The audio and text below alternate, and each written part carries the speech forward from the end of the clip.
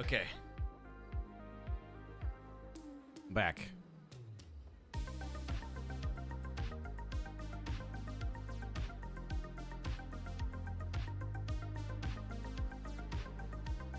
Okay.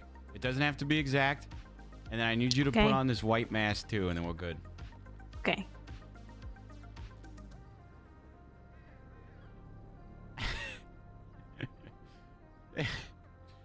Why we gotta leave this dumbass text on screen? Because it's funny. Tito.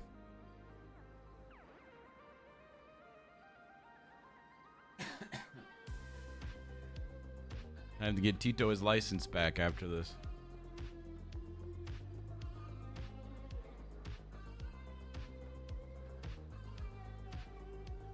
Well, that turned out pretty good, don't you think? Yeah, I think it went well. Oh, not me. Hey, Saul. No, I was talking to you. Okay. Hey, Winston. Yeah? You got people coming dressed up like you? Yeah, we got people coming dressed up as me. Come on, yeah. How many people?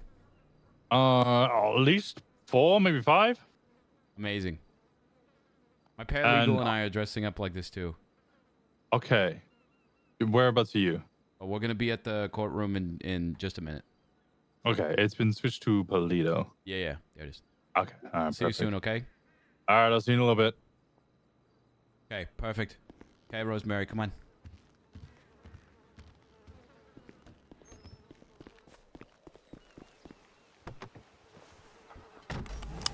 This is good, Rosemary. This is good. I gotta bring up questions asking to my outfit. I'm probably gonna get objected for it, but that's okay. Yo, we just gotta see how it goes.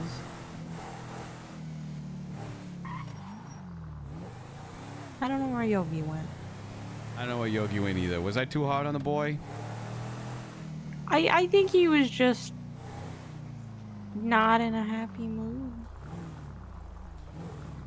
Yeah, no, and Yes. yeah, I feel like it's one of those things. Oh, thank God, there's some food. Oh, Kenny always listens. Kenny's good. Oh, Nah, don't worry, Cole. Oh, Bryce. Yogi, Kenny's I always didn't know listens. about you. I'm Thank you. sorry that I kicked you out of the car. You didn't kick me, I got Oh, out.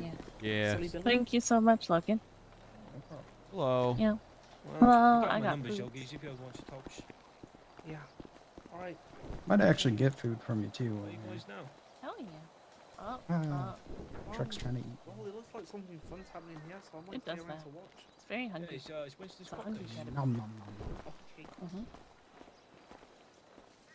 Hope wins. He's gone now. I forget what you One have section on that you. says here. I didn't ask for or I don't have any We're gonna fish. prove. Yeah, We're gonna so I just prove asked that for it could have been anybody wearing that cut. That's good, because I don't think I have any. Okay. I got everything except the fish and the cordial. You guys put the patches on? All right, I'll get a tea and You the venison tenderloin. are you You meant to put wearing the this? patches on? Yeah, I'm wearing this. You weren't meant to put the patches on. Oh well. Not only in the picture does the person not have patches, 2, you're now representing a 1% outlaw motor club. Oh well. I was ready to pull up my. Should I As take the the leader- patches off? Yeah, I'm Sorry, gonna Marcy. firmly demand that you Nah, take it's the okay. patches off. But they're good for the case. Is this your club or someone else's? It's my club. You're now representing my club, and there's a big disrespect. I'm proving a point for this. Is it fine for it, or do we have to change? You have to change. Propping The it up with picture my head. doesn't have the patches in. That's okay. It was meant to be look similar to it. Oh, Oh, isn't How that beautiful? Patches off. Patches off. Okay, I don't think we have time. Thank you. I was gonna bring mine. It starts in a minute. Yep, be Oh, gone. well, someone can bring the food in for you. Yeah. All right, come Yeah, sis. you Let's don't take a have to walk be to on time. what may be my business. As soon as Where- you leave where is the it? courthouse, Let's see. get these fucking patches I- off. I can't. We can't. We have court As like soon as I now, leave, I'm man. gonna change. Yeah, as soon as the case is done, the jacket gets off. Yeah, man. That's Yeah, fine. yeah. We'll never wear it again. Okay. Eight Okay. Yeah, never again. It literally says 1% outlaw. You're false flagging. It's a criminal know. organization on your breast pocket. Yep, is on its way. It's fine. You said it was okay. Perfect. Thank you. Oh, Yep. also, Next. if we'll what's see you his later. name, Scanlon goes up on the stand, it would Hold be on. good to ask him when he Hi. first met me. Okay. Okay. I'll take just like 2 food items and 2 drinks. Anything you got? Wait. Why is that, Winston? Why is that relevant? Because in the first hearing, he keeps going on about how he voice ID'd me and how I sounded exactly the same. Thing is, Scanlon has never met me. The first time he met me was in that court case, so he has no way to voice ID me. Because Oh, I've never no. spoken to him until the court case. I'll mention that. Rosemary, can you run inside and tell the judge that we're coming in and I'm just grabbing food? Yeah. Yeah, need the some food judges as wanted well. to grab food too, but Amazing. they wanted to grab food too, but then they're like, we're gonna be late, but like, you know. You look really hot in that outfit, by the way. Thank I you. think it's just the hair though. The hair is good. I like it when you got the little swoopy pieces that like dangle down. It's just like I wanna tease those around my finger. I don't know, it works every time on me. Well, I'm flattered.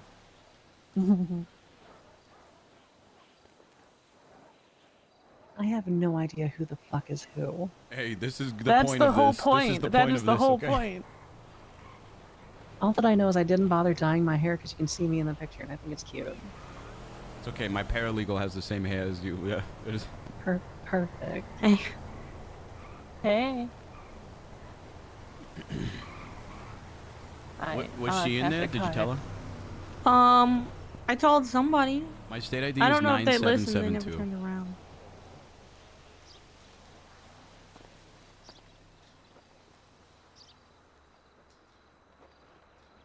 There you go. There you go. It's on the tree. Thank you so much. Oh yeah. Okay, come on, I'll give you your food in there. You guys are like, close, so I just want to make sure that, You are very 10 right now, and your job is beach. It's perfect. 10 out of 10. Oh my god. My Hello, job is Yana. beach. It does look like his job is beach. Hi. Listen, I'm gonna be a brat. Can you take off your bandanas in my courtroom, or are you ill? Absolutely. I promise, Okay. Your Honor. How's it going? First off, Saul Gucci Mane, attorney at law. It's, Hi, it's Saul. relevant to the case. I'll take it off. I'm sorry. Okay. Cool. Awesome. Thanks so much. I'm only Mhm. for remote. I'm like, If you want to use them as demonstrative evidence later, I'm not going to complain. Okay. Is everybody here? I'm going to double check. Are we missing anyone? Is Wyona here? Sparks. Hi. Okay, hi. Nice to meet you. Good to meet you too. So wait, everyone's here? No, Sparks is not here. Sparks is not here. Is Sparks going to be here? Yeah. No. And the real Slim Shady, please stand up. No. Yeah, so mine- no. I don't think Sparks is going to be here. Sparks specifically stated No. Motion for Sparks. bench appeal. for notification purposes only. You want me to fill in? No. Sure. I'm getting informed that people can't get inside the courtroom. It's all locked. Wait, Wait, they this locked the door is front door? locked? Oh. I wasn't. No, me. Oh, there we go. They're The front inside. door- I was gonna say the front door should. Tiberius was last in here. It was probably him. Siobhan, it was. Nah, it wasn't me. Nah. Motion just a bench appeal, so it's just basically like a bench trap. That's what I figured. Yeah. Yep. Okay, Yeah, cool. That's what that is. Yep. Yeah, I'm granting that. Make this real simple and easy. The background there, by the way, just as an FYI, is just so that the prosecutors don't always have to show up to these, so the cops can do them, right? So it can be that informal bench trial format. Cool. Mhm. Okay. I'm gonna officially call this into session. Court is going to session for the state versus Winston Walker, criminal appeal this Friday, the 2nd of August, in the year of our Lord 2024. Mr. Walker, I am going to read your charges to you one at a time. Please plead either guilty or not guilty. No additional commentary is needed to the charge of reckless evading, 1 count. How do you plead? Not guilty. Resisting arrest, 1 count. Not guilty. Petty larceny, 1 count. Not guilty. Great, so not guilty in all counts. Those are the charges that are being stated being appealed. I know it's going to be a bench format. I'm still going to read the statement of appeal. On July 16th, police responded to a masked individual robbing an ATM and fleeing the scene due to a traffic stop. That was 30 minutes prior to this incident with Winston Walker, who was wearing similar clothes and a similar car to the suspect, and vehicle photographed at this ATM robbery. It is believed that the individual is my client, Winston Walker. However, this is not my client, Winston Walker, and there's no proof in showing that it is. There are no photos of Winston Walker wearing during the traffic stop taken from the same outfit as the individual and from the ATM. The only photos of individual in front of the ATM robbing of the person's face turned away from the camera and standing outside of the car. There's another photo posted 24 hours after this incident by Edward Maddox. Help prove that this is my client, Winston Walker, where there is a masked individual standing in a field. Supposedly, Maddox got a text from someone named Moxie confirming this was Winston Walker and further pushed the warrant. This text is nowhere to be found in evidence and is once again the PD not positively IDing the masked individual. We are appealing his charges to prove that the individual who robbed this ATM and evaded the police was not my client, Winston Walker, and a mere coincidence of similar fashion sense. Okay. Goddamn. Since we're doing this like a bench appeal, I'm gonna be, or like a bench show, I'm gonna be a little bit lazy. I'm gonna have everyone who's giving testimony today, please raise your left hands real line to the sky for me, and Justice Schwinghammer is gonna swear you in. You're not giving testimony today. I was always told You complain about my god of choice again this time? Are you? I'm not gonna complain about your god choice. No, I'm not gonna say a word, okay? I gave this to you, I'm giving it to you, I'm not gonna complain. Okay. Everything's cool, we're fine, everything's Hello, great. Your Honor. Hey, you gonna be giving testimony today? No, we're gonna go ahead and motion to just dismiss the charges. Oh. What? Yeah, we thought we would have, you know, a prosecutor here, you know, somebody to do this shit. Her and I were not discussed with this at all. I'm just gonna have you do testimony in the narrative, so like you weren't really gonna need that. Are they gonna be sure you want to dismiss charges? Is he gonna be questioning us? Because I mean, without a DA here, I'm not just gonna waste our time, to be frank. I was planning on questioning. Yeah. You were planning on questioning them? Yeah, we assumed we would have some sort of DA representation here because it's an appeal, but and that's what we have in our text messages as well. But then suddenly nobody's here, so we're kind of fucked. Respectively, Your Honor. Listen, if we couldn't get one here in like 10 minutes, Well, will that change things? Because I'm just That's kind of disappointing. not having somebody here as a prosecutor when we have so many, we have 23 government employees, 23 DOJ employees, all clocked in right now. It just seems kind of crazy to me. Here, let me give. I mean, are they going to be? Are we going to have time to let them get apprised of the whole story? Get time to get questions in order? The sentencing's in an hour. I know the sentencing is an hour. I think that we have time though. Oh, that's why she's going so fast, because she wants to hear the sentencing of Steven. I was wondering why she was like speedrunning Schwinghammer it. is working on it. We'll wait. We'll see. If no one's able to, then we'll go from there. But the idea that you just don't have a prosecutor seems. Yeah, I'd much rather us be out on the streets than dealing with a guy who decided to dress up all his friends wearing the same shit, who's just going to get caught doing crime again. I'd rather us be more productive and being out in the field instead of wasting our time in here. I find that insulting and assumptuous. What happens? He's already been caught. Innocent He's already till been proven caught. guilty. Actually, both of those are. I don't need any on back and appeal. forth. Currently, right now, the only thing that I actually have on my record that is not up for appeal is a speeding ticket. I am a clean individual. I'll take your presumptions or shove it up your ass. All right. You'll Okay, let's calm the fuck down. That was wicked.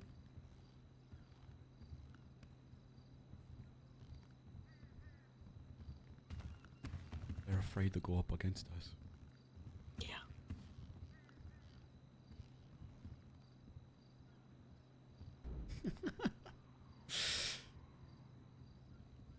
Look at our side compared to their side.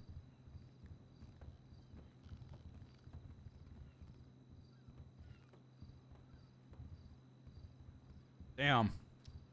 It's kind of disappointing. I was looking forward to this court case. And plus, by the sounds like it, they want to be at the court case in an hour, just like I would like to be there supporting my deputy as well. But to call it a waste of everybody's time? Not great. My new DA character just got approved. Yeah, they've had weeks for this, man. When did I post this? Oh my god, you're alive. July 18th. I thought you were dead.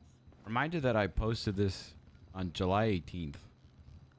And they've had all this time. I understand the court ruling for the Stephen Alexander case can't be helped because that was scheduled elsewhere, but sure, but everything else is. They had time to get it. Time. God, that must be really unfortunate having the district attorney back out of doing the case for you and not even tell you. That sucks. She's a horrible person. Sparks is fantastic. Some sort of breakdown in communication, I'm sure. Oh yeah, does say yeah, probably a notification breakdown in only 14 communication. days You're probably ago. right. Mm-hmm. It happens. Okay. Well.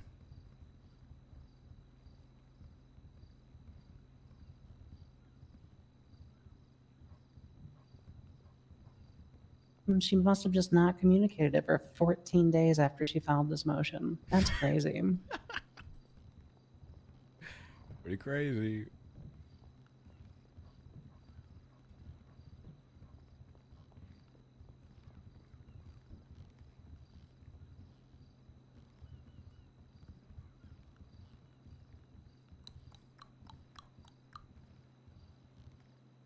Bad for Siobhan, because I know how much she loves court too.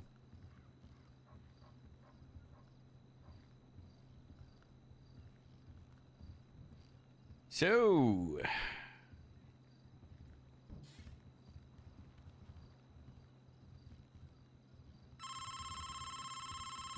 Okay, well, you know what? All right, I'm so in court, Sal, I'm text gonna me. ask a couple of questions. Yeah, interest of time and expediency, we have a few witnesses called. It doesn't look like this is like too crazy of an incident. I think we can get through this with enough time, because I doubt Joy's gonna be starting right on the dot. I'm gonna give you. I'm assuming. Let me ask one question. The state. Is your issue with being asked questions not having like a lawyer here to help handle objections? Yeah, we thought we'd have someone here. Okay, who was great. I'm apprised giving you of the whole Schwinghammer. Schwinghammer. situation. Schwinghammer. I would like somebody who knows the case. I'm gonna give him time to go look at the case and look through the report and speak with you. He gets 3 minutes. He's a justice. I'm sure you can figure it out. Three Did we have a minutes. lawyer to object to this fucking? No, we're just gonna go ahead and move with dismissing the charges. All right. yeah, Well, you're on a. try. Yeah, if they Okay. wanna, No, you're doing your if you're best. dropping if- all charges, then we'll just dismiss all charges. Great. Yeah. Thank you, Your Honor. My pleasure. Great job, guys. We did it. Hey, congratulations, Winston. Yeah. Congratulations. Thank you. What happened? I, for one, look forward to more communication issues from the district attorney's office. I'm sure there'll be Specifically forthcoming. Your Honor, when you're sober done for this. updating the docket, I would like to speak with you. Absolutely.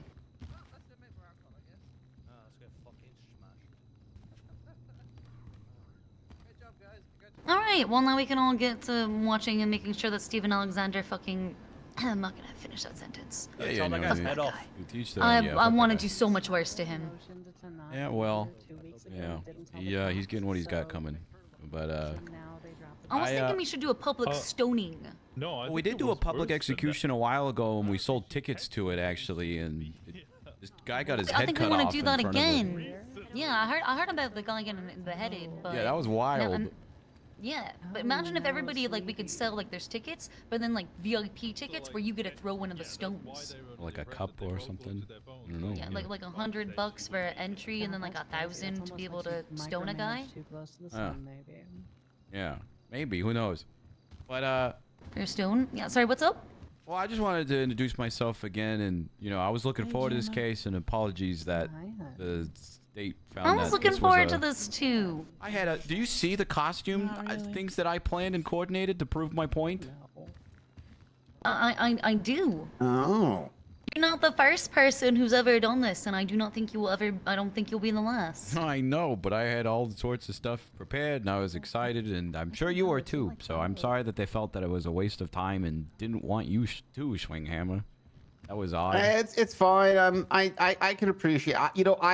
I've actually never been a prosecutor, so my reputation probably preceded me. They probably didn't want to have anything to do with me.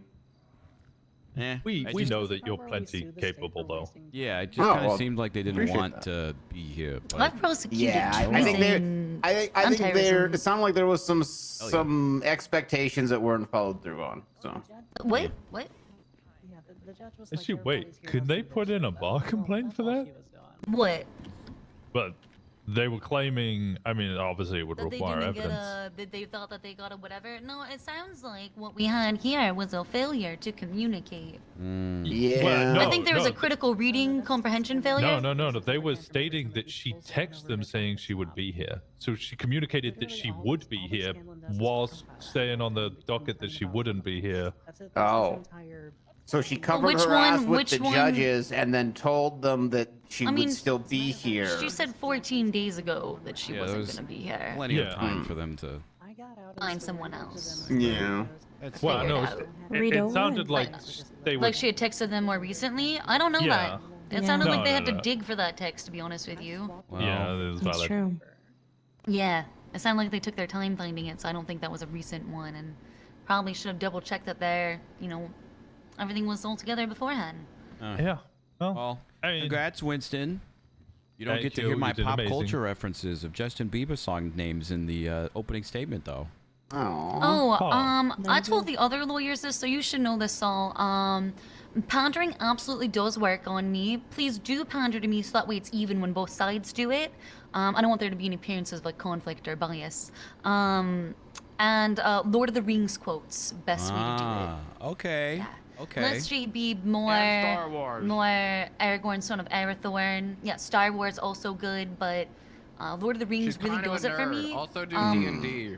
Yeah, if you could do D&D also, or musicals, any of those. Really interesting. musicals. This Or is if you can get her a demon baby. okay. That also, that would be huge. If you can find me a demon baby, I would be so indebted. I mean, I don't have a soul, but I mean, you just have to call me Okay. baby. I Ride don't the think that's quite the Cyclone, same if you like thing. musicals. Wait, what? Ride the Cyclone. No, should I watch? What is it? Yeah, it's really good. 5 teenagers die in a freak roller coaster accident, and they've got to basically bargain with a fortune teller machine for why they should get a chance to live again. It's really good. Ride the Cyclone? Ride the Cyclone. Ride the Cyclone. I'm gonna check that out. Thank you. Yeah, no worries. Well, all noted, Your Honor. Thank you for letting me know. And if you ever need me, you know how to contact me. You're not going to need one ring to find me there. I'm just a call away. All right, will do. Thank you so much. What do I still have this fine in my phone for report 21380? Do they have to do that, or does They have DOJ to do get that? rid of that fine, I believe.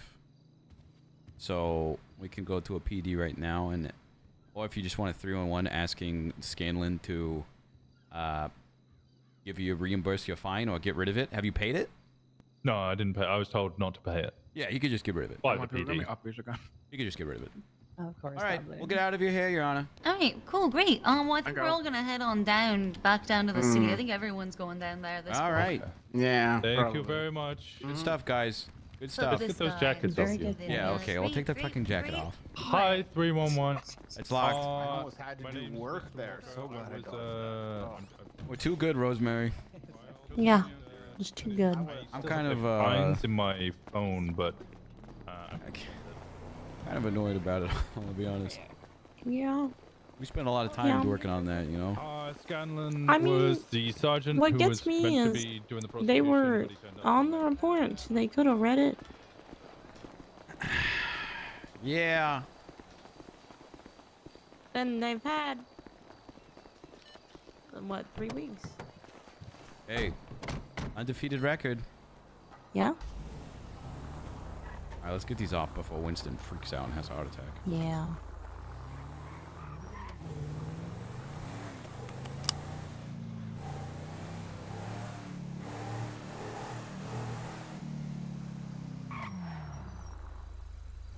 I don't know why they didn't just want to face us. I mean, it was a bench Yeah. trial thing anyways. It's literally just narrative and me questioning and like, do they really not have faith that I'm not going to ask like leading questions and abuse that? Yeah, I guess so. I don't think they just, I feel like they just didn't want to be there. Yeah, they specifically asked like they wanted a lawyer to call out. And then they got one and they still said no. Yeah. I don't know. Sad about Friday nights. It's one of those things. Hi, Anna. Hello. Hey, y'all. Get this. The DA didn't show up for them and they didn't want to face me alone, so they dropped all the charges. Excuse me? Yeah. DA did not show up for your case? Who's the DA on the case? I think it was miscommunication on their part, in all fairness, because Sparks tagged herself for communication purposes only, and then they just never communicated anything ever again. And then they were like all shocked and surprised that they didn't have a DA representative for the case. And then they said they didn't want to face me alone. They got offered Schwinghammer to be their judge, and they said, no, I really don't even want to be here. I'm dropping all the charges. Sparks said this? No. Scanlon, cop said this. Sparks was not there. Oh, a cop said that. Yeah. Right. Yeah. Yeah. Okay. You know, when you get the chance, enjoy your evening. Just give me a little summary of what happened, okay? Yeah, sure. I'll send you a Just little text message. it to me. Just a little message. Absolutely, Just a Yana. little one, okay? Thank you. You know what that so, was, so though, much. Yana? What was that? That was some nut-ass shit. Yeah, and you know how I feel about nut ass shit. Yep. I hate it. What you feel about it? So let me ask you a question. Do your hands can your hands get dirty fishing? All right. My hands get dirty fishing. What are you talking about? Of course they can. Hi, Yana. Have a good day. Hi, Dr. Green.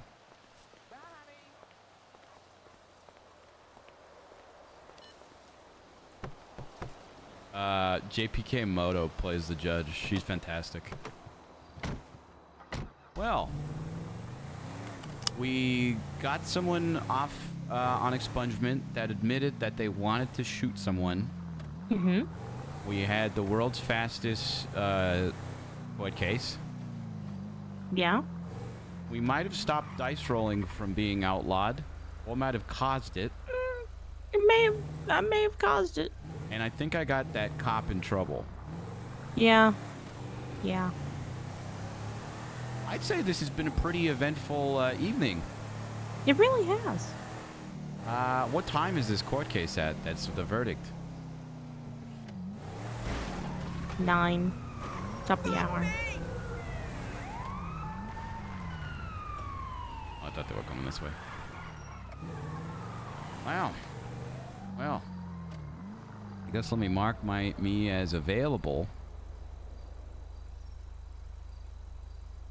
Oh, I never stopped marking myself as available. That's okay. I marked myself as busy just because I was getting so many calls from just people I knew. And I was like, maybe if they see that I'm busy, they'll stop calling. Maybe. Like, this guy named Tanner asked if I wanted to go to a party, and then somebody else was asking about candles, and then another person was asking about candles. God, it must be so hard to be so popular. You know, I wake up every day with almost no text from anyone. And then suddenly, the moment I have something to do, everyone wants to talk. Oh man.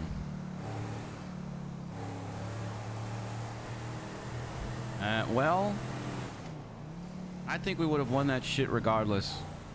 Yeah. But, yeah, I think that's kind of why they backed out as well. Yeah, I mean, hey, you know, to each their own, I guess. I don't know.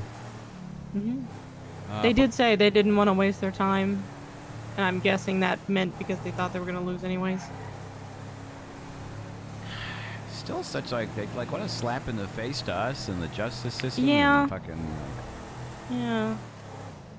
Just because you showed up They unprepared were a little harsh doesn't about mean it. that we didn't show up unprepared. Yeah.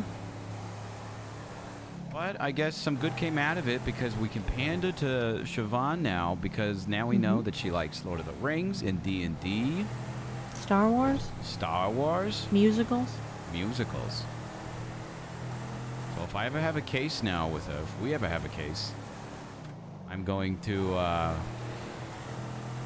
make sure my opening statement, it references something like that. And demon Yeah. babies, what's up with that? Yeah, I don't understand that one.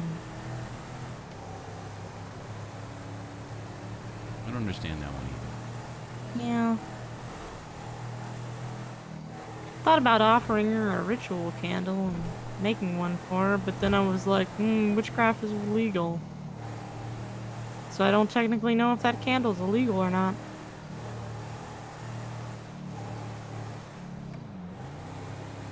Yeah, that whole witchcraft is illegal thing. I don't know what's up with that. Yeah, I don't understand it. You know, somebody gave me a pentagram when I bought a candle the other day. Ever since Joy started that whole witchcraft is illegal thing, we have had so many, like, talks with players about, like, hey, you're not actually a vampire or a witch, okay? No supernatural roleplay. We've had... Also, I do believe there's a ritual circle We've had of to have candles. so many talks. He opened a at can Whisper of Plaza. worms with that bit, man. Oh, yeah.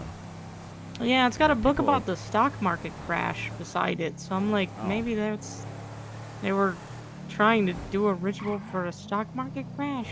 Huh. It Okay. was a little weird, I don't know. Yeah, he opened a can of worms that we were... I think we did, but we immediately hardcore tried to put back on. We had people making, like, goblins and witches and, like, fucking weird voodoo magic stuff. Somebody told Burner that he was a witch once. I feel like Ben is the type of person to believe it. Oh, yeah. Yeah, he does. He thinks he's a baby witch. Simply because he got up on the microphone in Grapeseed at the old farmer's market, like the one months ago, and he just said, wieners and gonads on the microphone for 3 minutes straight. Apparently, Grapeseed had a really good harvest that week, though. So, like, I don't know, fertility witch or something. That's what two why- Gemini twins told him. Why did he go up there and say wieners and gonads for 3 minutes straight?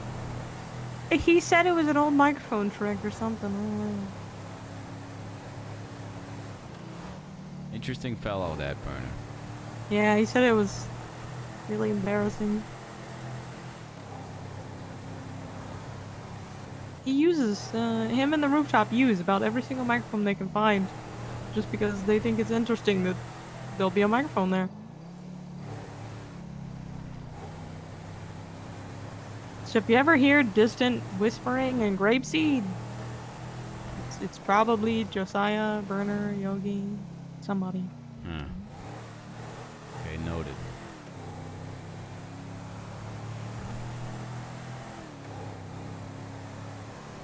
Noted.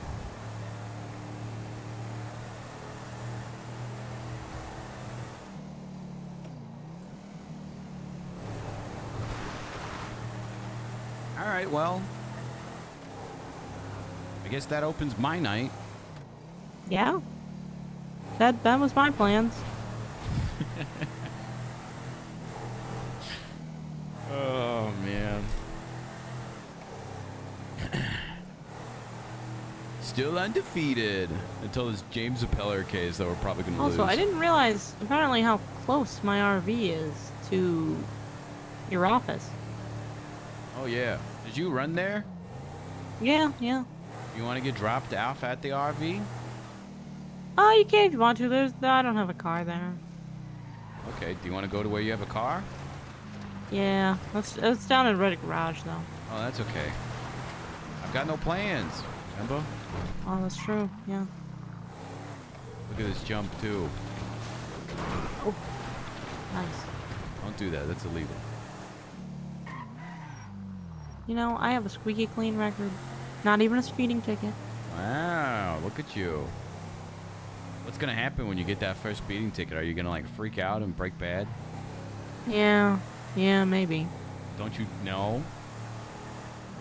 Everybody makes fun of me for my driving, but I'm just really safe.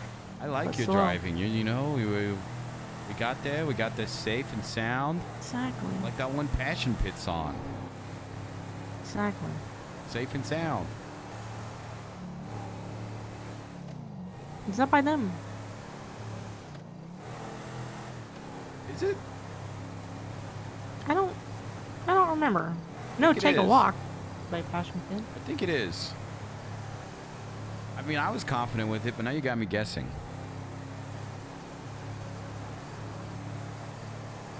Yeah, it's Capital Cities. Okay. It's like that one song by Capital Cities. Yeah, exactly. I'll be honest, they kind of sound the same. Yeah. Yeah, they do.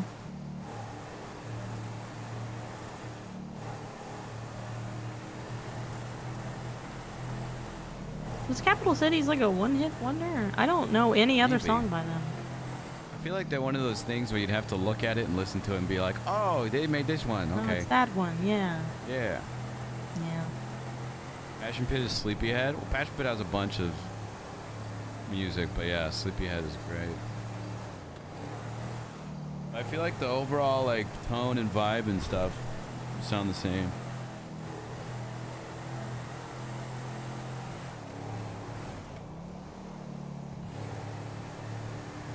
Ugh.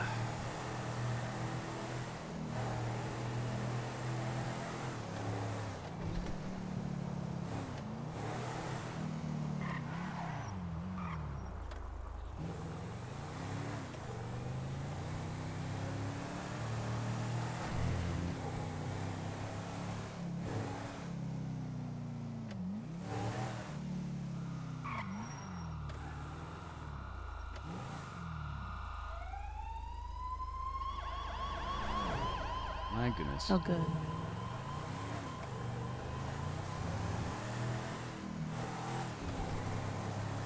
Did you think they would pull me over? I was a bit worried when you backed up.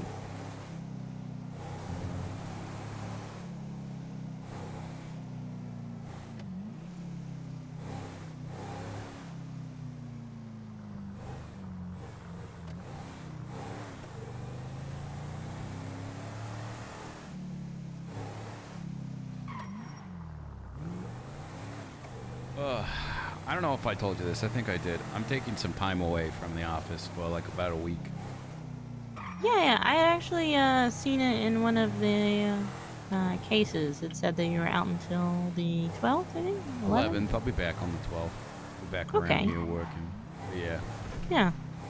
Just some much needed me time, you know. Yeah, And absolutely. then when we get back, it's full throttle again.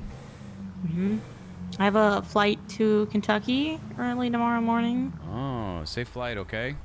Yeah, thank you. I gotta be there for the funeral. Oh.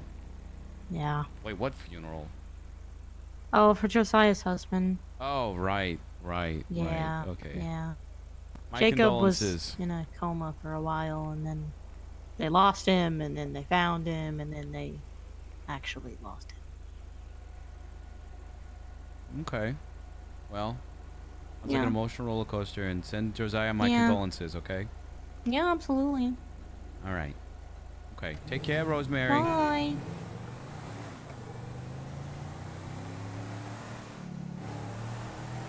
All right. Let's drive back up to the office and snitch to the honor.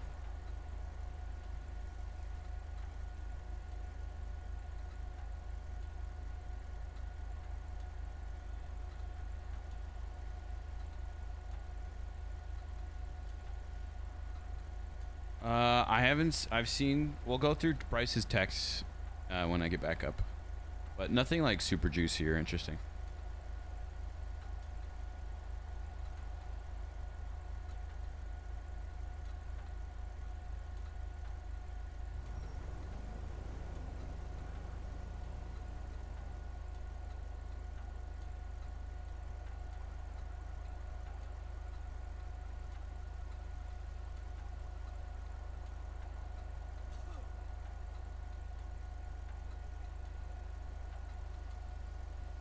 Hold on.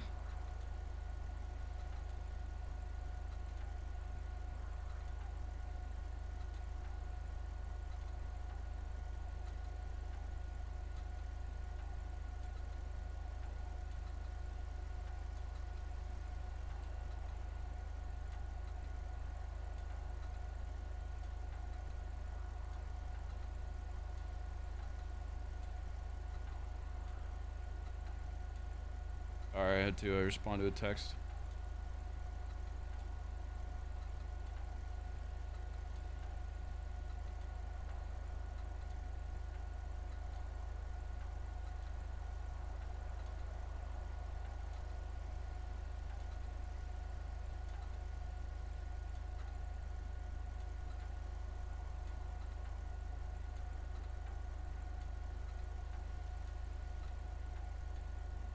Alright. Let's try back.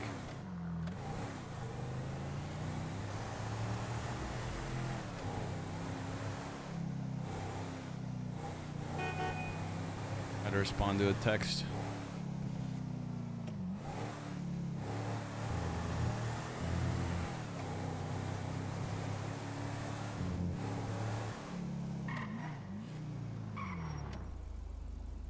You okay? Yeah, I'm good. Just waiting for a tow or something, or? Yeah. Okay.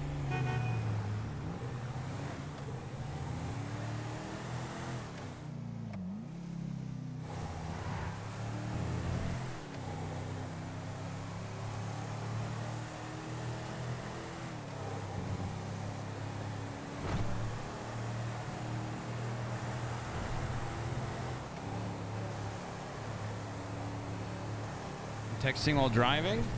That's okay, because I'm texting my mom while driving, and it makes it okay. And it's a video game.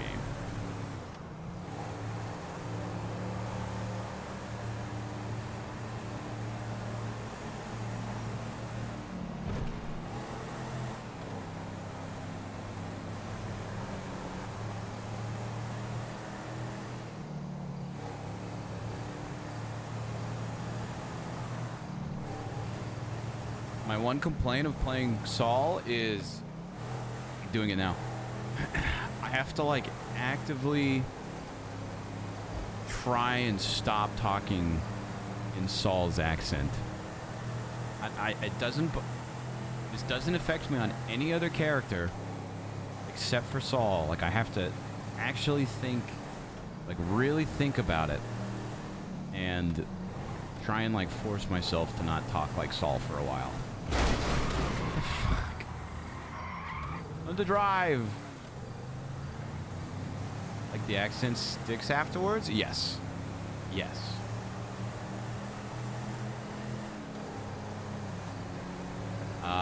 But like no other voice. Like I've never had that problem with Bryce.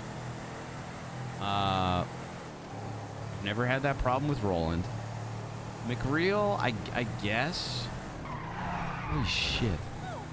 McReal maybe because like I had to be so hyper focused and locked in, and I guess that makes sense for Saul too. That I have to be like so hyper focused and locked in and really focus on like what's going on, and that it just kind of takes me a minute to get out of that mindset. But yeah, I always think it's funny. I'll like end stream, and then I'll just be talking to McLovin. She's being like, "How was stream?" I'll be like, "Good. It was really good. I had some good role play on Bryce. This is what happened, and then I played this." And then she's like, "Why are you talking like that?" It's like, I talking like what?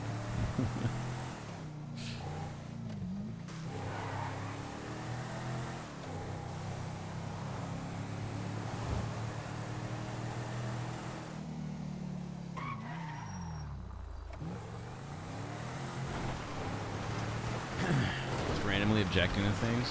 Yeah, exactly. We could have chicken for dinner. Objection. We had chicken last night.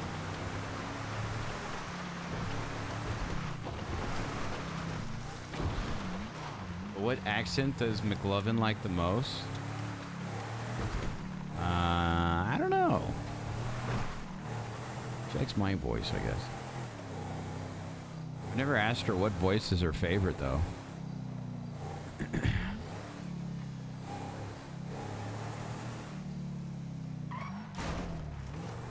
feel like she has favorite characters. She likes, you know, the silly characters. Like, she likes Roland and the chaos that Roland has, and she likes Diego and the chaos that Diego makes. So, I mean, if you want to make McLovin happy, we're 35 subs away from Diego coming back to life on ONX.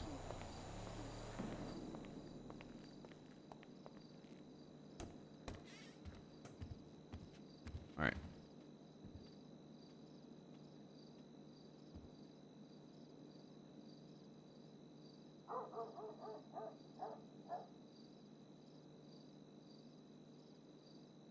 All right.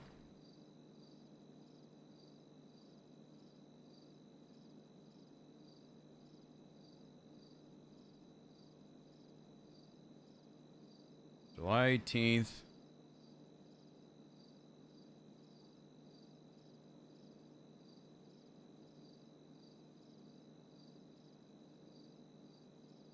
Okay, so I posted case on the docket on July 18th. 13 days ago, Skylar Sparks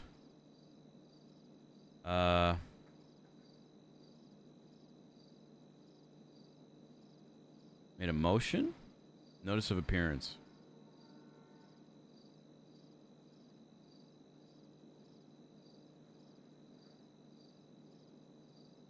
Notification purposes only. Okay, so it's scheduled. Plenty of time to figure out stuff. We show up to court today, and there is no DA, and the cops, Scanlon,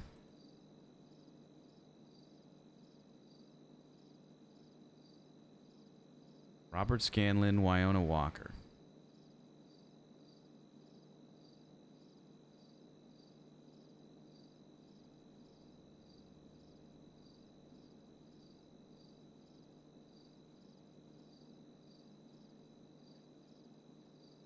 Are surprised at this.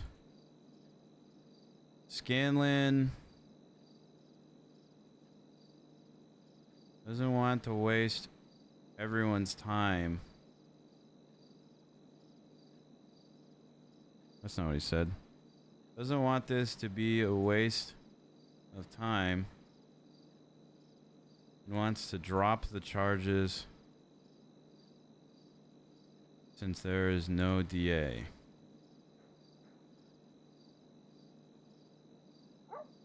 He doesn't. It's a bench trial.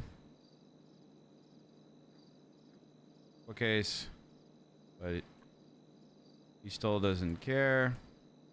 He wants someone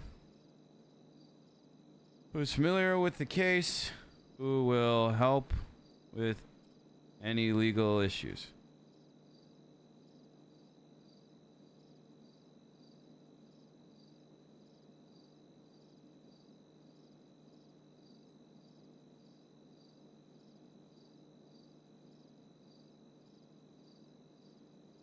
Thoroughbred offers Schwinghammer as their counsel, which Scanlon declines again and says he wants to drop the charges and that he would rather use his time patrolling and being at the Stephen court case than in court for the crime that Winston is probably going to commit again. Pretty rude and uncalled for. Seems like miscommunication on the DA's part, DA PD part. I don't know.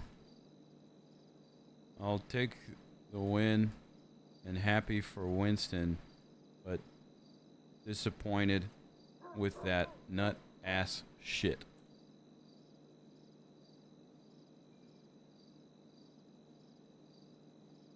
You may disregard the need for a business proposal. A day will be chosen in the future for a hearing where all interested parties.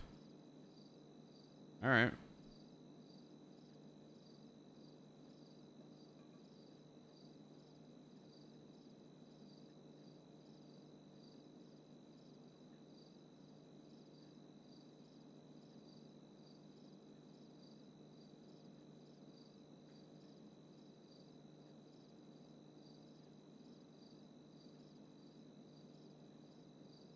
Whew.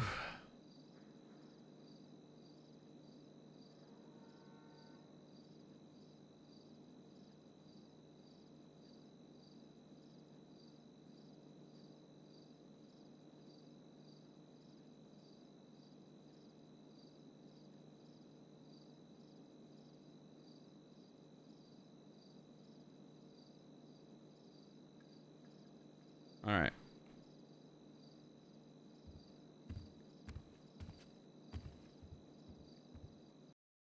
All right. Let's do some admin things. Take a little break from that. We'll snoop in on the big court case too.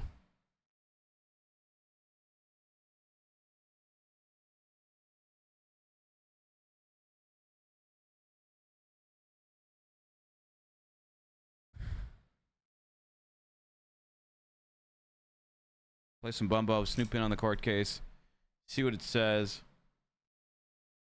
Yeah.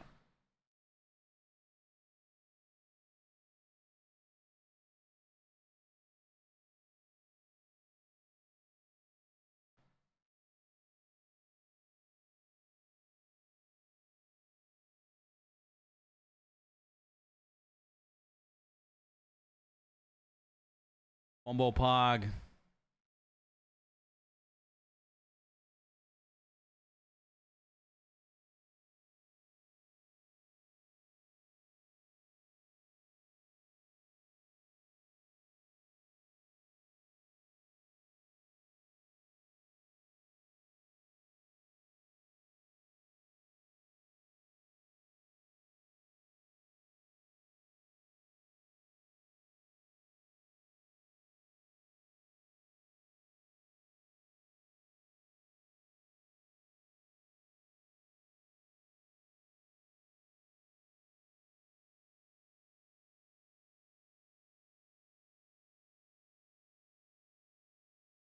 Oh, also, I said I would show text messages. Sorry.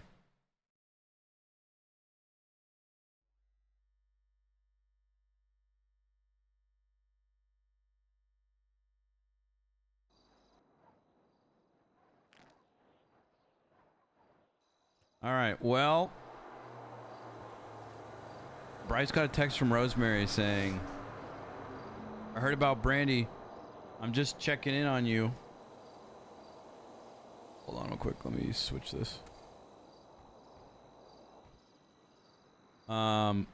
See how you're doing. I can bring casserole and ready to bake food. I know you've been having a hard time lately, which is very nice of Rosemary. And then Tanner said in response to, this is the way, I hope you know what a bad friend you are. I deserve better than you. What the fuck is this shit? This is the way? Are you the Mandalorian? Bryce wouldn't even send that. Also, he like knows the difference between then and than. I hope. Which is funny though, because we sent the this is the way text on Bryce, but the rest of it was sent from JC. So, but I mean, that's funny still.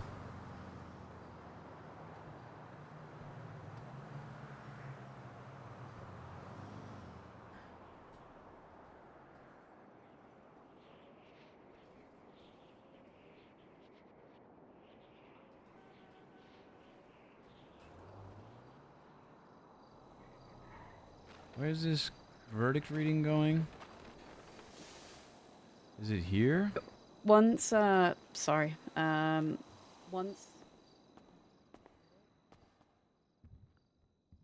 It's a cute sweater, by the way. Oh, thank you. It's in 10 minutes, man. How's it going, Sinclair? It's going. How are you? Living the dream. Oh. Hi, Dr. Mercy.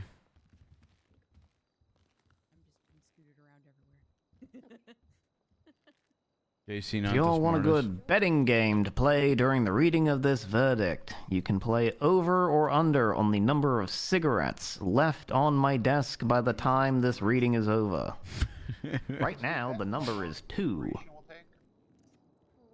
What are we saying, chat? Can we take bets on how long the deliberation, or I'm sorry, the verdict will take? Oh. Why not? Lit, shut up, please. Alright. Yeah, literally. Shut up. Sharp, what are you wearing? Don't make me come down here, Katie.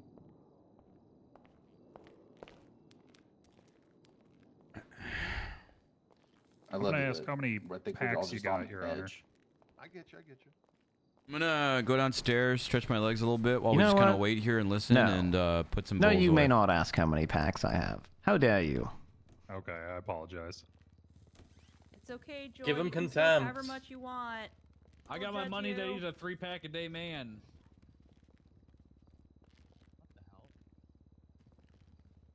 feel like he smokes cool.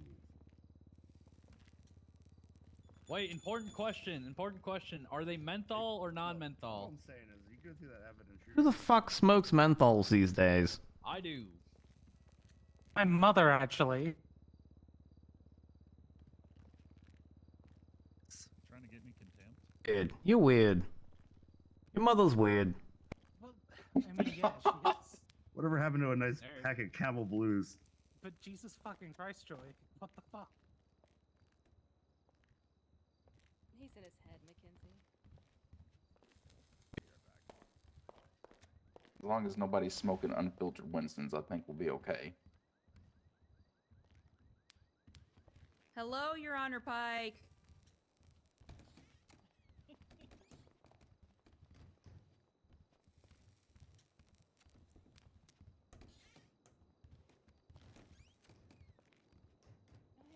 I'm gonna go outside.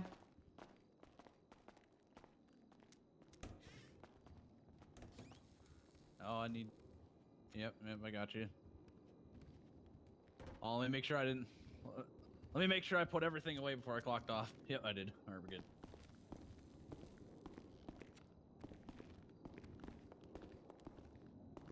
I got something for you.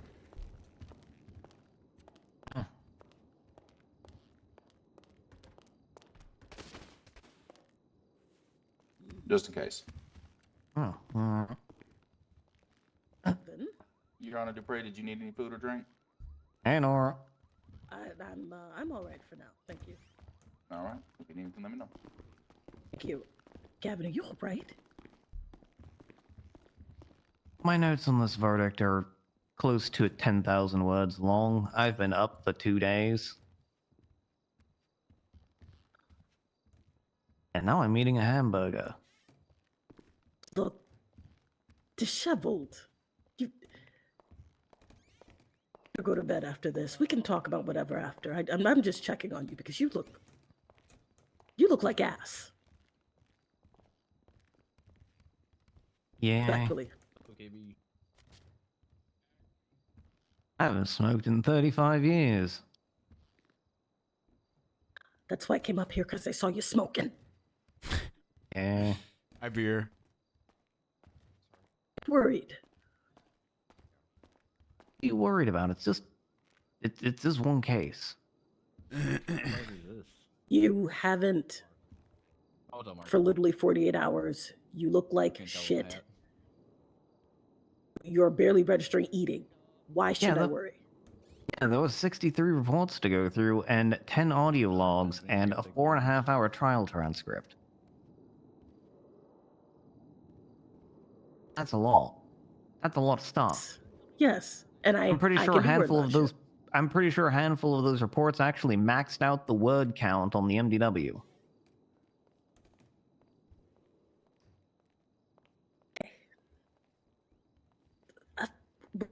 You know what? You've got this. This is going to be in 5 minutes. Is there anything you need from me?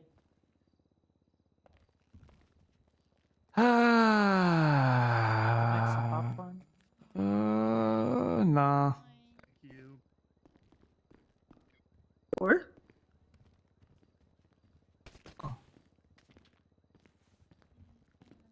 I'm just gonna leave you alone. We'll talk another time. You do your thing, sir. All Please right. take care of yourself after this case. You I after. will.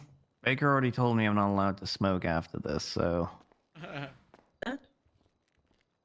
I'm supposed to be driving Join out the of betting town for pool on drill how many weekend, cigarettes I get through before the end of this. but yet you're Right now, I'm here. up to 3. You're gonna smoke a whole pack, aren't you? 2 days. Maybe. We'll see. No more smoking. And this is from a former smoker. Just don't. Please. I'm gonna smoke. Today. Only for today? Only for today. Not, and I find you smoking. Cat noises. And you don't want to hear those. I hear they're like comparable to fish. Downstairs. If you like to go. Make fish noises? I'm sure you don't want to hear it in your state, but it's bad. It's like a cat, at a vet being dramatic. Like a cat or is it like a fish? Hold on. People say I sound worse than fish. Yeah, hello. Sorry to interrupt you. You guys ready for the defendant to be brought in the room and all that? Oh yeah, Great, bring Joy. on up. Look great. All right, let's get this yeah, fucking they're, show on the road.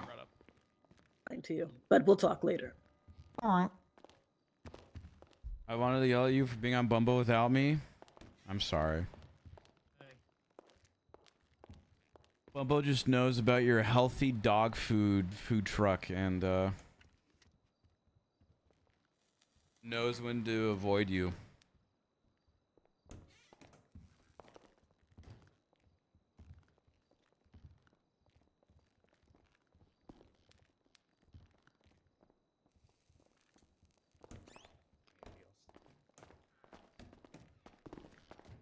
Go right there. Yawn. There he is. I've heard of Steven, but I have never seen him or met him before. All right. Is everyone who needs to be here or wants to be here here? He looks like a serial killer. On the state What side, am I believe it is missing? we are, Your Honor. Defense is here, Your Honor.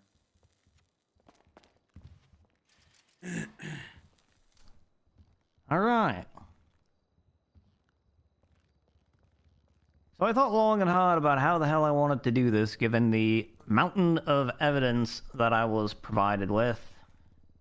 So I'm going to start off with a timeline, reconstructed from all 63 reports that were entered into evidence. Oh my God. Noting the ones that were struck by pretrial motions.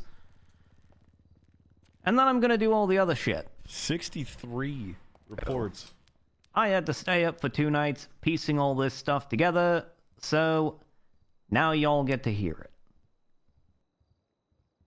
We begin this tale on the 15th of March with report 8906, when EMS Shea Williams finds an unidentified John Doe in a ravine by the Palmer Taylor Power Station.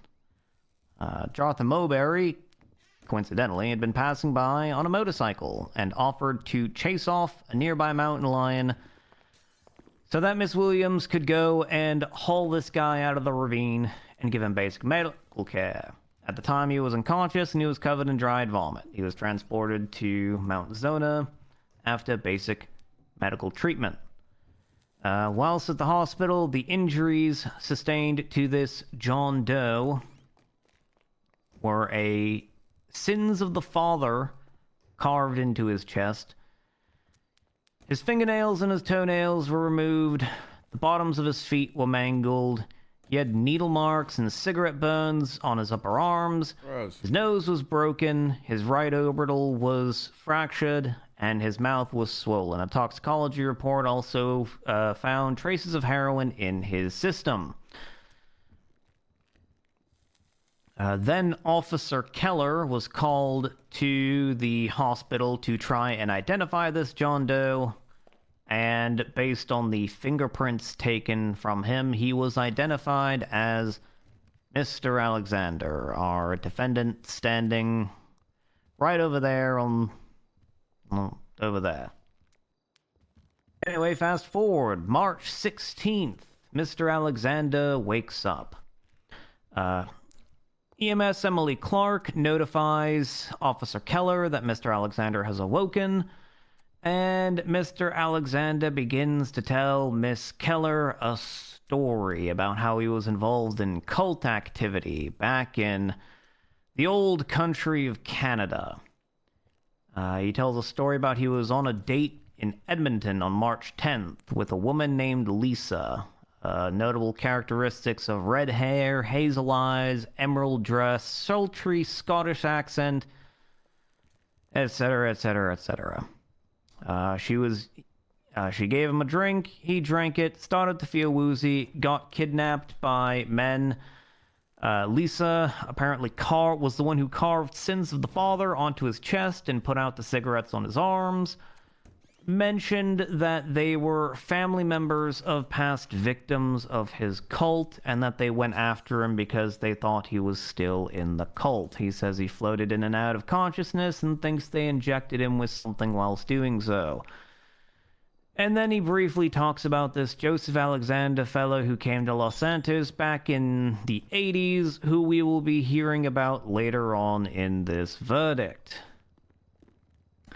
He also talks about his family history, about how he was taken by this cult at a young age, how he was made to suffer to become strong, how the cult has a father, and how he met this Joseph Alexander back in the day. And he also talks about the 5 trials of this cult, because you see, this man's very, very chatty when it comes to anything to do with his little cult past, whatever. He also mentions that he had the word pride carved in his left rib, which was also notated in his injury report, etc. So, trial number 1, survival. You're put in a high-risk situation with a high chance of death to test your will to live. Apparently he was put in the most common one, which is where you're not allowed to eat or drink for 3 days, and then you're hucked into the woods with a map and a compass and told to walk to a certain point 100 kilometers away, and that he did this with a boy named Robert who presumably died. And he talks about trial number 2, wearing the sin on your body. Where one of the 7 deadly sins is carved into your flesh, and then they have a big feast and a celebration about it, because, you know, why not? I guess that's just sort of the cult MO. You carve words into people's flesh, and then you celebrate about it. Why not?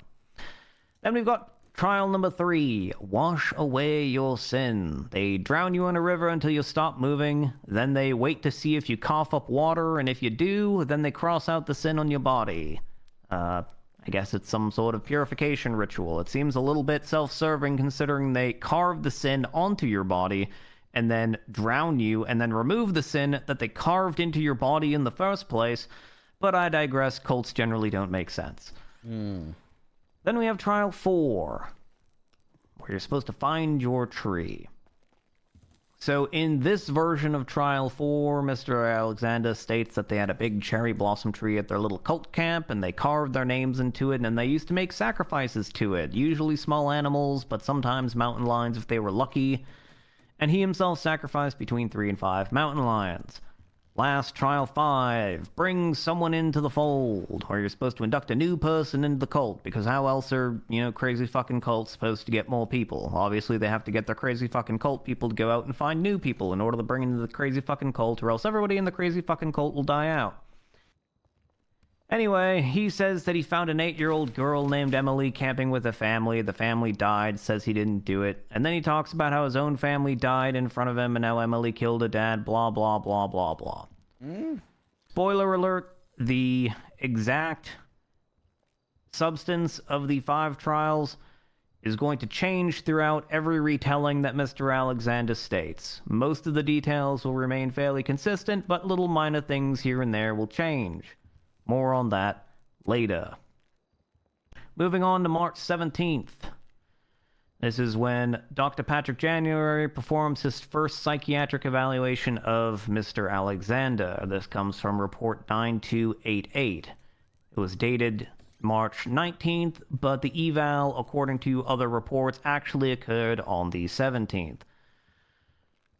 Ultimately, Patrick January concludes that Mr. Alexander is not mentally well. He notes that Mr. Alexander likes to fish for information for people he thinks are vulnerable. He notes that he's compartmentalized his violent actions, and the torture that he sustained has, quote, opened the box and manifested as post-traumatic stress disorder.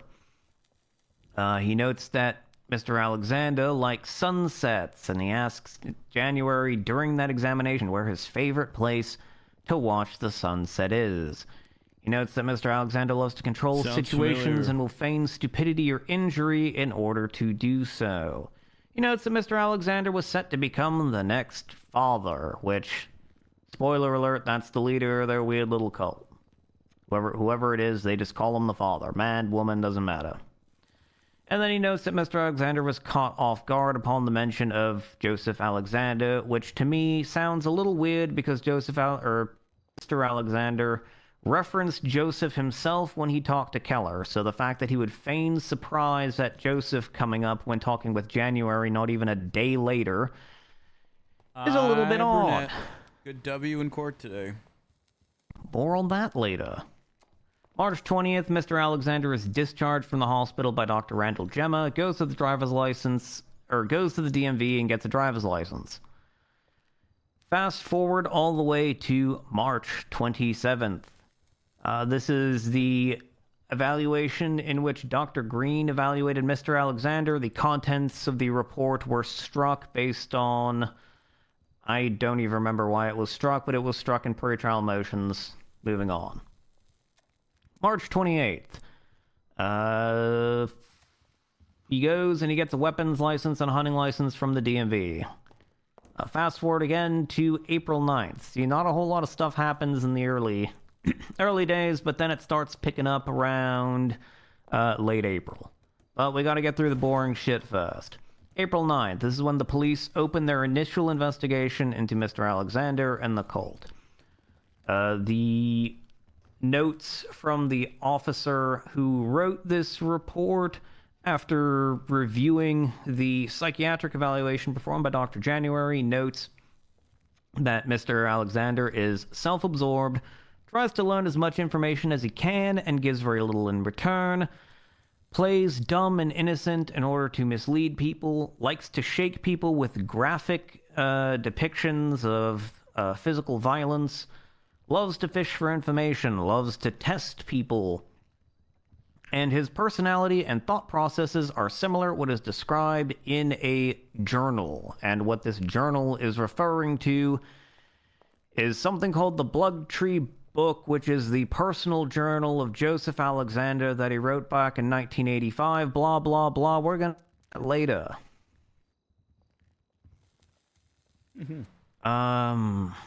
This report also noted that Mr. Alexander's dad forced him to choose his favorite child, and his dad chose his sister, so the cult killed his sister and his mother. That Mr. Alexander's dad died as well, and that the cult took Mr. Alexander and 4 other kids to go undergo trials. Talks about the pain game, which we heard testimony about. That's just a stupid fucking game where they put someone in the center and then they beat them with sticks until they flinch. And then if they flinch, the person who beat them with the stick gets to take their place. I don't know why anyone would willingly play this fucking game, considering it seems easy. You just flinch upon the first hit, and then you get to be the one beating the person instead of the one being beaten. But again, cult logic. He's got a point. This report notes that the cult would kill animals and eat their hearts. The higher on the food chain the animal was, the more power they believed it would come of it, rather. Deer were the most popular animal to pick from. And apparently the cult had some practice whether it would reward or punish you for your sacrifices with giving you or taking away weapons for you to go hunt these creatures to perform your, ritual sacrifices or whatever fucking dumb shit they're up to up there. Also noted, again, the characteristics of this Lisa fellow, that she had a, quote, strong face, red hair, Scottish accent, and also the characteristics of the torture room to which Mr. Alexander was interviewed about, that there was city traffic sounds, it was in a quiet area, there was music from a stereo playing, rose perfume, it was possibly outside the city, and I guess one of the officers went around and noted 7 potential buildings in the city of Los Santos to where, or rather the state of San Andreas, not the city, it was outside the city, to where Mr. Alexander could have feasibly been tortured by this Lisa person and her goons. 2 of these locations will come up later. Fast forward again to April 13th. This comes back from Report 8992. Apparently, Officer Keller gets angry at Mr. Alexander for contacting Tallulah Pavlov, who is the assistant to the Attorney General. After Mr. Alexander confesses to her that he reached out to Miss Tallulah. Whilst this seems inconsequential, this is actually notable for something later. Then we get to the meat and potatoes, April 29th. So 13704 was a phone subpoena for 24 hours of Izzy Abbott's phone records, which was filed on the 30th, in which a text from a number 424-582-1622 on 429 says, "Do not go to bed yet. It is time. I am coming to pick you up." This comes 8 minutes after Izzy Abbott texted Daniel O'Shea, her then boyfriend, to stay safe, and she appreciates all the time that they spend together. From Report 8992, there were also previous texts from Izzy Abbott that were provided, where she mentions to Daniel O'Shea that she's been low on energy and has just made a new friend. Then we get to April 30th. This is the day that Izzy Abbott's body was found dead at a barn off Union Road. This comes from Report 13687. The scene had a high heel print, there was red synthetic hair found on a shelf, and "I once was lost" was written in blood on the barn door. This scene was actually building number 6 out of the 7 that were previously identified on April 9th as possible torture spots. The medical report of Izzy Abbott's injuries, 13689, the autopsy was performed that day, April 30th, noted that she was crying prior to her death. There was a shallow but deliberate cut in her left side, that the soles of her feet were mangled, that she was suffering from severe dehydration and malnutrition, and that her heart and lungs were overexerted. 13704. It was also the day that the phone record subpoena was requested, which returned records from the previous day, April 29th. Then we skip forward again to May 2. This is when Daniel O'Shea notifies Officer Keller about Izzy Abbott's death, and also provides the text conversations that he had with Izzy Abbott prior to her disappearance from April 29th to Officer Keller.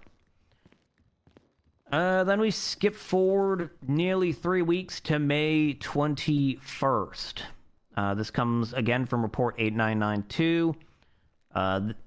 Now, Agent Keller and Deputy Director Strongrock, they find a trail of pink flowers at the FIB building that lead back to a patio in that little square there where the FIB and the IAA building are, with "Those who walk the path do so of their own free will.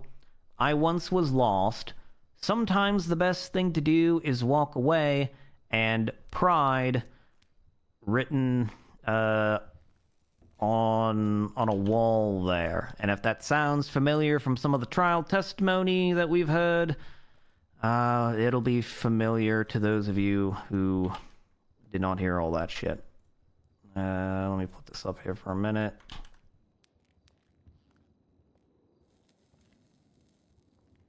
There we are. Look at that. Skipping ahead to May 23rd, this is the first psychiatric session between Mr. Alexander and Dr. Hayabusa. This comes from report 19592. The date of this report is actually sometime in, I believe, late June or early July. I believe late June, because these reports originally were listed as regular psychiatric reports, but then were migrated to a different section of report reserved for the medical director. Thankfully, the medical director had the foresight to list the original day of the report on all these reports so that an accurate timeline could be constructed. Good job. So, in this session, he talks about how he was introduced into the cult. Same story as before. He's out camping and the cult comes, makes his dad pick a kid. Dad picks sister. They kill his sister and his mom. But the story changes. In this version of events, the cult convinced Mr. Alexander to stab and kill his own father. Other than that singular detail, the story is consistent with the April 9 notes about the March 17th session with Dr. January, and also the March 16th questioning by Officer Keller. In this report, he also talks about it being a doomsday cult with trials. He talks about the pain game. Long story short, this cult thinks that we're all sinners, and the only way that we'll survive the coming cleansing is if we suffer lots of pain to make us stronger, and then we'll have the strength to weather whatever fucking doomsday bullshit they've been spouting on for at least since 1985, probably longer than that. He talks about his date with Lisa in Canada and his kidnapping plus his torture. The story is basically identical to the one that he gave on March 16th to Officer Keller. Then he also talks about how he loved a woman named Deborah who he brought into the cult, and apparently you're not supposed to show affection in this cult, so they kept it on the down low, but then someone found out, and so Mr. Alexander was punished by being whipped a bunch. Deborah was tied to a pole for days, died of exposure, and went blind. This was apparently 5 years ago. More on this later. Skipping ahead to May 27th, this is the second therapy session with Dr. Hayabusa. This is also when Dr. Hayabusa was given the Journal of Joseph Alexander, i.e. the Blood Tree book by Officer Keller. This comes from report 19593. Mr. Alexander talks about someone named Robert dying in his trials. That's consistent with the March 16th statements that he gave to Keller. Yogi, thank you for the Talks 2 about months. eating hearts and how they use violence to keep people in Appreciate you, line, and brother. how they give everyone the name Alexander, and they force people to hurt people close to them as punishment. We haven't gotten to the journal yet, but this is also consistent with the exact same methodology that was spoken about with Joseph Alexander in his own journal. And then he talks about the 5 trials. In this retelling of trial number 1, there's no information on where to go or how far. Robert gave up on day 8 instead of day 5. Mr. Alexander says he killed Robert, drank his blood, and ate Robert's heart, and that he got to a field and saw people he recognized. In the version that he gave to Keller, Robert gave up on day 5. There was no mention of how Robert died, and he passed out in a field and was awoken by water dumped on him. So the story of Trial 1 has undergone its first change. Trial 2 was basically identical. Trial 3, in this retelling, rather than just leaving you on the shore and waiting to see if you cough up water on your own, they actually perform CPR on you on the shore to see if they can resuscitate you. Otherwise, it's basically the same shit. They hold you under the water, they drown you, and then they see if you live. Trial number 4. In this retelling, so when he talked to Keller, he made it out that it's more just a general practice, like the cult just kind of goes out and then they hunt animals and they just kind of sacrifice them to tree, like, just cuz.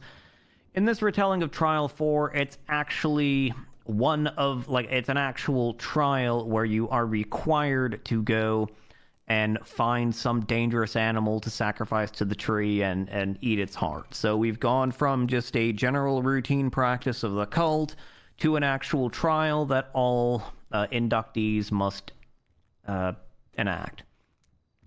Then last but not least, we get to Trial 5. In this retelling of Trial 5, it's completely fucking different than when he told Miss Keller. In this retelling, he says he found someone homeless to bring in, and that when he would go out recruiting, he would typically look for addicts, homeless people, those that are destitute and down bad, etc., etc. As a reminder, in his version that he gave to Keller, he found an 8-year-old girl camping with her family named Emily. The cult killed the family, and then he took Emily into the cult. He also talks about how he left the cult after Deborah died in mid-July when he was 18. He went to school and the cult never came for him. This sounds like complete and utter bullshit, given that this is a cult that rigidly keeps its members in line with physical violence and to make sure that everyone strays the path. It would be wholly uncharacteristic, just based off what we know by May 27th, that the cult would just let someone escape consequence-free and not go after them. Once we hear a lot of further details about about this cult down the line, it will become even more apparent that this is complete and utter bullshit. But moving on. Notably in this session, he also says his sister's name is Emily, the sister that his dad picked and that the cult killed. Emily is a common name. Maybe the little girl that he inducted into the cult was also named Emily. Maybe his sister was. Or maybe Emily is just a name he digs up for a story that he makes up on the fly and tinkers based on which viewer he's talking to in order to maximize the amount of sympathy that is given to him over his cruel, traumatic past. Who the fuck knows at this point?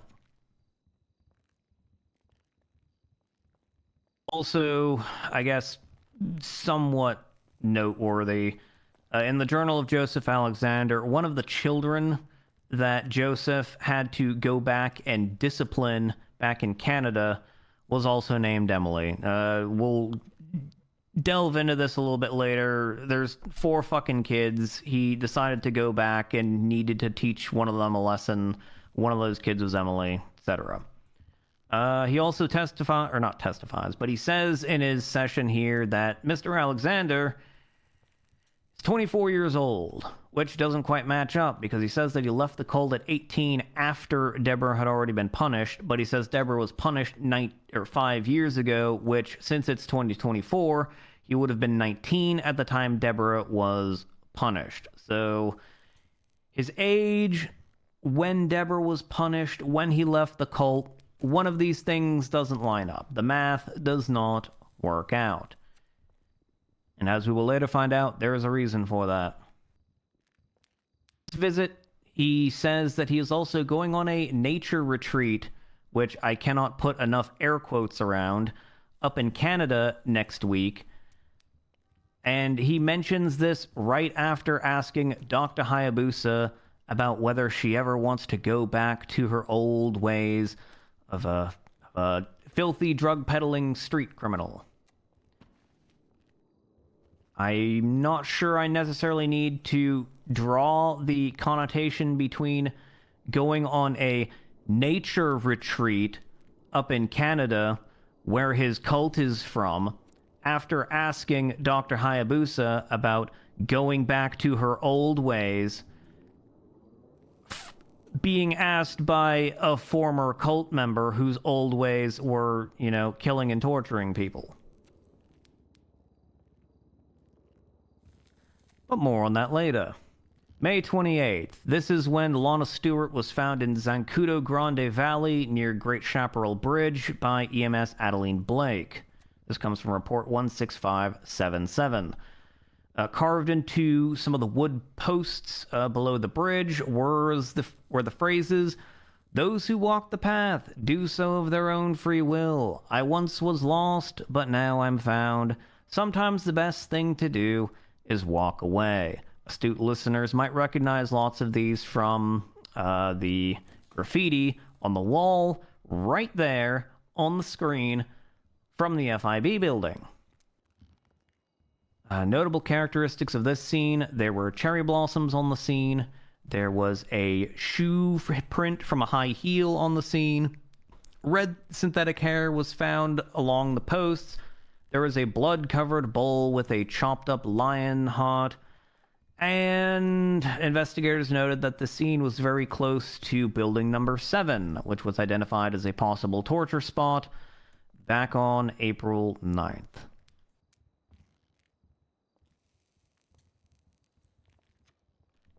Let me see which one of these is the one of the actual fucking scene.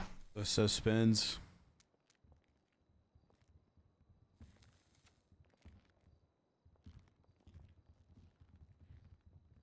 Alright, taking a little slow, but there's picture number 1 of the scene, showing generally where this was, where Lana Stewart's body was found.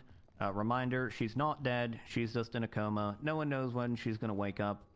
But shows the cherry blossom, shows the blood bowl, shows some of the writing, and then just for posterity's sake,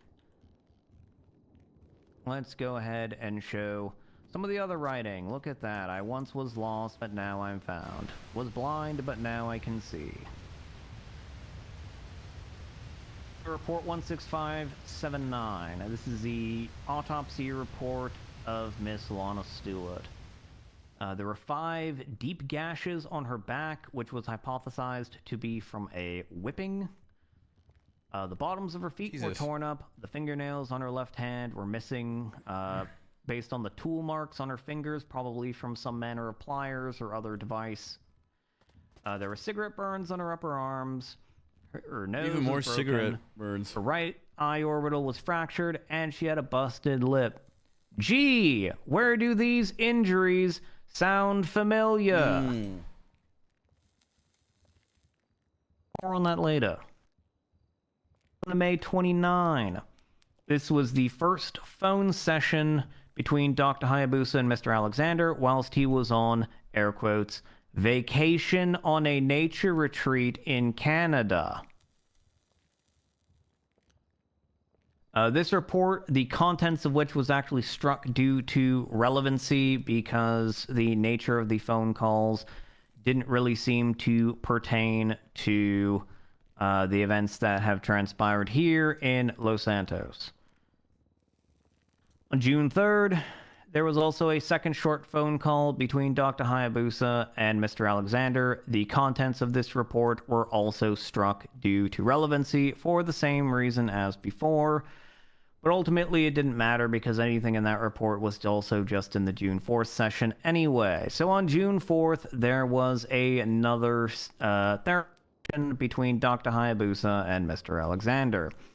At this session, Mr. Alexander brought his one of the nicest and kindest people that Mr. Alexander has ever met, and who constantly showers her with praise, Ramona Flowers, the deputy mayor. Dr. Hayabusa notes that maybe she's a potential target, who knows? Dr. Hayabusa also notes that anytime she talked to him about the power that he used to have, he would get excited, and whenever she asked why he was brought back to Los Santos, he would get a little fidgety. The answer to that, coming later. He says he finds himself wanting to do things that he used to do in the cult, and he mentions he met someone who was almost like a blank slate. Who the identity of this person to be revealed soon, TM. He says he missed people looking for him or rather looking up to him for guidance, and the sense of family and community that was fostered to him by his cult-like upbringings. He mentions a guy from 88 or 89 that came to Los Santos, says his name was Joseph, says he got arrested and was killed in a prison transport because Canada wanted him back. And he generally blames the cult on being fucked up by Joseph Alexander, and that he's the reason why the cult became more violent. Spoiler alert, based on the contents of the journal, which we will go through, Joseph Alexander was not the one who made the cult fucked up. Also, he fidgeted whenever Joseph was brought up. Dr. Hayabusa noted that he would stutter whenever she pushed on him, whenever he would say that he had never killed anyone after he woke up in the ICU. I noted that basically by this time he actually has admitted to killing at least one person, and that was Robert. So, not really sure what was going on there. He claims that the cult doesn't know he was here, and he says if the cult knew, the only reason he would come here if it was for them. That statement will prove a lot more true than anyone at this time could have possibly realized. Dr. Hayabusa notes that he fidgets when pushed on why he was taken to Los Santos in particular versus anywhere else, and he just sort of blames it on Joseph. He says he was kind of glad that he was dropped here and that everyone at the cult worshipped Joseph and knew he came to Los Santos, blah, blah, blah. As to where he actually went, he says that he went to a little mountain town in British Columbia called Golden. This is apparently the town that Deborah grew up in. He expresses misgivings, saying that he never should have gone and that he felt guilty, and he talks about how Deborah would sing Amazing Grace to him. Checks wall behind me. Hey, isn't that the lyrics to the first verse of Amazing Grace? Anyway, he also talks about some like 4-hour intervals of this like good cop, bad cop thing that the cult would do involving Amazing Grace, hallucinogens, and some uneasy poem. We will find out later that this is what the cult calls reprogramming. And Dr. Hayabusa notes that he apparently got really, really excited while he was talking about this. At this point, he mentions that he would like to work for the hospital and help people do therapy, which we will learn when we get to the book about Joseph Alexander, that Joseph Alexander did this exact stuff. He was a former psychologist for the... what the fuck was it called? The San Andreas Medical Group or something? I don't remember what it was. Moving on to June 8th. This is session number 4 with Dr. Hayabusa, coming from report number 19597. I gotta get to my place here. Alright. He says he wants to teach Hayabusa how the cult reprograms people. He gets fidgety when Dr. Hayabusa asked how he unprogrammed himself, and the people who got him in March, quote, don't have that kind of education. Dr. Hayabusa muses that she thinks that Mr. Alexander was reprogrammed. Not that Dr. Hayabusa had any way of knowing at this time, but it turns out Mr. Alexander was not, in fact, reprogrammed. More on that later. He apologizes for testing Dr. Hayabusa. In a previous session, he had talked about... or he got Dr. Hayabusa to talk about her husband, and so he intentionally got her husband's name wrong and occupation wrong and some other... shit, just typical verbal jousting. He also talks about how the cult would act through multiple layers of different people. He mentioned once upon a time he had a doctor kill someone, or not him, but the cult had a doctor kill someone on the operating table. He talks about the difference between willing and unwilling people. Willing people, they basically just go right on to the trials because they are willing to go into the cult. If you're already willing to go into the cult, then you don't need any compulsion in order to get into the cult. You're already willing to go there, you can just kind of do that shit.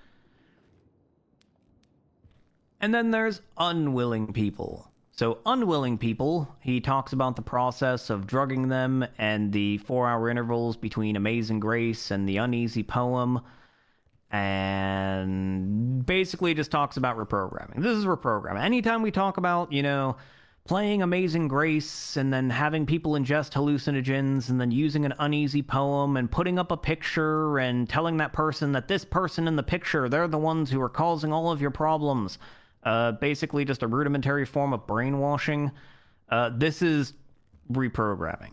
So I don't feel like fucking talking about the process over and over and over. So anytime you hear the words reprogramming or reprogrammed, that's the process that I'm referring to. You take a person, you isolate them, you play Amazing Grace, you tell them good, happy things, make them feel all nice and great.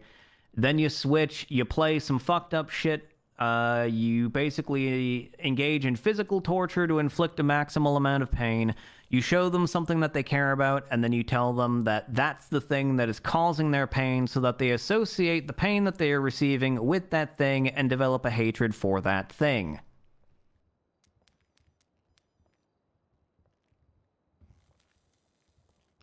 After describing all of this, he has the audacity to say, oh yeah, the cult brainwashes and manipulates people into doing their building. Well, no fucking shit. You just described the process by how they do all this. Anyone with a fucking frontal lobe could come to the conclusion that the cult brainwashes and manipulates people. Anyway, he also admits he finds himself manipulating people after he left the cult. Next up to June 10th. So on June 10th, Dr. Hayabusa hires Mr. Alexander as a civilian counselor for the San Andreas Medical Association, or Authority, rather. This is also the day in which he has Session 5 with Dr. Hayabusa. According to Report 8992, this is also a day in which Dr. Hayabusa informs now Agent Keller of the progress of Mr. Alexander's therapy, and Keller mentions in the report that it sounds like Mr. Alexander wants to brainwash people.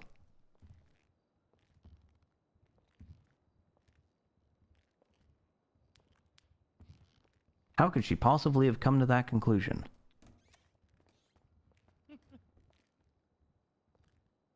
Anyway, then we get to report 19598, which is the actual report of the therapy session between Dr. Hayabusa and Mr. Alexander. In this report, he mentions that he likes the nudist camp because it's out of the way in a wooded area, blah, blah, blah, blah, blah. He shows Dr. Hayabusa a recording that he made of Deborah singing Amazing Grace, and for the people paying attention, this recording of Amazing Grace is actually exceedingly important to this case. In fact, this, along with another recording that Mr. Alexander made, are probably the two most important pieces of evidence in this case. And the reason for that, you'll find out.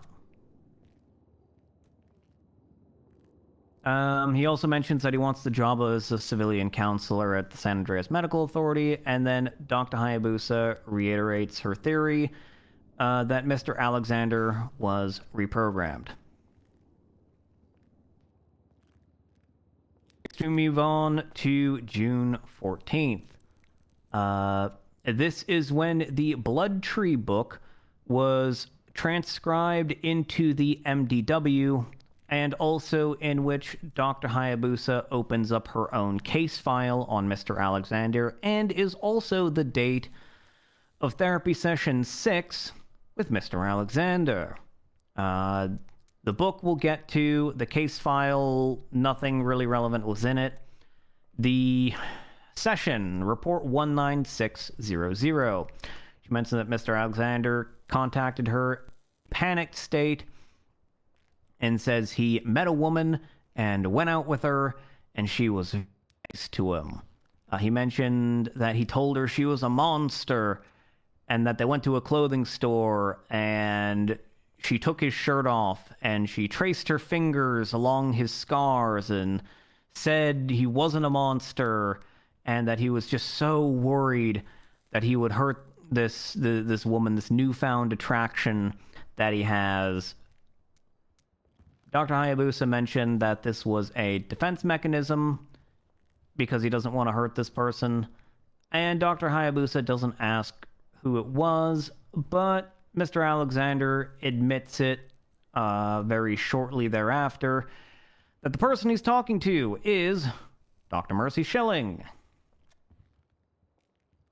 Moving on to June 18th, this is the third phone call that Dr. Hayabusa has between her and Mr. Alexander.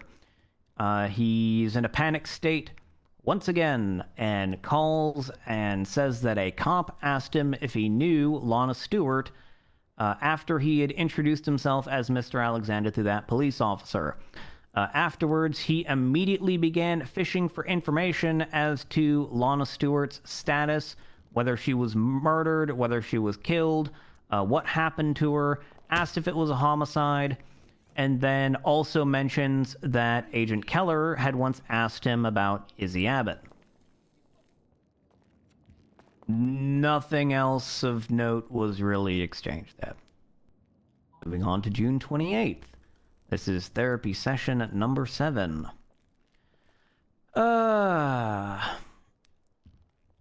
He mentions that he was talking with Lola Montehart on the phone prior to her falling off the roof at Pink Cage. He talks about forensic psychology and talks about how he wants to do it and says that he had once offered it previously to Agent Keller and Ranger Daniel O'Shea. He expresses frustration that the police don't go to them about cases, which any astute listener probably would realize that what he's actually frustrated about is that the police don't share investigative details with him so that he can manipulate the investigators on a case and or get out in front of the investigation and redirect or misdirect it elsewhere. Why the fuck else would a person want access to police investigations? Anyway, he also talks about how enamored he is with Dr. Schilling. He talks about how Agent Keller got mad at him because he talked to Tallulah, because someone had talked to Tallulah about him. What's actually going on there, we will actually never find out. We will never find out who talked to Tallulah and why Tallulah was ever relevant in the first place to anything to do with this case. We call that a red herring. Tallulah is a red herring. Nothing ever comes of that. Spoiler. He gets defensive when Dr. Hayabusa calls the doomsday part of the cult silly and they have an argument about religion. Dr. Hayabusa mentions that he fidgets anytime Mr. Alexander mentions Deborah. Dr. Hayabusa talks about her belief that Mr. Alexander probably was the one who killed Deborah. That would also be consistent with what we know up till now of the cult forcing people to do physical harm and violence to people that they love.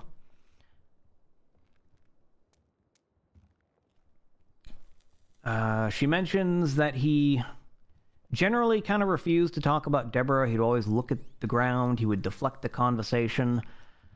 But what she did get out of him on this day is that Deborah died on July 20, 2018. He said in his June 4th session that he had met Deborah on May 31st, 2018.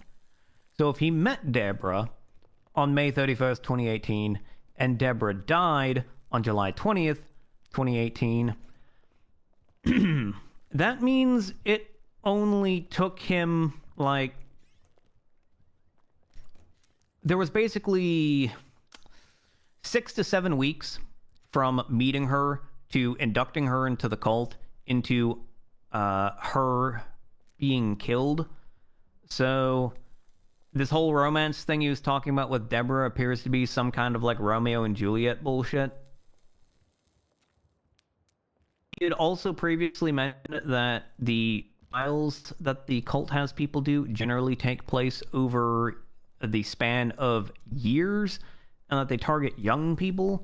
So it's a question of how he inducted Deborah into this cult when she was likely not a young person, and also went from first meeting to being in cult to dying in the span of around a month and a half. Those details do not add up. Anyway, he mentions that he hurt Deborah, and he looks at the ground when Dr. Hayabusa consoles him and says, "Oh, you didn't hurt Deborah. You're not a monster." He also... Dr. Hayabusa notes that he fidgets and deflects anytime that she mentions Mr. Alexander not hurting Deborah. When asked about how he actually got away from this cult, he implies that he basically just ran through the woods and hitchhiked to Edmonton to get away the cult. We'll find out later this is bullshit, by the way. Spoilers. And then he asks Dr. Hayabusa for a camera in order to take like nature photos or something. So Dr. Hayabusa gives him a police camera, which notably the difference between police cameras and civilian cameras are police cameras, if you direct your attention to the picture over here, has the name of the person taking the picture up in the top right, and in the bottom right has the location to which the picture is being taken. More on that later. Then we get to June 30th. This was a set of texts between Dr. Schilling and Dr. Hayabusa. This was struck on grounds of hearsay because it was an account of what Mr. Alexander told Dr. Schilling, who then told Dr. Hayabusa, so we had a two-level hearsay problem. There was a hearsay exemption for the first level of hearsay between Mr. Alexander and Dr. Schilling, but there was no hearsay exemption for the second level of hearsay between Dr. Schilling and Dr. Hayabusa. So these were struck on hearsay. We get to July 2nd. And so July is basically where all of the action happens. Pretty much everything aside... Everything to deal with Miss Cuddlepuff and Miss Amante Hart happens in a period between July 9th and July 12th.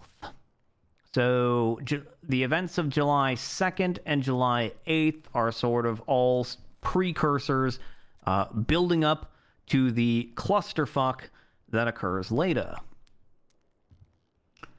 So, July 8th. This is the 8th and final session that Dr. Hayabusa has with Mr. Alexander. This is in report 20558.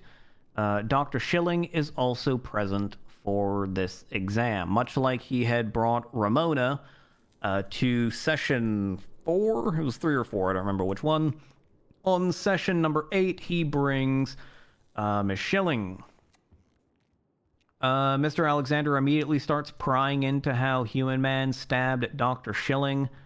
Dr. Schilling mentions that Human Man was just misunderstood and that monsters can be healed after finally showing themselves. He says later, but then she kind of contradicts herself and says later that Human Man was a monster and that she could love Mr. Alexander but not Human Man because Mr. Alexander is not a monster. It was at this point that I realized that Dr. Schilling has a type. Jeffy, no. He says that he used to be a monster and that he's been trying to get away from that stuff.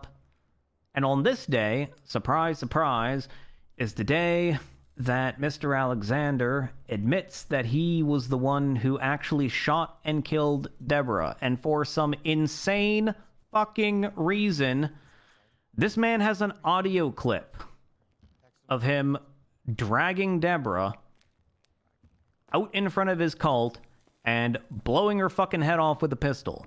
This man recorded that shit.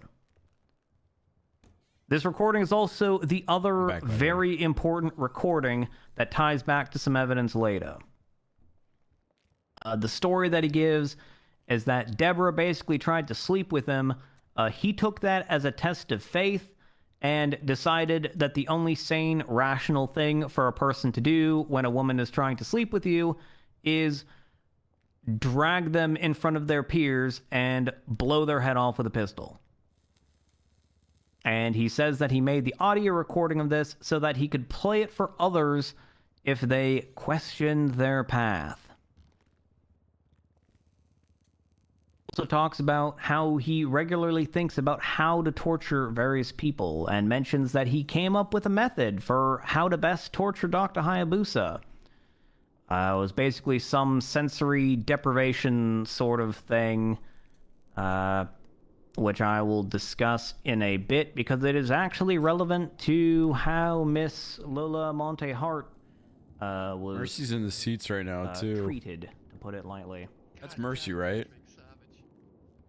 He said, when asked why on God's green earth he regularly goes around and thinks about how to torture people, Mr. Alexander says the monster creeps up and it has to be fed, and so he thinks about this stuff. He also admits that he lied about how he left his cult. I want to know what Mercy thinks on about this. Yeah, this is Mercy. Telling of how he left the cult, that he left 2 days after Deborah died by taking a car and saying that he was going recruiting, and then presumably just slipped off in Edmonton. Spoiler alert, this is also a lie. He asked about Dr. Hayabusa's husband and which department he's in, which is a little bit ironic because this is actually the same thing that he did in a prior session where he was prying into Tyler Hayabusa. So I don't know if this was like a throwback or what was going on here. Dr. Hayabusa expressed her interest in Jesse's Skid? sort of Sounds familiar, yeah. replicating the first trial in like a mock fashion, like not actually going through a trial, but just replicating it to kind of see how it works. That never got to happen because on July 9th, Catherine Cuddlepuff was reported missing. Details of this come from 3 reports, the first of which is report Deputy Ace Smith responded to a scene by Search and Rescue EMS Carmine. The scene was reported by a local resident out there talking about like blood and some other stuff on their property. On scene was found blood, hair, and tire marks leading into Mount Gordo. DOC McHale had also called and said that she was supposed to be on a hike with her therapist, but then she started sending really strange texts and ultimately stopped responding.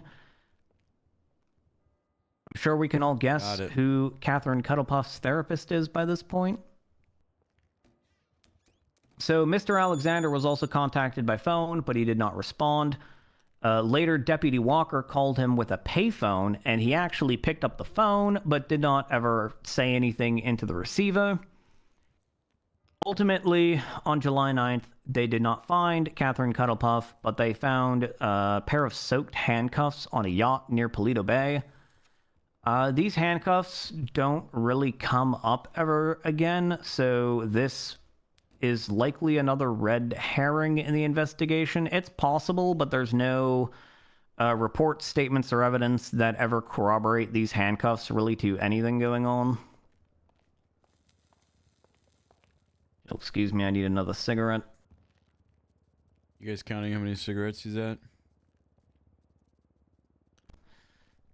Alright. Next up, we got Report 20633. This was a phone subpoena for Catherine Cuddlepuff that was submitted and approved. In this subpoena, it is revealed that Catherine Cuddlepuff texts Mr. Alexander saying that she was walking in the woods, and she shares her location with him 6 times as being in Zancudo Barranca, Great Chaparral. This location is also very important to the investigation for reasons you will find out later. She also shares with an unknown number a location on Union Road in the Sanchiansky mountain range. There is a call where Mr. Alexander calls Cuddlepuff for about 35 seconds. Catherine Cuddlepuff then texts Mr. Alexander where. Mr. Alexander calls her again for 37 seconds. And then Catherine Cuddlepuff texts Leon, Jericho, and Oswin McHale, owie, and ouchies. And right after those texts is when the actual 911 call comes in from a local about there being blood and other things on their property. After this 911 call is when Miss Cuddlepuff begins texting McHale strange things that don't really make any sense or misspelled, ending in "ocean so pretty," which is really the only thing to link up that and the handcuffs on the yacht near Polita Bay. And it's at this point that Oswin McHale calls 911 and talks to Deputy A. Smith. Last but not least, relevant to the day of July 9th, we have report 20558. These are texts from Dr. Gemma to Dr. Hayabusa about his concerns about Mr. Alexander. He mentions that on July 8th, Cuddlepuff had mentioned having an appointment with Mr. Alexander on July 9th and said some strange things about how she shouldn't eat anything and is not allowed to wear shoes. And also mentions that on July 9th, Dr. Green got a call from Oswin McHale that Cuddlepuff was missing and was last seen with Mr. Alexander. Shouldn't eat anything. Can't wear shoes.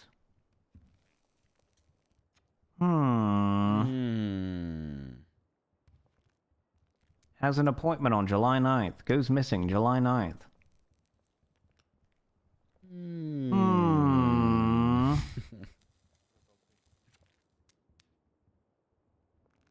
All coming together. Then we get to July 10th. This is when the PD is scrambling, searching around for Cuddlepuff, and also when Lola Amante Hart is reported missing.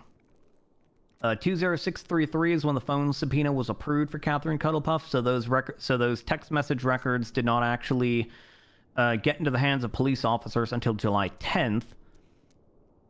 On 20725, that was a Gavin bank Joy. and an expanded phone record subpoena for Catherine Cuddlepuff that was requested and approved same day. Did not return any new information, so dead end there. Then we get to report 20727. This was when the police thought it prudent to file a phone subpoena for Mr. Alexander's phone records, which was granted same day, and shows that on July 8th, he tells Miss Cuddlepuff to wear something comfy, but no shoes. Cuddlepuff tells Mr. Alexander that she is super thirsty. He replies that she'll be very thirsty, but it's normal and she's strong. And I want to direct attention here that this is not a conversation between one of the victims in this case and a burner phone. This is a conversation between one of the victims in this case and Mr. Alexander's personal phone, which is why I'm saying Mr. Alexander when I talk about these phone messages. Catherine asks Mr. Alexander if she can drink a little bit. He says that a little bit is fine, but tomorrow she won't be drinking anything. Catherine says she ate a few Nem-Nems and will stop eating for tomorrow. And then she tells Mr. Alexander that she has cracks in her knuckles, and he says that's usually what happens when you punch trees. This isn't of immediate relevance, but when we get to the book, there is a staggering similarity between punching trees, typically as a form of venting, between Mr. Alexander and Catherine Cuddlepuff, and a incident that happened back in July of 1985 between Joseph Alexander and then Dr. Jenny Morrison. we'll talk about that when we get to the book.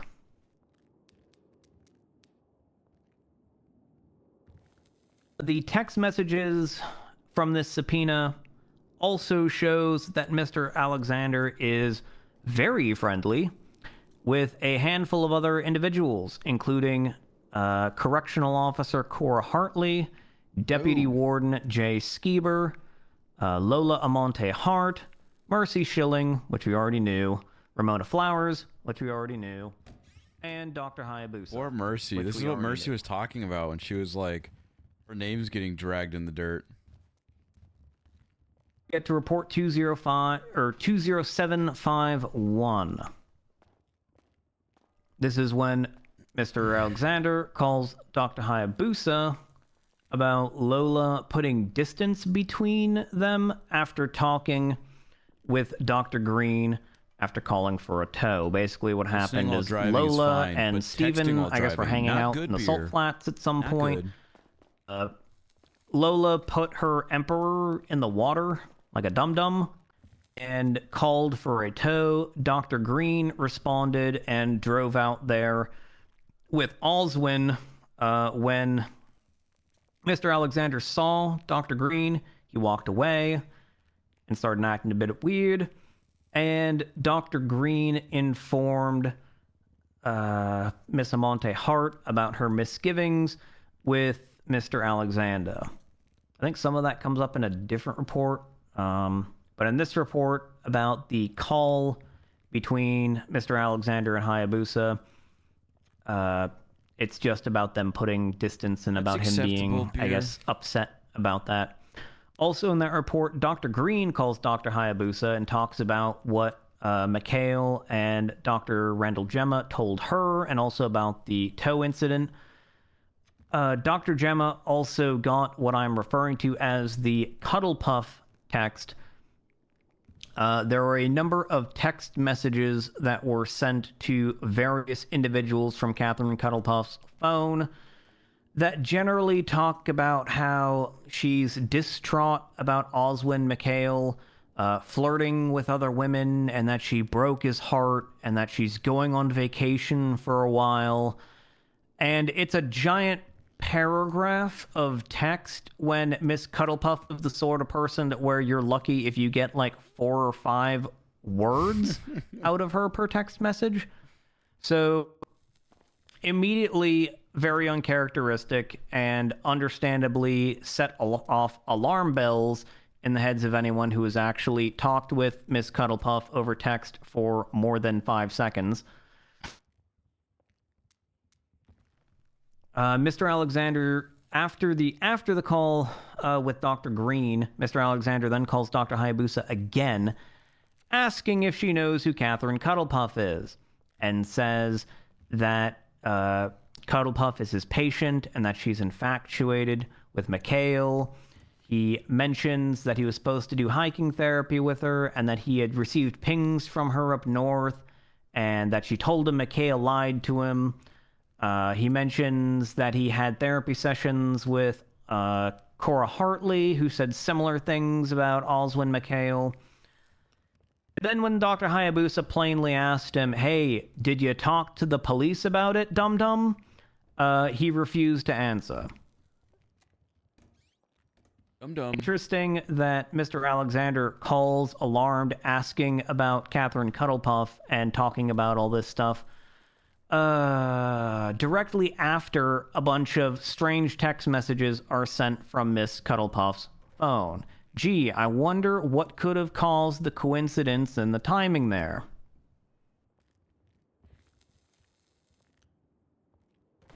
We move on. Then we get to report 20835. This is a report where Lola Amante Hart is reported missing. Officers respond to her business at Vinewood Music and Records, and they find her car parked there. They find her phone there, and they also find pink hair, likely belonging to Miss Amante Hart, because those of us with eyes can direct our attention over to the corner there and see Miss Lola Amante Hart has pink hair. Is all of his like exes and stuff here? There was also report 20836, which was the final thing This that whole, occurred like, on group of women? July 10th or July 11th. This is July 10th. Yes. This is when a phone and bank subpoena was put out and approved for Lola Almonte Hart to try and locate where she was. This produced several individuals receiving phone not in service messages beginning at 3:45 p.m. Eastern Daylight Time and continuing on till about 6 or 7, I believe, was the latest time that the phone sent out a phone not in service message. And this loosely coordinates or corroborates a text message sent from Mr. Alexander to Miss Lola Almonte Hart that they were going to meet at her workplace at 1:05 p.m. Eastern Daylight Time. Roughly 2 hours and 40 minutes before her phone went out of service. We have a text message from Stephen Alexander. Go into her meeting place. Then we get to July 12th. This is the day that both Catherine Cuddlepuff and Lola Almonte Hart are found. And this is the day that Mr. Alexander was fired as a civilian counselor for the San Andreas Medical Authority because he had been arrested on suspicion of the crimes to which he is standing for today. Lots of stuff happened on July 12th. God, there's so much on July 12th. We'll start with report 20891. Deputy Mayor, standing right over there in the incorrect uniform, received a 911 call from Catherine herself, talking about how she was scared and injured, etc., etc. She was found by EMS and police and fell unconscious whilst on the scene. She was found north of Chumash by Great Ocean Highway. They found bloody footprints leading from where she was found up the road, maybe 3 to 5 minutes, to the scene at a small little bridge. You know, when you're going north on Chumash, when you leave Chumash and then you're going to Zancudo before you get to the big bridge over the delta, there's a small little bridge because there's a drainage ditch or a gully that goes down the mountains. That's the bridge we are referring to. Or rather, I am referring to, not we. I'm the only one talking here. God, I've been talking for... Been like an hour. An hour. It's been Good an Lord. hour. Yeah, anyway, so at the bridge scene, many of the same characteristics of the previous two scenes. We have red synthetic hair, we have a high heel footprint, we have cherry blossoms. On this scene, we had some broken zip ties, and there was a bowl of blood with a chopped up mountain lion heart in it. And written on the wall was, surprise, surprise, those who walk the path do so of their own free will. I once was lost, but now I'm found. Sometimes, the best thing to do is walk away. Report 20897 documented Miss Almonte Hart's, or not Almonte Hart, Cuddlepuff. We're talking about Cuddlepuff. Documented Cuddlepuff's injuries, which consisted of hypertension, a damaged trachea, 13 broken ribs, which as stated at trial is a little over half of the ribs in a human body, internal bleeding, elevated iron levels, which indicated, the medical report says that it indicated poison, but I don't know, I'm not a medical professional, but if there's a big old bowl of blood with a heart in it, it seems to me like that might, give you a lot of iron. I know there's iron in the blood, but what do I know?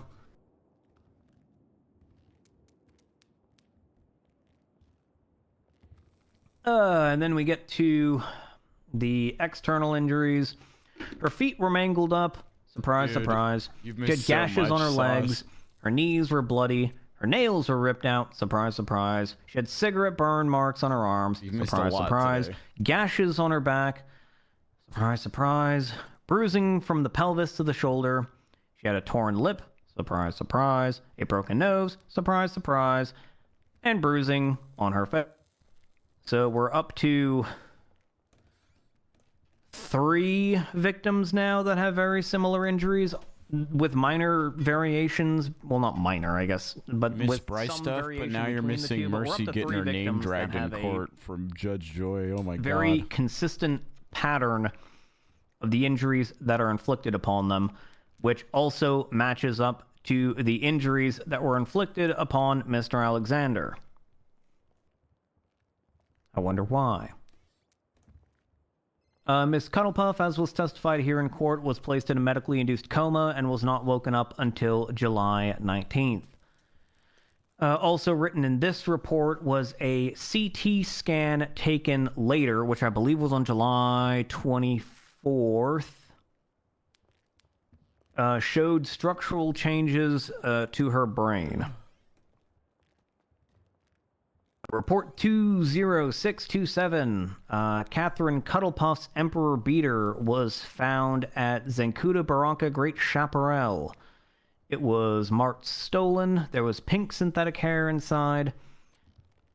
And this is noteworthy because Catherine Cuddlepuff's Emperor Beater was found basically at the exact place where Catherine Cuddlepuff pinged Mr. Alexander with her phone. It was Zancuda Barranca Great Chaparral. Now, granted, that does cover an area. It's not like it's a specific building or anything. It's like an area of the island. But it is the exact same area Whose phone is to that? which Miss Cuddlepuff had deliberately and intentionally pinged Mr. Alexander to. Feel like a broken record, but I wonder why.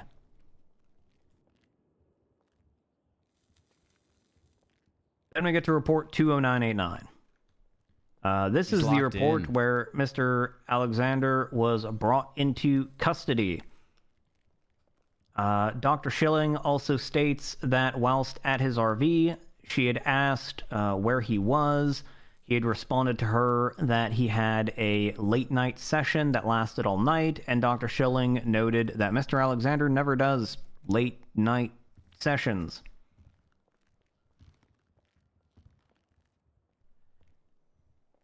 Nothing really notable with that report because there was a separate report generated for the interrogation in report 20912. This is a report in which Mr. Alexander was interrogated. Dr. Hayabusa, or rather, this is not actually the interrogation report. This is Dr. Hayabusa's impressions of the interrogation that was performed by Veronica Wilson. Dr. Hayabusa notes in pertinent part that she recognized the tone that Mr. Alexander was using at the time as the same one from the recording in which he killed Deborah. She noted once again that Mr. Alexander was trying to take control of the interrogation. Notes that he had smirked when Veronica mentioned being out in the wilderness without food and water. And also Now we have to deal with said that fish his favorite noises. flower was cherry blossoms, which were found at 3 of the scenes in which people were, tortured and or murdered. I wonder why.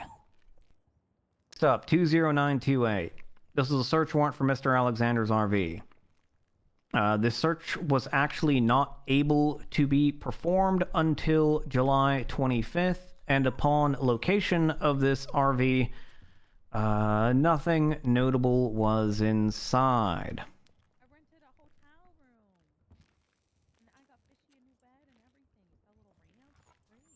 Which raises a little bit of a question. If Mr. Alexander was taken into custody and interrogated, how was Mr. Alexander's RV moved? How'd it get there? How'd it move?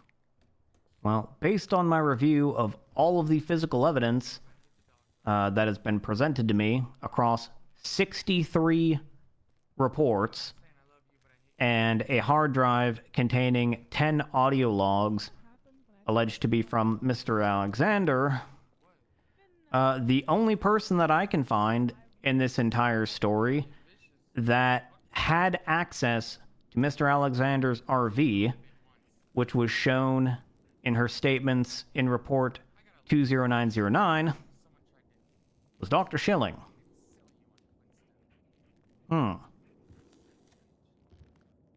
Anyway, then we go to report 20931. This is the report in which Lola Monte Hart was found by EMS Blake in the hills near Parsons. This is a scene that included a plate fastened to a tree with shackles, a bloody bowl with a mountain lion heart in it, a whole lot of blood, and a clump of pink hair. Mercy.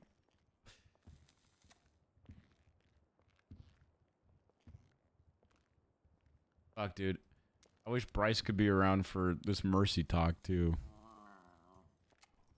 There it is. There's the scene. Look at that.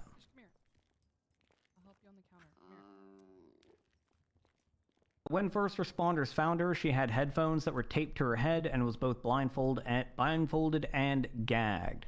The headphones were playing I guess a poem or something called Boots, Boots, Boots. According to the statement that was given by Miss Hart to first responders, she had mentioned that Mr. Alexander told her that she had betrayed him and that he had to punish her, and said if she resisted, that he would hurt her boyfriend, and then made some weird cringe comment that she was his daughter and he was going to remake her. What the fuck? She testified in her statement that he punched her, stabbed her in the thigh, had her drink something, gagged, blindfolded, played music. That's great. Now, what I note about this is on July 8th, he had mentioned a proposed torture for Dr. Hayabusa about sensory deprivation.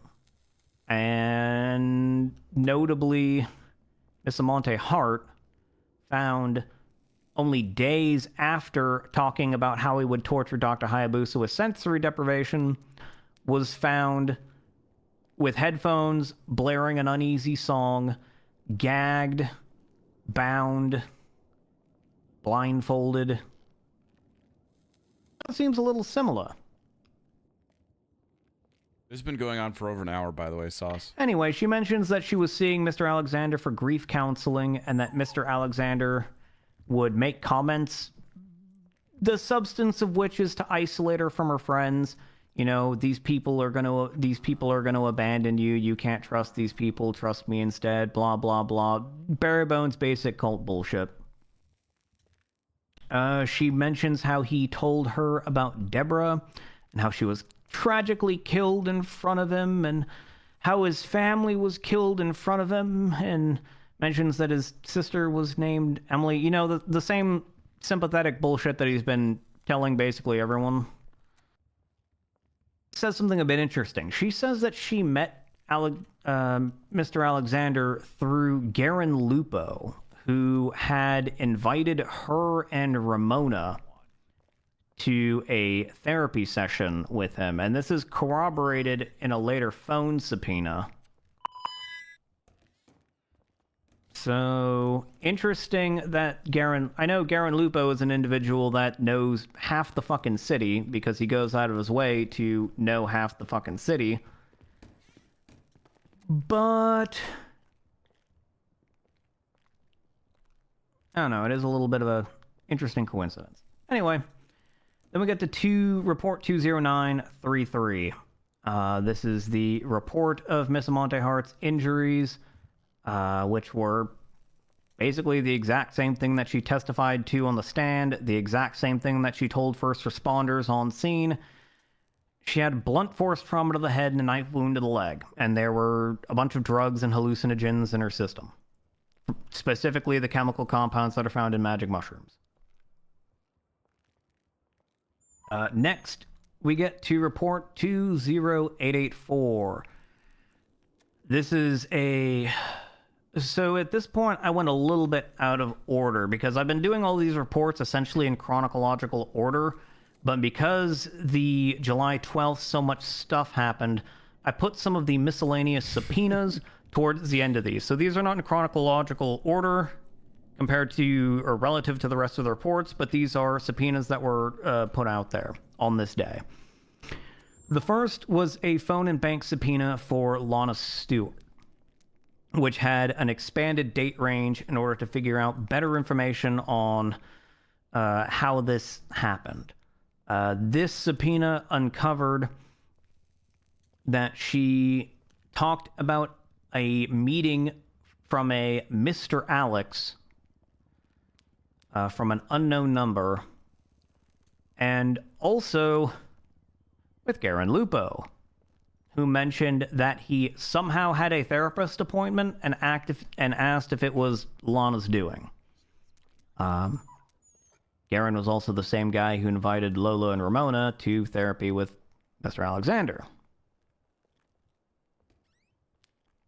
Huh.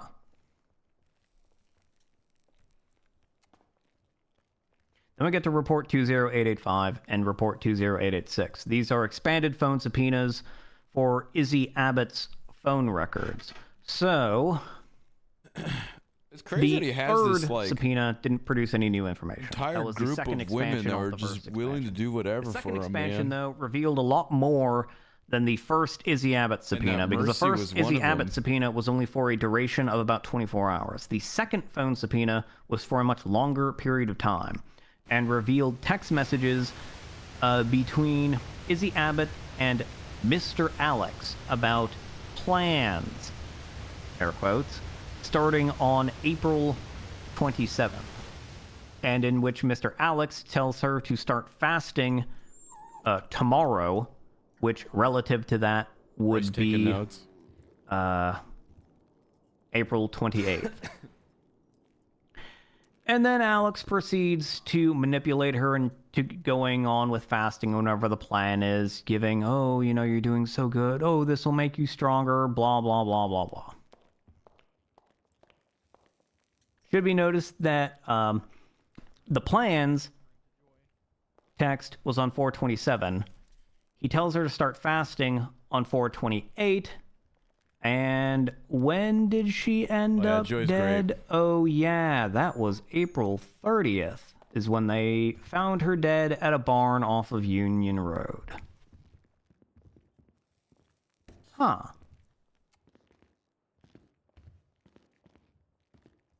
Oh, thank you, Scanlon.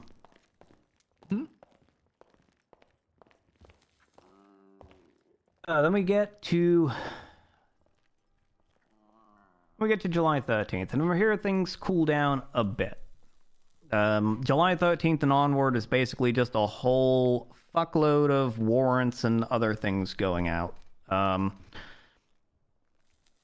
So on the 13th, that's when the warrant to unlock and search Mr. Alexander's phone goes through. It doesn't appear that really any useful information was gathered from this, considering nothing was really attached to any other reports or anything.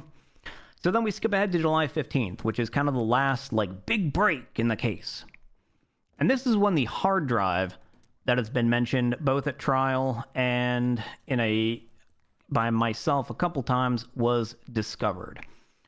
This is also when Dr. Hayabusa performs her formal diagnosis to diagnose Mr. Alexander with psychopathy. That diagnostic report was 21274, in which Dr. Hayabusa states that she thinks Mr. Alexander is a grave danger to the general population and will continue to murder and maim people. It also covers report 21226, which is a prison payphone subpoena. Based on, I guess, calls that Miss Veronica received from witnesses and other people involved in the case, saying that Mr. Alexander was calling them. I think this is the brandy part. Unfortunately, because this is a public prison payphone, I can't tell who is actually making these calls. All I can really tell about these calls is who the calls are to. And a couple names stick out to me about these calls.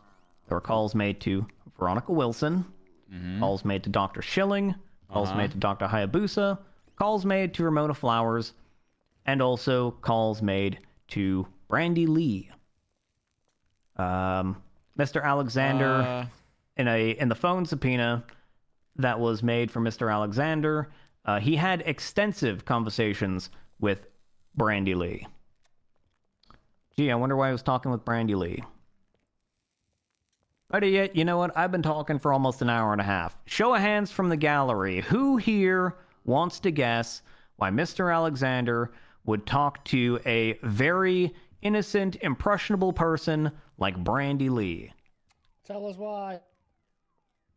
Who wants to take a guess? I saw Skylar Sparks' hand first. Skylar, why don't you tell the class why this may have been the case? Really, really good deal down at like the gas station where she gets buy 2 get 1 free chips.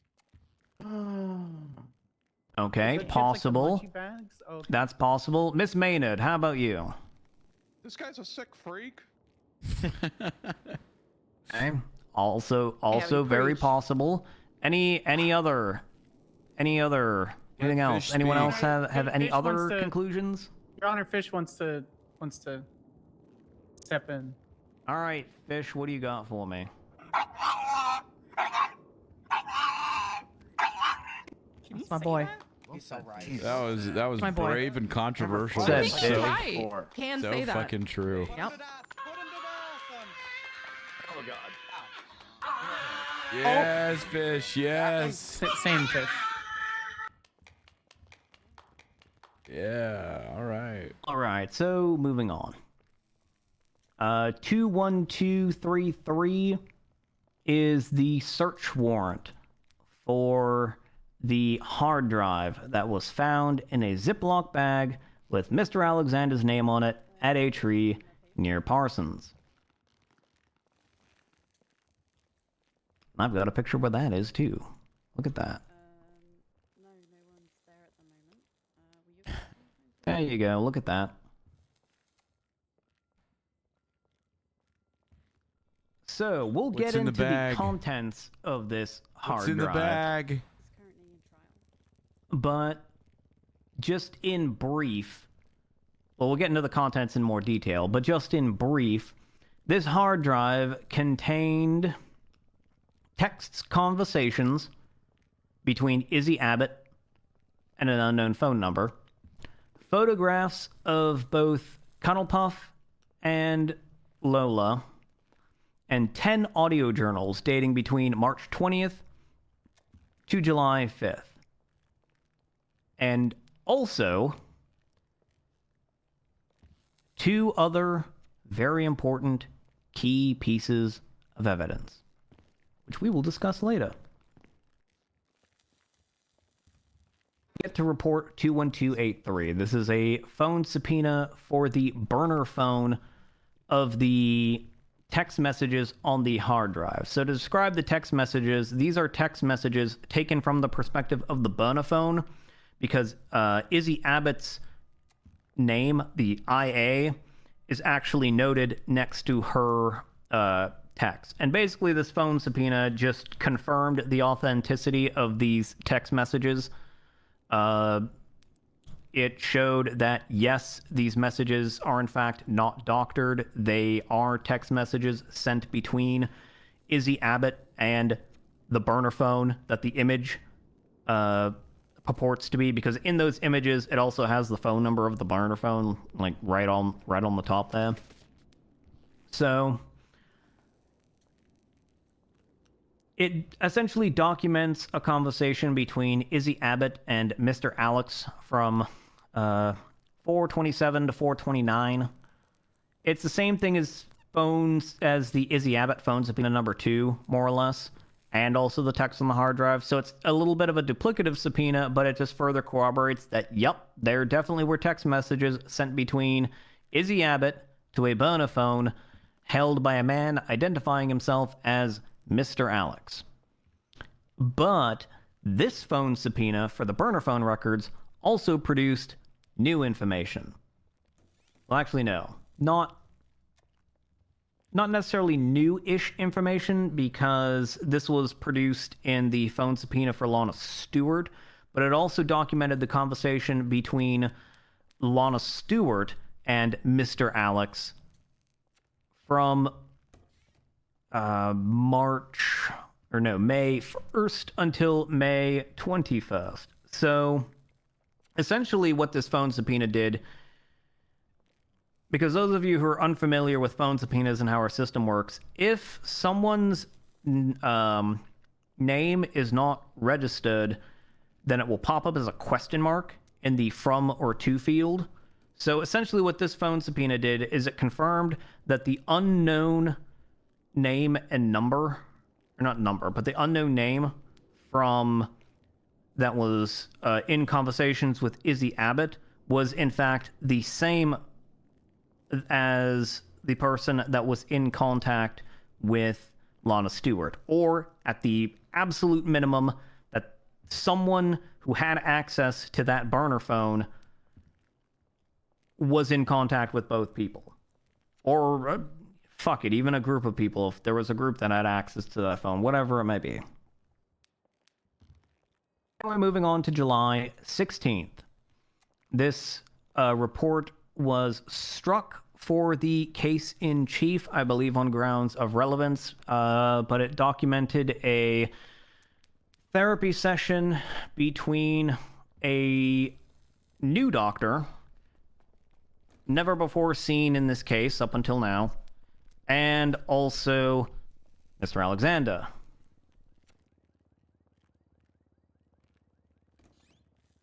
A couple other reports that happened on this day. There was report 21356, which is, I believe, personally, another red herring.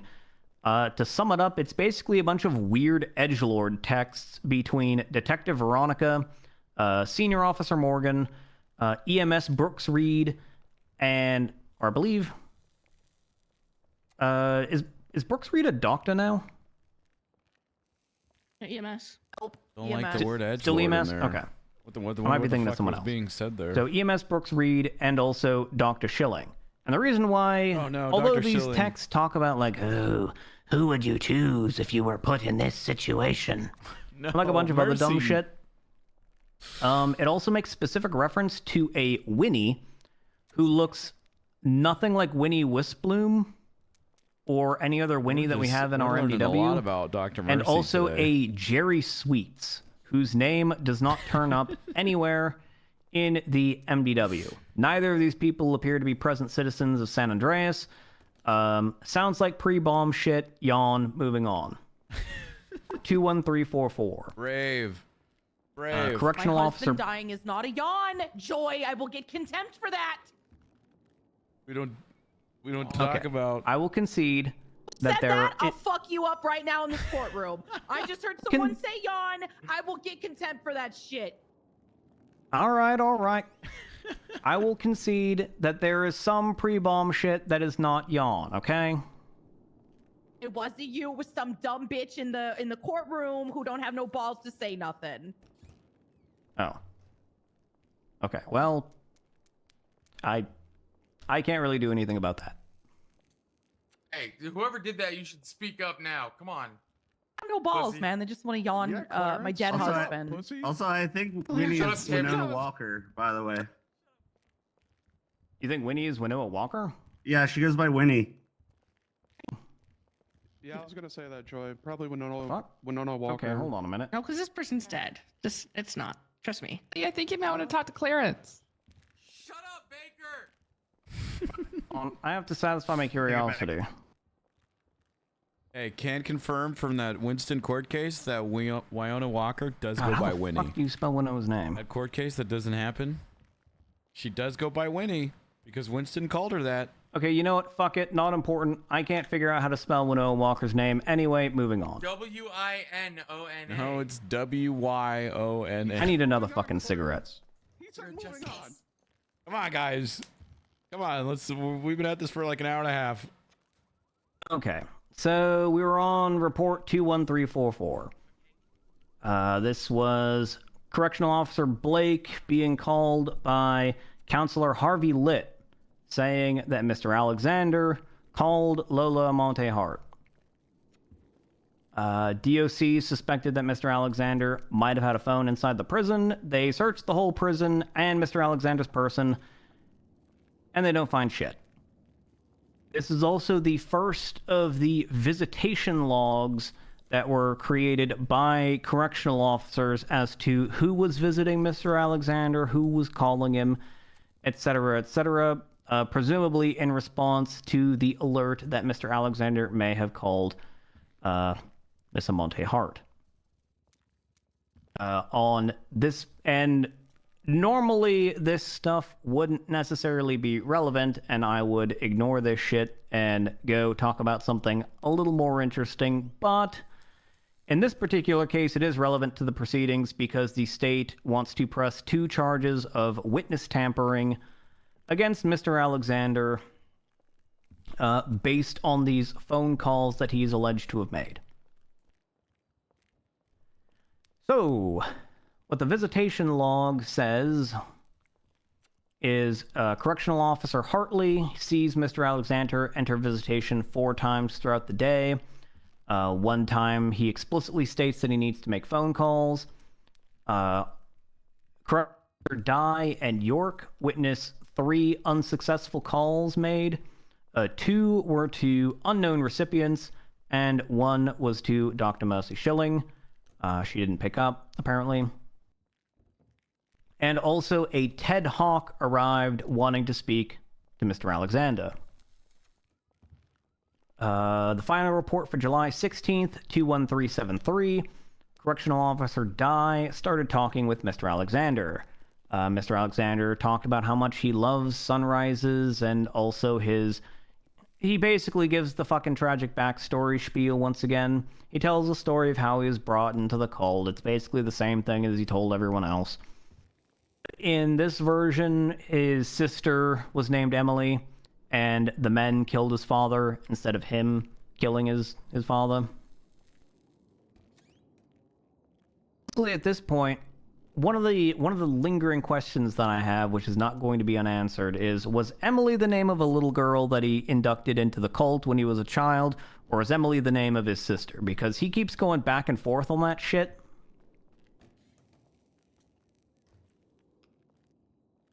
I never know the answer. Anyway, July 17th, report 21344. This is another visitation log from DOC Officer Dye.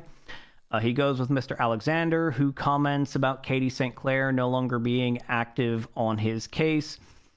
Previous phone subpoenas revealed that he had talked with Miss St. Clair, and some other report, I believe it was one of the... well, it's a big case. Therapy sessions with Dr. Hayabusa, either session 6 or 7, in which Mr. Alexander talked about how he had spoken with Katie St. Clair and blanking on the name of the police officer about forensic psychology and offering his services therein. According to Correctional Officer Dye, on this visit, he makes some calls, gets no responses, leaves. Then we get to report 21373 again. On this day, Correctional Officer Dye talks with Mr. Alexander once again, who tells him about the first and second trial. And at this time, the story of the... Well, the story of the second trial is the same. The story of the first trial changes again. In this version of events, rather than just being dropped into the middle of the wilderness with a compass and a map, now you get a water jug. How thoughtful. On this story, Robert starved to death, and after he made it back from trial 1, they all celebrated the sacrifice of his good friend, Robert. We had mentioned previously he killed with a rock. likely the correct story for reasons that we'll get to later. Jesus. Next up, July 18th, 21344, another visitation log. Correctional Officer Dye, once again, putting in like double and triple duty on monitoring Mr. Alexander. He sees 2 visitors for Mr. Alexander. Charlie, most likely referring to Miss Charlie Evergreen, and another employee of the Up and Atom. Then we get to report 21528, which is a report of Mr. Alexander riling up Correctional Officer Blake by repeatedly asserting that she hates him and wants to kill him, and by giving extremely graphic depictions of her murdering him, just trying to get a rise out of her. July 19th. This is the day that Miss Cuddlepuff wakes up from her medically induced coma. This is also the day that Mr. Alexander is evaluated by Dr. Patrick January as to his fitness to stand trial.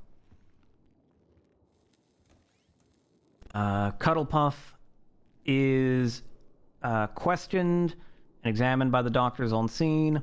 She mentions that she is afraid of a monster who is a doctor, but doesn't know which doctor. Gibbs, get up. And he also requests, she requests Mr. Alexander to visit her, and repeatedly denies that Mr. Alexander was the one that did all this to Miss Cuddlepuff. Later report will show that she believes that it was Dr. Green who did this to her, and later information will explain exactly why she thinks Dr. Green did this to her. And we get to report 21602. This was the fitness to stand trial evaluation with Dr. Patrick January, deemed him fit to stand trial, and also formally diagnosed him as a sadistic psychopath and a narcissist. So we now have 2 medical doctors who have diagnosed him with psychopathy of some flavor of psychopath. Last up for July 19th was report 21344. This is another DOC visitation log. Correctional Officer Calhoun talked with Mr. Alexander, who mentions that he has a psych evaluation today and is going to wait in visitation. The evaluation took place in the infirmary while in the presence of his counselors. And then after that evaluation, he went to visitation for about a minute. And that's all the information we have on that. July 20th. Oh god, we still got like 7 more days to go. Oh my god. July 20th. I'm into Report it, though. I'm into it. 21729. Correctional Officer Blake finds a message in cell 20, which is typically used by inmate Scott Cook, stating, "Scott, I would like to talk. I am a friend of Charlie," who is once again probably referring to Charlie Evergreen as the only person named Charlie that Mr. Alexander has ever been shown to communicate with, according to all of the reports, text messages, subpoenas, and other information made available to the court. It all points back to Charlie Evergreen. Next up, July 21st. That was way serious, though, 21st. here. July 21st. That vet had This is weed. when Ms. Lola Monte Hart has her psychiatric evaluation with Dr. January. 21787. States that she's unsure what fully happened to her, unable to sleep well, has trust issues, especially with Ramona. Reasonably so. Doesn't want to go back to her business since she was taken from that business, has PTSD over the event, and is mostly mad at herself for not being a better judge character. Which, not sure that's really a fair assessment, but it happens. Report 21788. She states that she has left the mayor's office and that she was by Mr. Alexander and told about how strong she has become. Report 21751. This is prison phone subpoena number 2. This is the second and final time that the prison phones were subpoenaed to determine what calls were being made to who.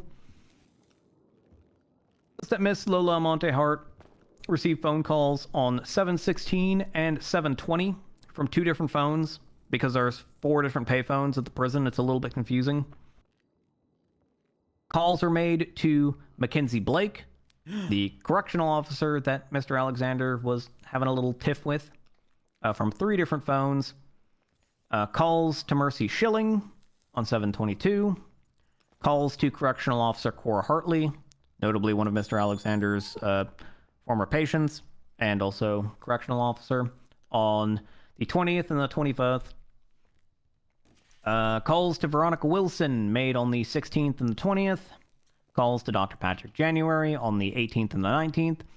Calls to and from Charlie Evergreen on the 16th, the 17th, and the 18th. And calls to and from Brandy Lee on the 16th. There she is. There's only 2 people that I know of who would call Brandy Lee from prison, and that's Hans Gruber and this guy. July 22nd. This is when the Physical Blood Tree book, that is the journal of Stephen Alexander, was formally placed into evidence under Report 21890.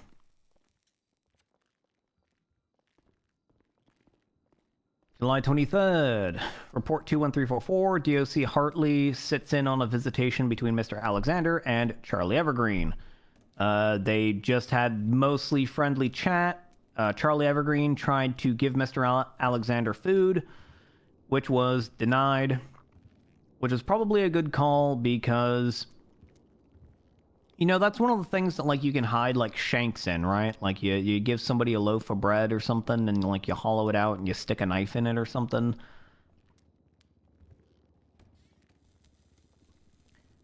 And also Report 21937 is generated, which is the full interrogation videos of the July 12th interrogation of Mr. Alexander that were made available, you know, in report form so that defense counsel can look at the interrogation and see what questions were asked and review it for himself. Although I believe he was present at the interrogation, sometimes it's helpful to, you know, go back and look at all that shit.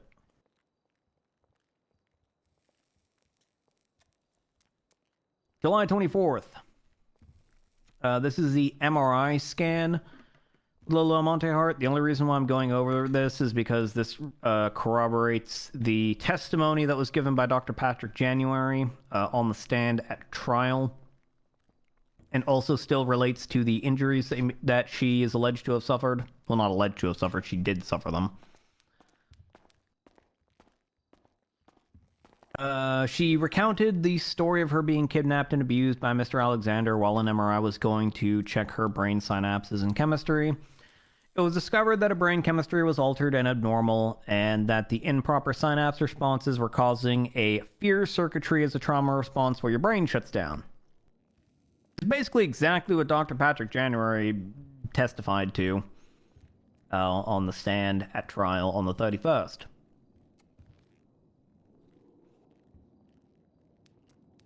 On this day, there was actually quite a bit of activity at the prison on absolutely, on this day. Bob.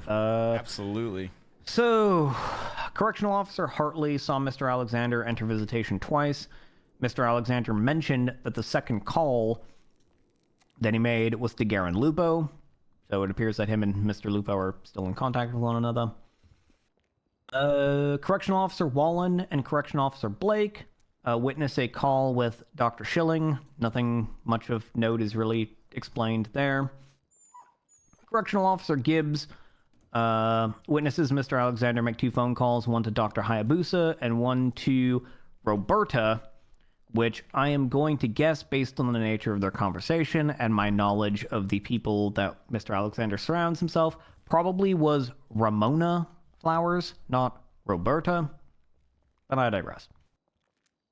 So we talked with Dr. Hayabusa about the hospital, talks about recent promotions at the hospital, and then immediately launches into asking if they're going to kill him. I can assure you, Mr. Alexander, that if it is decided that you're going to be put to death, we're probably not going to have Dr. Hayabusa behead you like she did the albino Tommy Wiseau dude. We're going to think of something a little better. Also makes talks with Ramona about someone, or Roberta. We'll just say Roberta. We'll give him the benefit of the doubt. About someone close to Roberta being at the top of the state, and that they need to keep writing in their happiness journal. So this is another reason why it's probably talking about Ramona, because Ramona is the deputy mayor. And the person at the top of the state to which she's friends with is probably the mayor. You know, just going out on a limb. I'm not a detective, but that's probably what's going on. He explains what a happiness journal is, thanks her for the cupcakes. Not really sure what's going on there. DOC Hauser witnesses Mr. Alexander making a call to Deputy Veronica. And this one's actually a little bit spicy. So, Mr. Alexander says she got lucky finding a key piece of evidence and asks her what she would do if he gets out. DOC Hauser also logs a phone call between Mr. Alexander and his attorney, which I am omitting because that would be privileged. So I'm not sharing you the details with that, and I quickly diverted my eyes away from it because that's... You know, you can log all kinds of stuff with people. You can log the fact that somebody made a call to their attorney. You can't really log what the attorney and them talked about because that is... Well, actually you can. It's just not admissible in court if it's privileged.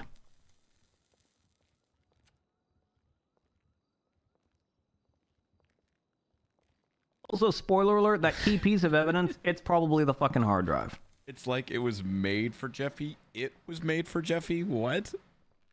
3 more days to go. July 25th. This is when Mr. Alexander's RV is located by Fisher Potts and searched. The vehicle was located by Potts illegally deployed under Olympic Freeway at the homeless camp and towed to Steel Family Impound. The inventory of that vehicle, though, only produced an ID belonging to Mr. Alexander, some crumpled cups, and a candle. Nothing of note was found in it. I thought you were referring to Mercy and Jeffy. Also, Like, visitation log. I think this is the last visit. No, second to last entry in the visitation log. Correctional Officer Palmer saw the Twinsta post from Fisher Potts looking for Mr. Alexander. Ran into him again at the Up and Atom and mentioned that he was trying to tow his RV. Correctional Officer Fulci witnessed Mr. Alexander making a phone call to Whitlock, his attorney, and Ramona Flowers. Whitlock then visited Mr. Alexander. End of that day. July 27th. This was struck on relevance, but long story short, it's an interview between Nicole Paulson and Mr. Alexander.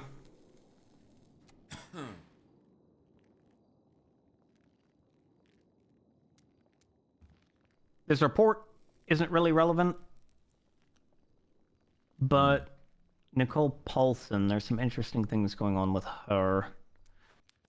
Last but not least, July 30th, the final day, and the final visitation log. Correctional Officer Gibbs sees Charlie Evergreen talk with Mr. Alexander, and he tells her about how she should write in her happy journal.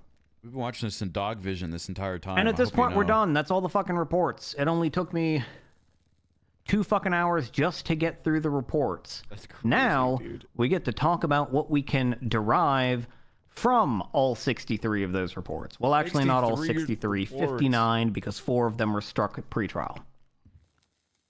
First, there's some inconsistencies in the retelling of the trials that Mr. Alexander talks about. The first retelling of Trial 1 is you're left out in the woods, you're told to go a location 100 kilometers away, you have no food or water. Robert gave up on day 5. He, referring to Mr. Alexander, eventually passes out in a field, and then he wakes up because people poured water on him. Then, it was, you get a compass and a map, but no specific location to walk to. Robert gives up on day 8. He kills him. And then later sees a truck full of people that hug him and welcome him with open arms. I don't blame him. A third retelling of the Taking the trial. extra You day get a to compass and a figure it map, out. told to walk. Robert gives up on day 8. Not only does he kill Robert, but he kills Robert and drinks Robert's blood to slake his thirst, and also eats Robert's heart. And then he finds the people in the truck and they give him a hug. Okay. If this version is the correct version, Mr. Alexander is also a self-admitted cannibal. Food for thought. See what you did there. And then in the last retelling of the trials for trial 1, it's a compass and a water jug. Robert gives up on day 8 because he's starved to thanks for death. that gifted sub. He runs out of water. Then he finds a truck with people on it, and then they hug him and he gets a feast.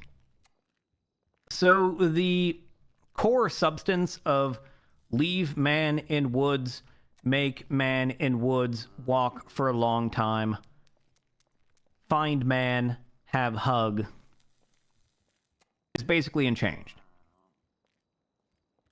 And I'm no forensic psychologist like Dr. Hayabusa or general psychologist like Dr. January, but I can't help but notice that this first trial sounds a lot like the first line of Amazing Grace.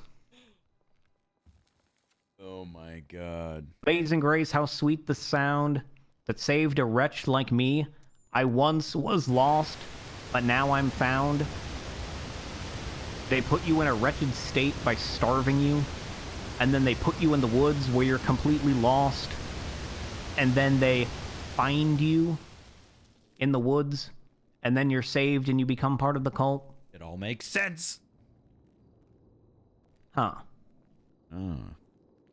Then we get to Trial 2. So all of the retellings of Trial 2, honestly, all the retellings of Trial 2, 3, and 4 are mostly consistent, but there are little inconsistencies in them. So for Trial 2, sometimes the celebration with the little cult is after Trial 2, not Trial 1.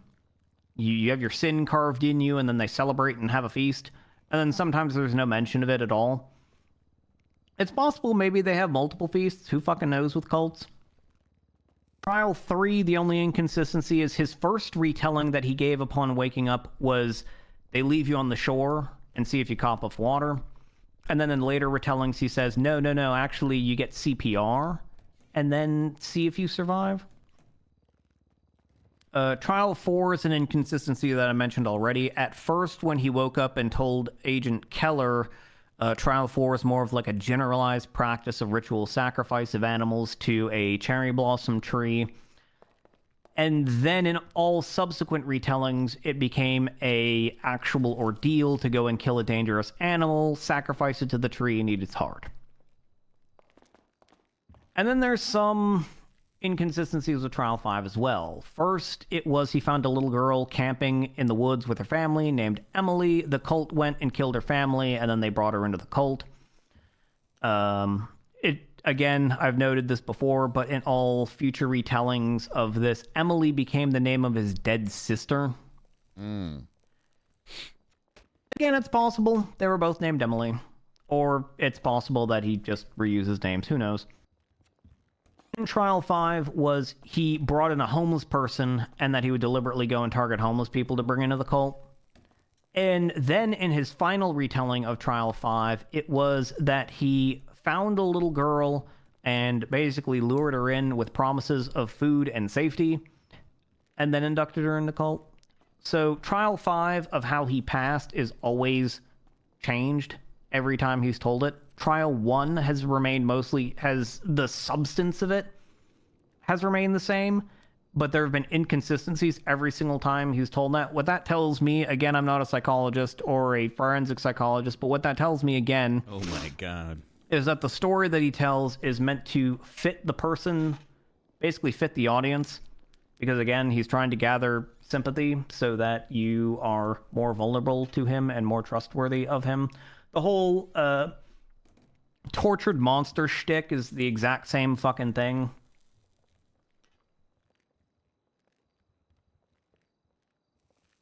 Now I want to note similarities between the victim. Saying she's not a monster and putting her hand down his Proud chest. of this one because this is something that the detective may have caught on, but if she didn't actually write it in the big debrief, but this is one I was kind of proud of. So the similarities between all 4 victims. They're all women. They're all, and not only are they all women, but aside from Lana Stewart, who is the outlier on a lot of the similarities between the victims, She wouldn't all write. of the victims She literally are people did. with shades of We red talked hair. about it. Izzy Abbott and Catherine are both redheads at the time of these incidents. Lola has pink hair. It also should be noted that Lisa, who we met on Tinder and was allegedly kidnapped by, has red hair.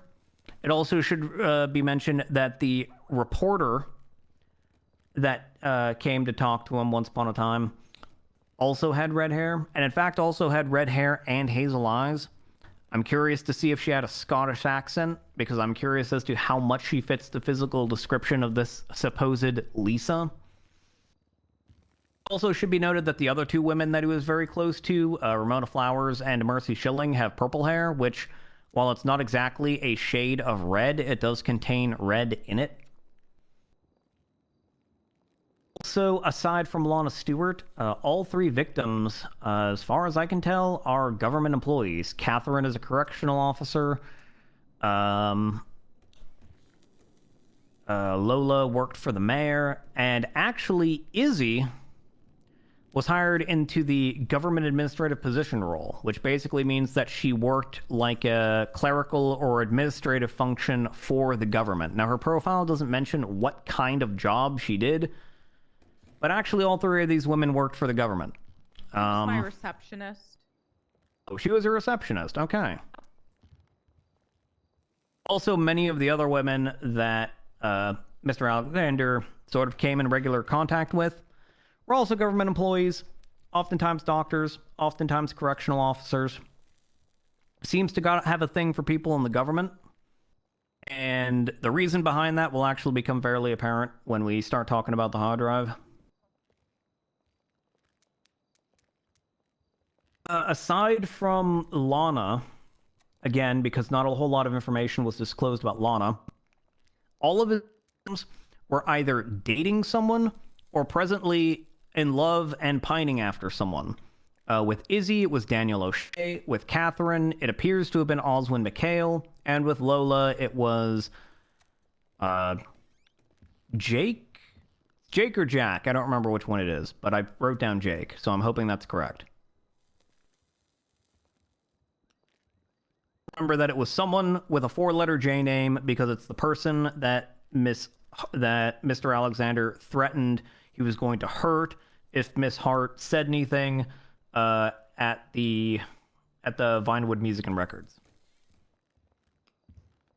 Yeah, he's just putting everybody's And business also the out there, similarities absolutely. is that the last person to reach out to them before they had disappeared was either Mr. Alexander himself or a Mr. Alex from a burner phone whose text messages ended up on that hard drive. The only exception to this one is, once again, Lana Stewart, who was also contacted by Garen Lupo.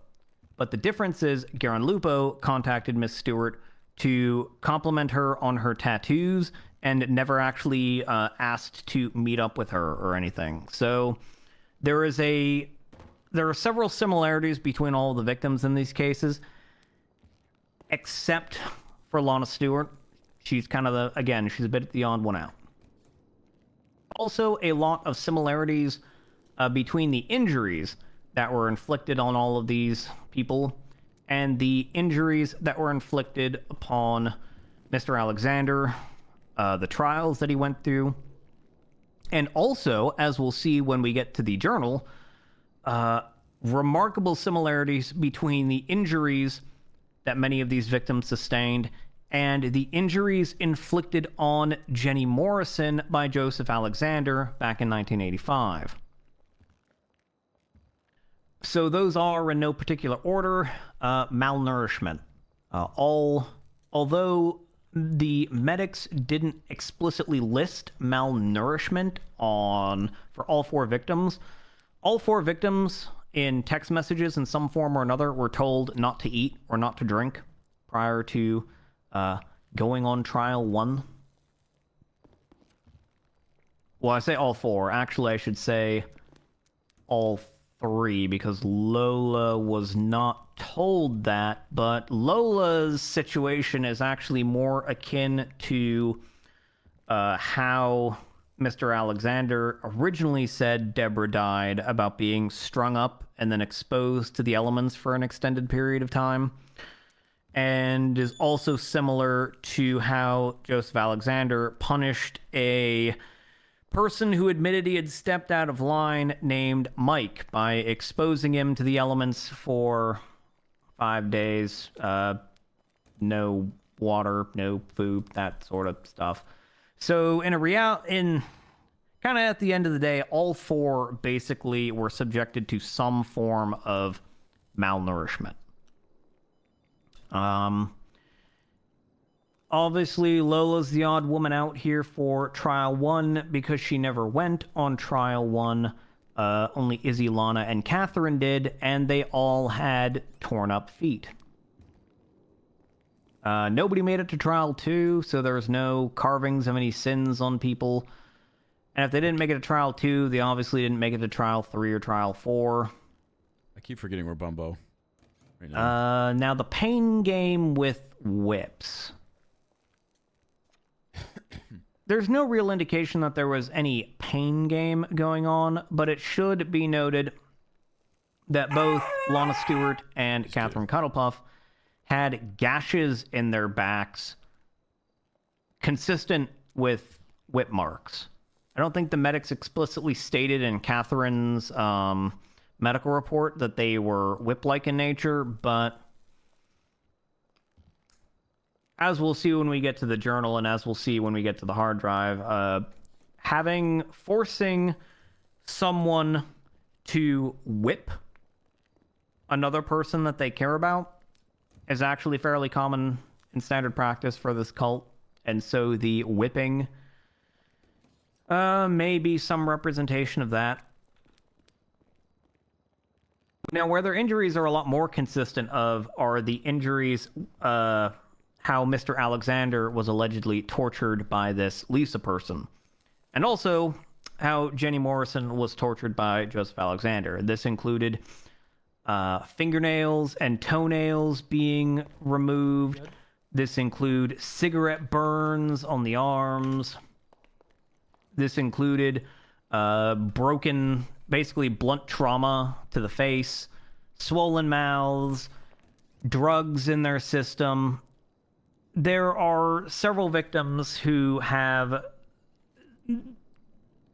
There isn't really a victim that has all of these markings, aside from Catherine, who basically received the shit end of the stick, it appears, because she has essentially every injury under the sun here. Lana also received a staggering number of these injuries. Really, the only similarity there with Lola is with regarding the drugs in her system. Both Catherine and Lola both had drugs in their system.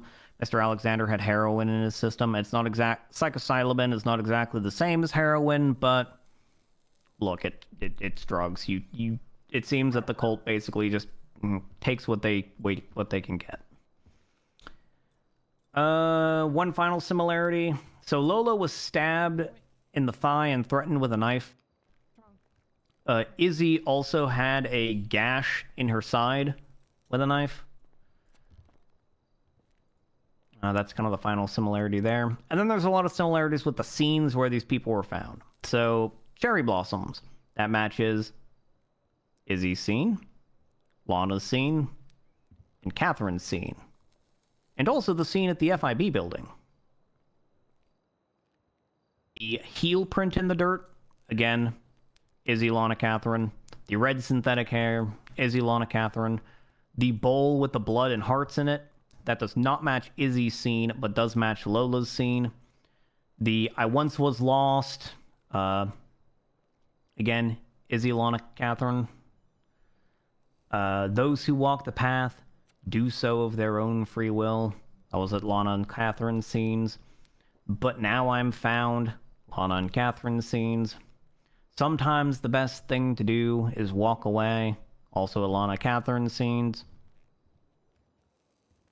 So, needless to say, there's a lot of fucking similarities between not just the injuries that these people sustained, but also the scenes in which these people were injured in.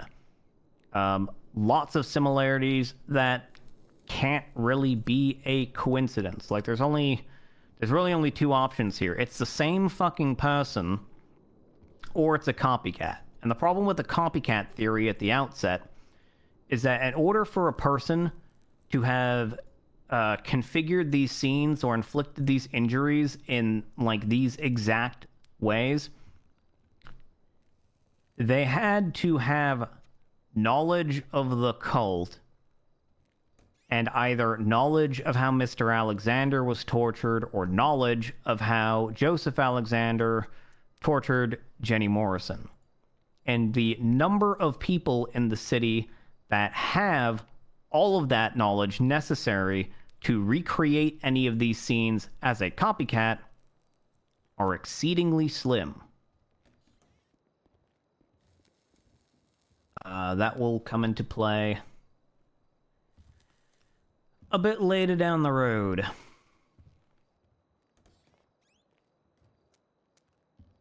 I need another fucking cigarette. When are we at? Honestly impressive. This has been going on for so long.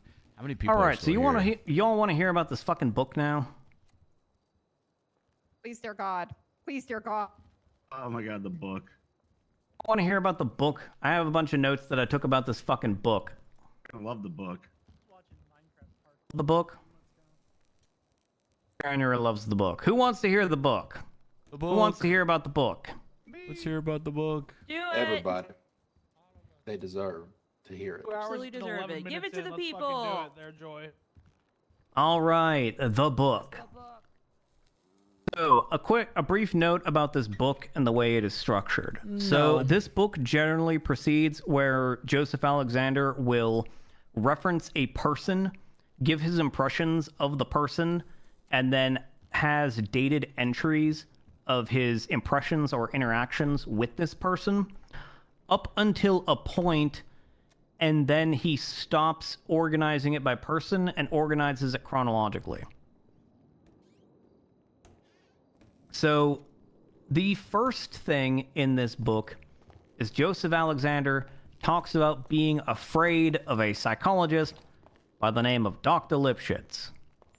Now, some of us who have been around for a while might remember that Dr. Sylvia Lipschitz was actually a psychologist here in the city, and was also a psychologist back in 1985. Very likely that the Sylvia Lipschitz mentioned in this book is the same Sylvia Lipschitz that used to be here. Joseph mentions that he's afraid of Dr. Lipschitz because he right through him. He references some phase 2 of a plan and talks about cultivating a flock. For his dated entries, the first one is on June 16th, 1985. This is his first talk with Dr. Lipschitz. She examines him about how he became a psychologist in such a rural area. Joseph diverted the topic to talking about heroes and villains, then diverted again to talk about Dr. Lipschitz. The scant few of us who have read Dr. Hayabusa's notes about Mr. Alexander here may think this is a little familiar. Moving on, the 26th of June, 1985. The second talk with Dr. Lipschitz. I think Dr. Lipschitz may have been playing a little bit with this one because apparently she opened up this conversation immediately by talking about sociopaths and psychopaths. She came to that line of conversation. Then he made some weird comments about like planting seeds in people's minds. And then he mentions that he lied and said that his family died in a fire instead of being murdered.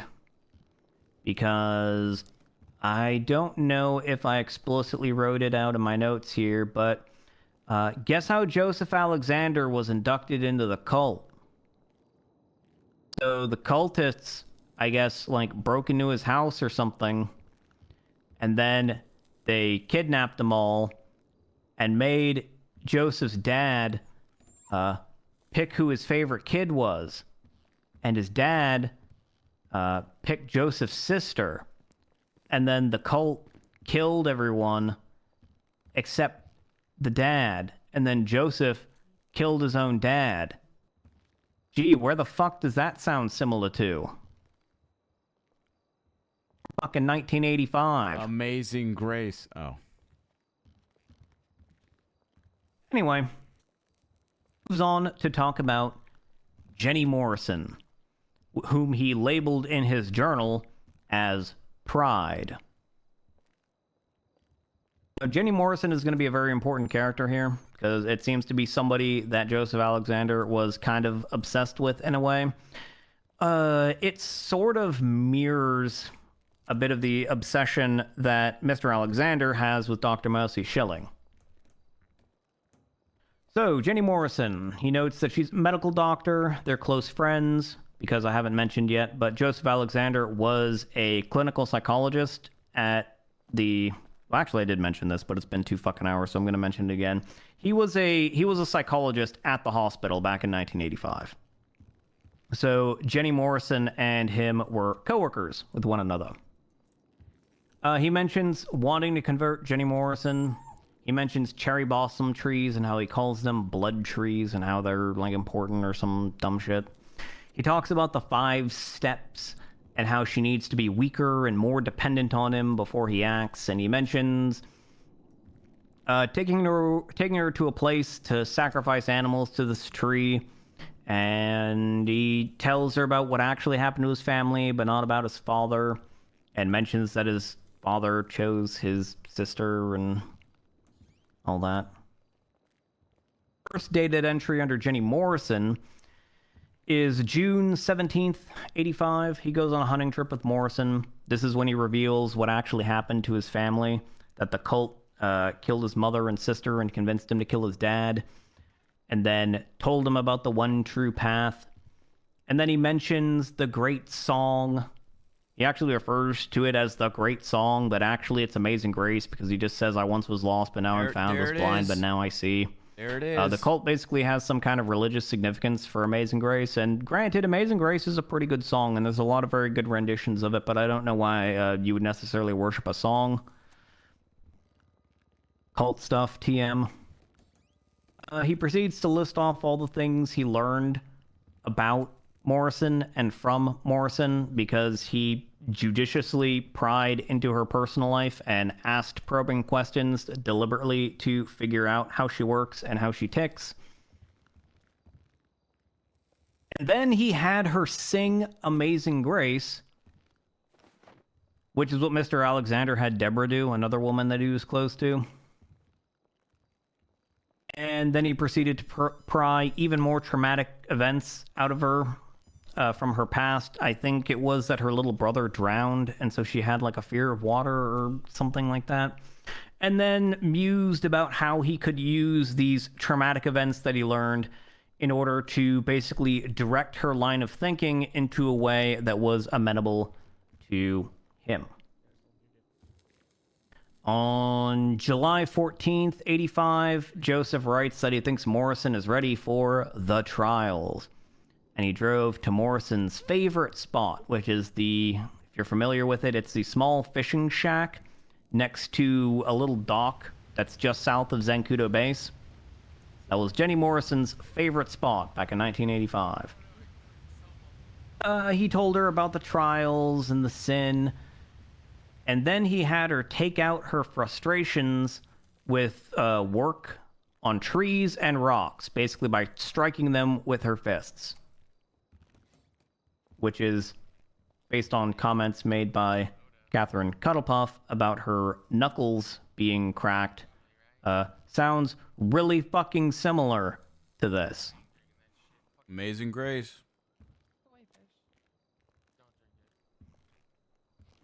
Next, August 5th, 85. They talk about religion. They talk about Morrison's new home. They talk about family. He talks about some voices he hears. They discuss the 7 deadly sins. He convinces Morrison to agree that her sin is pride. And then he goes over the trials in more detail. Next entry, following day, the 6th, Morrison tells Joseph that she wants to do the first trial. And so Joseph says, great, don't eat from now until the trial ends. And then the 7th, he notes that Morrison looks very rough, and so he decides to take pity on her by telling her that she can eat 1 ice cube and 1/4 of a lemon every 4 hours until the trial starts. It appears that Joseph Alexander put Jenny Morrison on the runaway model circa year 2000 diet. Anyway, next, Joseph talks about a man by the name of Freddie Monk and how he was so proud that Freddie Monk turned his life around from being a drug addict to becoming a family man, and how close he was a friend with him, and lamented about how Freddie Monk died. Apparently due to a completely unrelated incident to this cult. I guess it's just a past friend of his that he's just so sad died. Which, you know, fair, understandable. Then he talks about Ruby Montgomery, who was the director of the Pillbrox Medical Group, which was the medical authority back in 1985, as far as I can tell. Ruby had a lot of problems at work. Also mentions the deputy director, Francesca Rooney, had mentioned to him that a former patient of his went missing on the 13th of June and then turned up at the lighthouse with busted up feet and really intoxicated. The lighthouse? And it was later revealed that this was Dr. Montgomery. So this is sort of just foreshadowing, I guess, the data entries that come later. He made Dr. Montgomery go on the trials. On the 21st of June, he mentions that Dr. Montgomery loves torturing herself and lists out all of the sordid characteristics and personal drama between Dr. Montgomery and other members of the hospital medical group, and talks about how he can use all of this to his advantage to get her into his flock, and giddily goes over all the things that he's going to do to her and all that weird creep shit. Following day, the 22nd, he talks with her about trials, religion, the 7 deadly sins, etc., because Joseph Alexander, I guess, to his credit, appears to have freely talked about all of the trials up front with everyone who he would force through them. He wouldn't try to... I mean, obviously, he still tried to manipulate them into doing it, but to the one singular point that I can find to his credit is he laid out everything to everyone up front.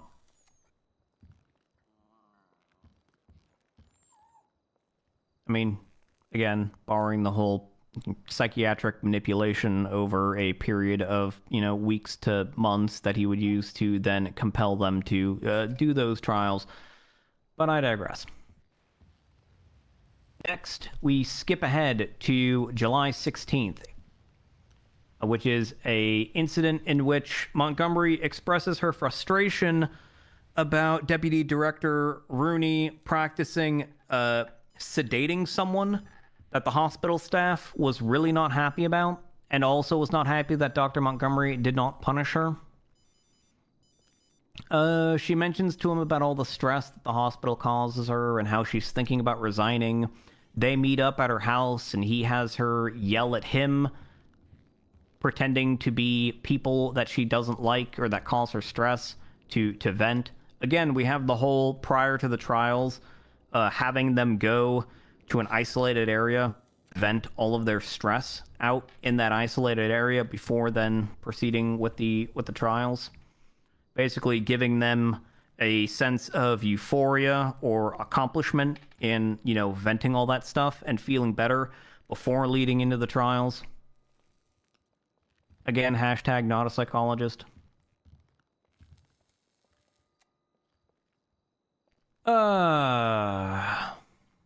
Afterwards, they mention that he mentions that he needs to get the mayor, Daniel Marino, to break off things with Dr. Montgomery, because I guess Dr. Montgomery is seeing the mayor of Los Santos.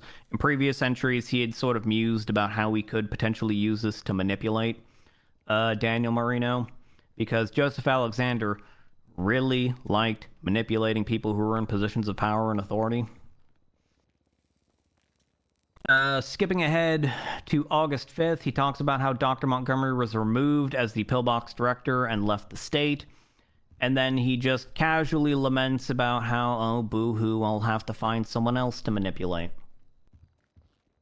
Joseph briefly talks about Brett Madden next and how he needs to be careful around her because this woman, I guess, just walked up to him one day and just stated to his face that he was evil. Good on her, because she was right. He muses about next to Dr. Lipschitz. She is probably the second most likely person to discover what he is and what he's doing. The numbered entry here is one on August 7th, in which he talks about how her mother became very sick and she had to leave the state. And then, after hearing that, like the sane, rational person he is, decided this was the perfect time to muse about how her husband is still in a coma in the hospital and how he could potentially inflict pain and torture upon her husband in order to coerce her to come back to the state. Fun guy. This is the part where the entries break on being directed at specific people and become chronological in nature. Here he talks about how he had to go home, referring to back to Canada, because 4 of his children were misbehaving. And he talks specifically about a child in particular named Jessica, and how he was so proud of Jessica because she stabbed her brother to death without even being prompted and completed all the trials easier than others. But mentions that she had strayed along with a child named Joe, one named Rob. We haven't even played Bumbo at and all. one We've named just been Emily. watching this court case. We got Emily back. Look at that. He talks a lot with a man whom he calls Jacob, that he refers to as the head of his collection, and also casually mentions that Jacob was the one who recruited him, Joseph, into the cult. So, no, the assertion that the cult got all fucked up when Joseph came around was not actually true, because there's a man by the name of Jacob who did the exact same shit to Joseph. And I'm going to go out on a limb and guess there was probably a guy that did the exact same shit to Jacob to get him in the cult. Basically, as punishment for misbehaving, Joseph, kind soul that he is, forced Jessica to blast Rob point blank at close range in the back with a shotgun, killing him instantly. Then, because that wasn't enough, Joseph Alexander had Jessica shackle Joe and Emily to a tree and had Jessica beat them with a whip on their back. Oh my gosh, so for many whips. multiple hours. So many whips. At this point, some other random fucking guy in the crowd just stepped forward named Mark and mentioned, "Oh, yes, I've strayed from the path too." He didn't just shut his fucking mouth, but he basically stepped forward and was like, "Please, sir, please, I want to be whipped too. I've strayed from the path. Give me some of that." Hashtag just cult things. Anyway, Mark is the guy that was then strapped to a pole and exposed to the elements for 5 days with no food or water. The cult apparently sang Amazing Grace around him as they were There it is strapping him up, again. and then they sang the song again when they took him down. There it is again.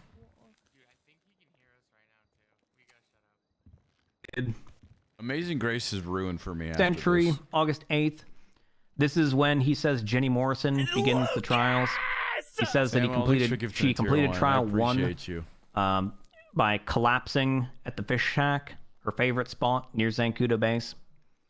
Then August 11th, this is like a, I guess, kind of a segue. He talks about how a coworker of his named Artie had been attacked, Dude, was in the right, ICU, Chris? and had What his the arm severed man. off. And he had gone to the crime scene to see where it happened, and whilst at the crime scene, I guess Jenny Morrison told him that something happened at his camp. So then he went to his camp and found out that, I guess, someone tried to burn down his cherry blossom trees with gasoline. And so he got really, really pissed off, swore vengeance, took one of the burnt branches of the trees, taped it to a wall somewhere, and then said he, like, fantasized about, like, I don't know, like killing and eating the guy or some like weird shit. I don't fucking know. Anyway, after all this was done, he asked Jenny about the second trial, and she said she would do it later. And that made him really, really mad that she didn't want to do the trial right away. So he then talked about how he needs to inflict pain on her and calls her his daughter, like a creeper. Much like Miss Hart, or Amante Hart, testified that Mr. Alexander called her his daughter, like a creeper.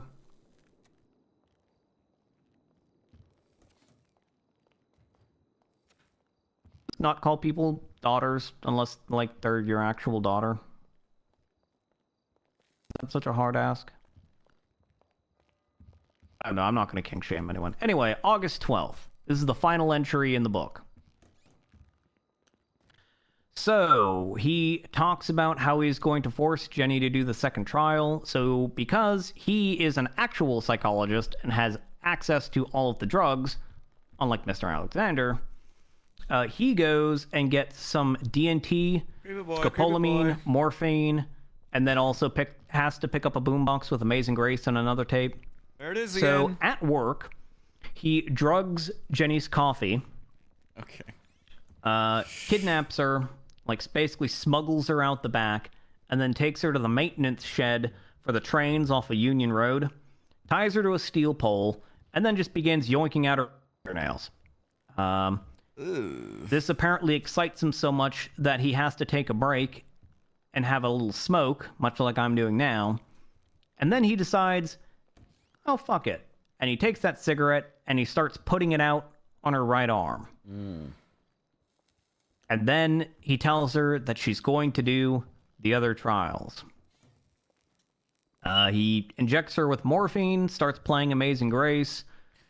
Then he moves her from the train yard to up in the hills, chains the music to the Boots, Boots, Boots song, gives her a picture of her boyfriend, and then proceeds to start carving the word pride into her. Ally. And apparently she was just so happy about this and was pleading for him to do more. Oh He says what the Jake fuck, dude? was the one who did this. Or no. Montgomery's boyfriend was Daniel Marino. Her boyfriend is Jake. Sorry. So he says Jake is the one who did this. Basically, it's the reprogramming shit. He reprogrammed her. Then he gives her a deer heart, has her drink more DMT-laced coffee, changes it back to Amazing Grace. And then he left and went to the hospital to see if anybody had found out that he had kidnapped her from the hospital, and then began patrolling the highway to see if the police or anyone else was going to go and come and get her. And that's where the journal entry ends. This is the book that has been referenced throughout this. Those are all of the entries that are in that book. So, those of you who have been paying attention, there are, a few similarities between Joseph Alexander and our defendant, Mr. Alexander. Their family was killed by the cult. They were goaded into killing their own father. They both come from Alberta, Canada.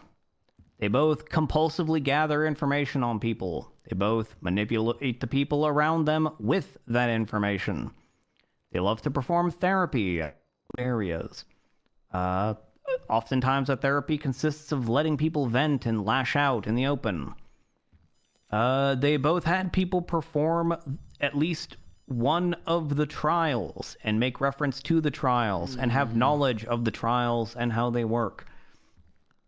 The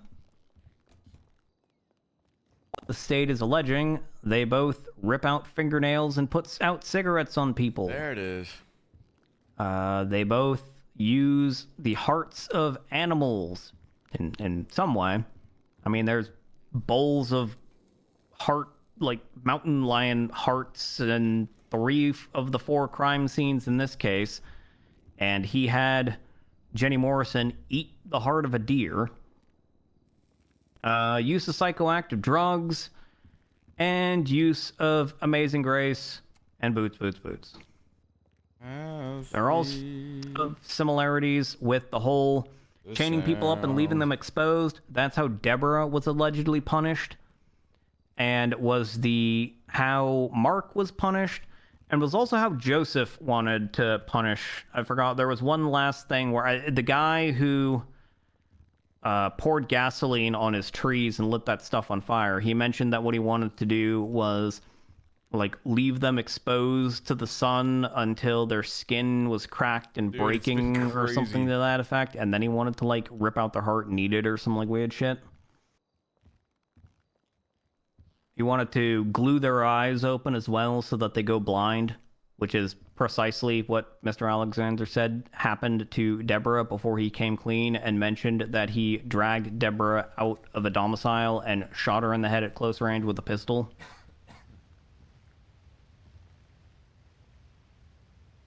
So then we get to a little bit of a profile for Mr. Alexander. So, why is Mr. Alexander a fitting suspect for these crimes?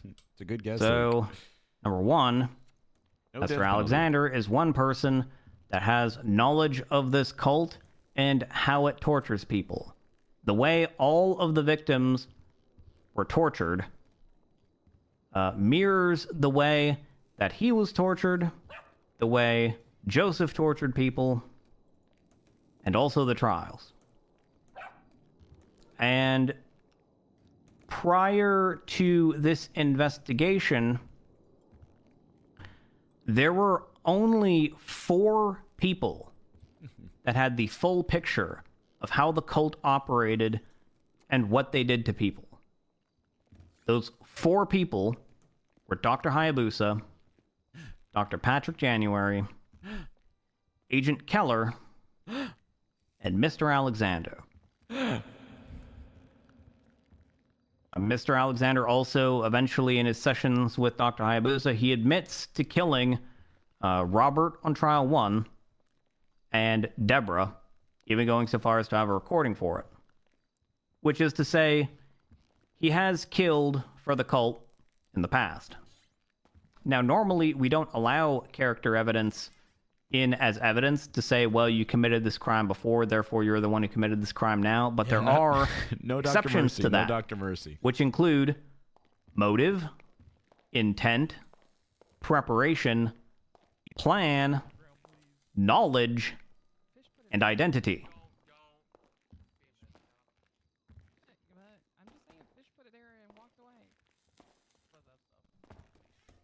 Moving on.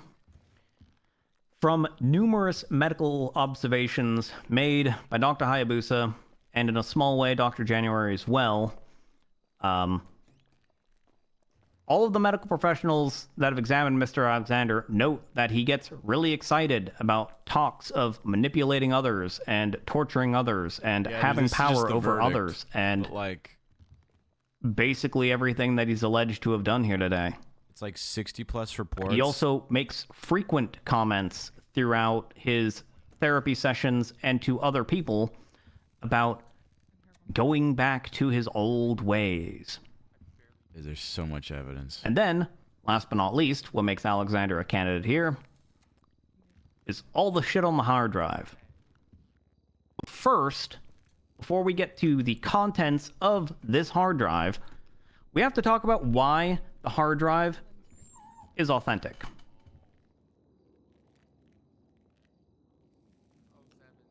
And there's a couple reasons why this hard drive that was found beneath that tree at Parsons on July 15th is authentic, probably beyond a reasonable doubt. Not even probably beyond a reasonable doubt, but authentic beyond a reasonable doubt.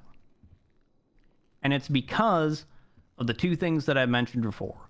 Remember that those audio recordings of Deborah singing Amazing Grace and the audio recording of Mr. Alexander dragging Deborah out of a domicile and shooting her in the back of the head, close range with a pistol? Mr. Alexander was the one who made those audio recordings. He was in the sole possession and control of those two audio recordings. Now, over the course of this investigation, he provided those audio recordings to Dr. Hayabusa. Notably, Dr. Hayabusa in session... what was it? I think session 5 did not actually put the audio recording that she was sent via text in the report. So even after that report was shared with other people, they would not have had access to that audio recording. Now, the audio recording of Deborah was actually included in the report of session number 8 that was then shared with Katie St. Clair and Veronica Wilson. So there are 4 people who have access to that recording. But there's only 2 people that have access to the second recording. And now it's possible that that recording may have been shared around, but as far as the facts and evidence that have been presented to me, I have nothing to conclude that anyone other than Mr. Alexander and Dr. Hayabusa has the recording of Deborah singing Amazing Grace. There it and is. Both of those 2 recordings were on that hard drive. So that means whoever put all of the stuff on that hard drive necessarily had to have access to both of those recordings that were made by Stephen Alexander, because there is no one else who could have made those recordings. Presuming, of course, that those recordings are, in fact, of Deborah. Next, whoever put the text, because if you remember, there was the text messages between Izzy Abbott and the burner phone that were taken from the perspective of whoever had the burner phone in that hard drive. So whoever had to have whoever put the stuff on the hard drive not only had to have access to those 2 recordings, they also had to have access to the burner phone that was used to contact Izzy and Lana. Izzy Abbott's phone was on her person when she died and when she was placed in the morgue. So on top of the text messages not being viewed from her phone based on the way the text messages were structured, it couldn't have come from her phone anyway. So it's not a situation where someone took Izzy Abbott, got the text messages off of her phone, and then put them on the hard drive. They came from the burner phone. Also, we know these text messages are authentic because a phone subpoena of that burner phone produced those text messages as well, meaning those text messages were in fact sent between that burner phone, Lana Stewart, and Izzy Adams. So we're at 2 criteria that have to be met for who could have put that stuff on that hard drive.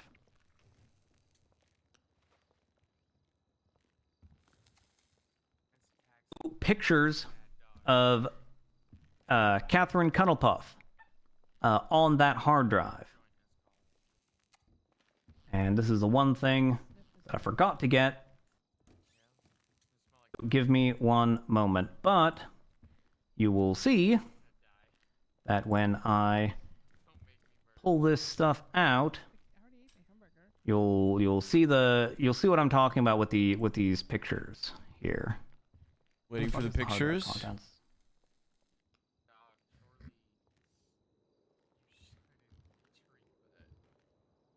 Suspense. 21249.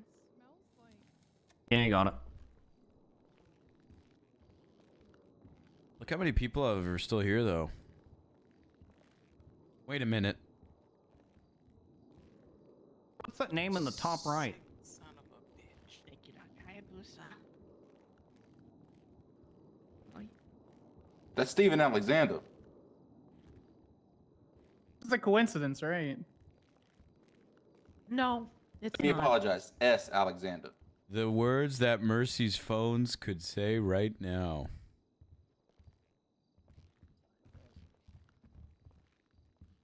Oh, is it a coincidence, Joy? Well, do You we know? sick son Do we of know a who that bitch. is in the picture? Where's that location at? What's that say in the bottom right? Kudo Baranka Great Chaparral. Well, hold on. Do we know that? I mean, that's just a person in a photo. How? Pictures. Oh my gosh. Oh. Well, you know, maybe it was just someone else that was just dressed exactly how Catherine was found, I don't and think this is the has same person. Catherine's red hair. This isn't the same and person. also was at the place where she pinged Mr. Alexander to, and Him the whole time. no. Remember back to that one therapy session, Dr. Hayabusa had mentioned that she had given him a PD camera, which produces, you know, like right here, it says Tyler Hayabusa. You see that? So that means the person who was holding this camera that took all these, you know, wonderful pictures. Oh, that one actually doesn't have it on there. Look at that. But that does appear to be Catherine laying there by the beach. Oh yeah, remember that time when she said "Ocean so pretty" to Oswin McHale? Is that the ocean?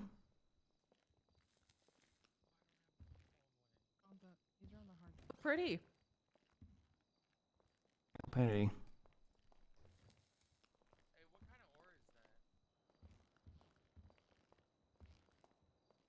Looks like What? the ocean, Joy.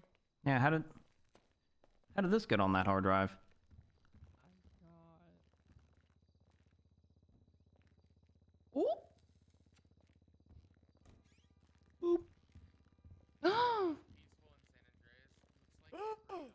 Oh, how did that get on that hard drive? Hey, is that Catherine over there?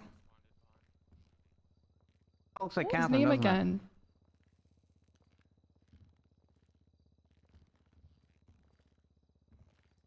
Hey, and here's something else that's kind of funny. What about what about this one? What about this one? Oh, look, it's the Cuddlepuff text that was sent from Catherine Cuddlepuff's phone.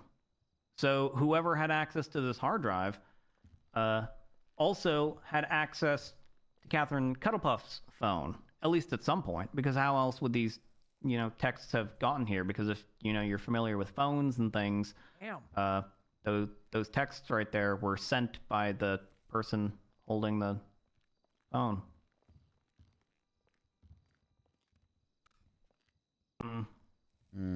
Easy. Those are edited. So Zancuda Barranca Great Chaparral was also the place where Catherine Cuddlepuff's car, the Emperor Beater, was found with pink synthetic hair in it. The audio recordings, the transcripts of which I will go over immediately after this, are also, they sound like Mr. Alexander. And also this hard drive was labeled with Mr. Alexander's name. So, well, these could potentially all be doctored. This could just all be doctored evidence. You know, AI is pretty good these days. Maybe somebody fed an AI a bunch of audio clips from Mr. Alexander so that it learned his manner and pitch and tone of speaking, and then they had the AI read off a bunch of like crazy fucked up stuff and then put it on here. And maybe the photo of Cuddlepuff with S. Alexander in the top right, taken at the exact place where Catherine Cuddlepuff pinged Mr. Alexander 6 times based on the phone subpoena, and also where her Emperor beater was found. Maybe that was all doctored as well. But what can't be doctored is those 2 audio recordings that were only in the possession of Mr. Alexander and Dr. Hayabusa. So there are only 2 people who could have made this hard drive. Either option A, Stephen Alexander put all of this shit on this hard drive and recorded all of these audio recordings, so on and so forth. Option 2 is Dr. Hayabusa deliberately fabricated all of this evidence in an attempt to frame Mr. Alexander. Oh my Y'all, God. right now, I ain't got enough time to be doing all that.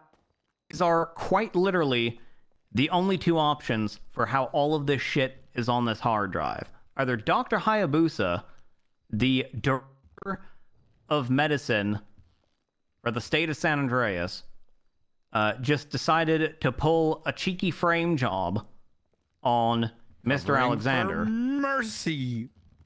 And is skilled with photo manipulation, is skilled with audio doctoring, and a myriad of other things, had access to the burner phone, which, spoiler alert, in one of the journals, Mr. Alexander admits to having that burner phone and talks at length about how he was hiding it and where he was hiding it, and et cetera, et cetera. But I digress. The only other option, if we are not willing to believe that Dr. Hayabusa, director of medicine, is attempting to frame Mr. Alexander for the death of Izzy Abbott and the long-term torture of Lana Stewart and Catherine Cuddlepuff, and I guess the kidnapping of Lola. I'm not even really sure how that one would work, considering Lola literally testified in court that it was Mr. Alexander that came and took her from her place of business and dragged her up into the hills. So I don't even know how that one can really be explained based on the contents of the hard drive. Or Mr. Alexander put all this stuff here.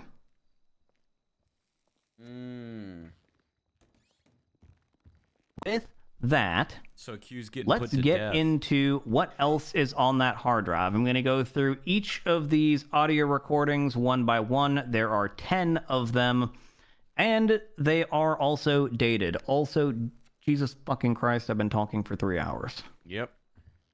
Another Sure cigarette, have. Your Honor. Honestly, it's flown by. It really I'm going to has. need another goddamn cigarette.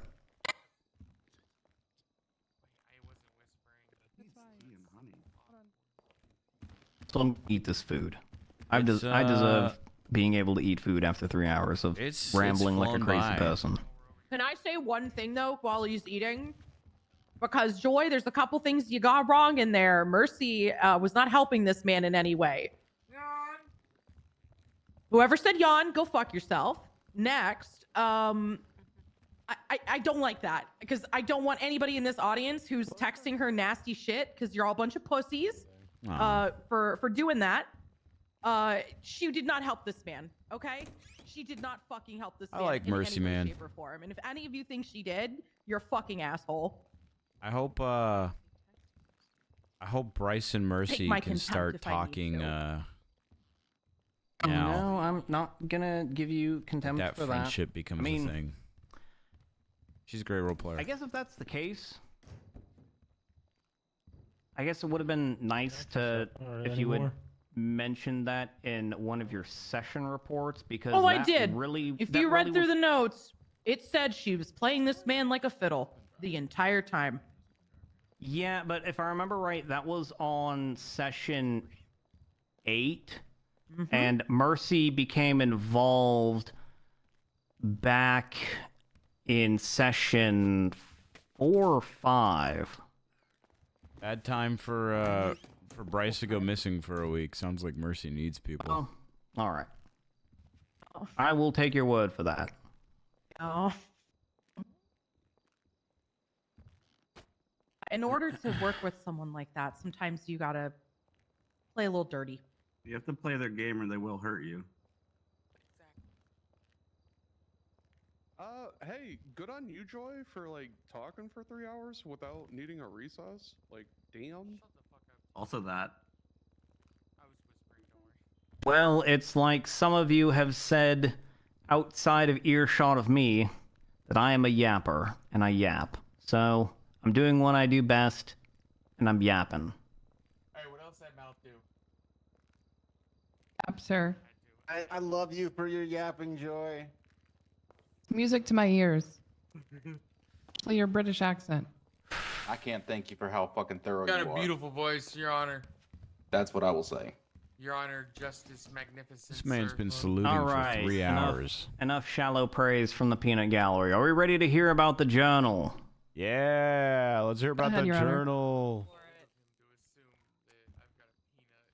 Are we ready to hear about the journal? Come on.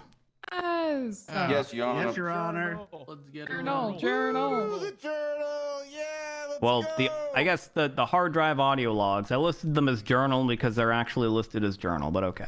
So, the first one is dated March 20th. As a reminder, and for each of these, I'm going to start with putting the journal in the timeline that I read out about whereabouts, like what happened either immediately before or immediately after.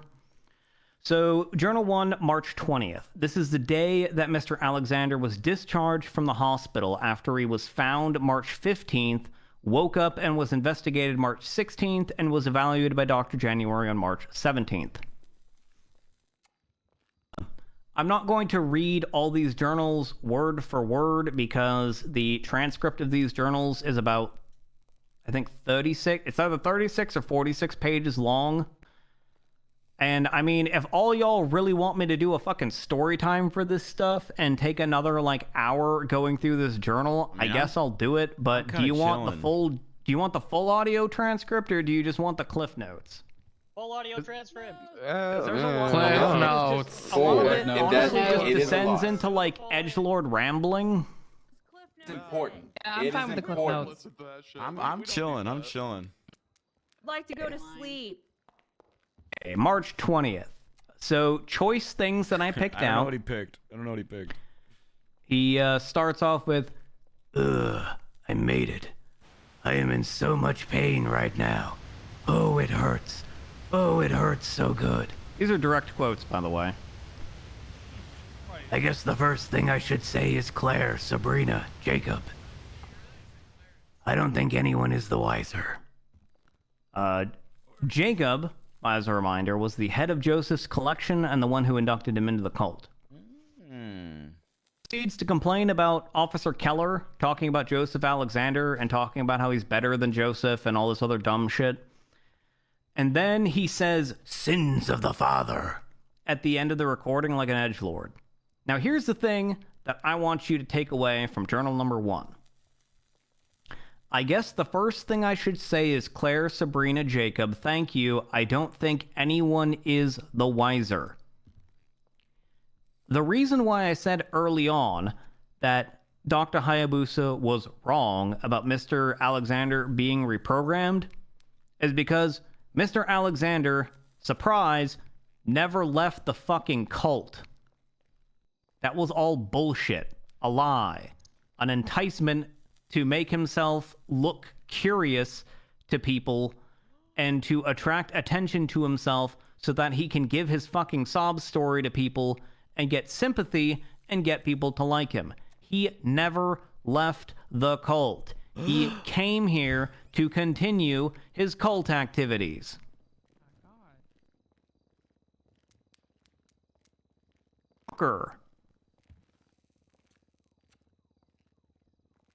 Next up, journal number 2, April 4th. He talks about... Oh, sorry. Where this is placed, this is before the police open up investigation into the cult, which happens on April 9th. And this is also before his first session with Dr. Hayabusa. It is shortly after he gets a firearm and a hunting license from the DMV. So the first thing he does, like anyone new to the city, is he complains about how hard it is to make money.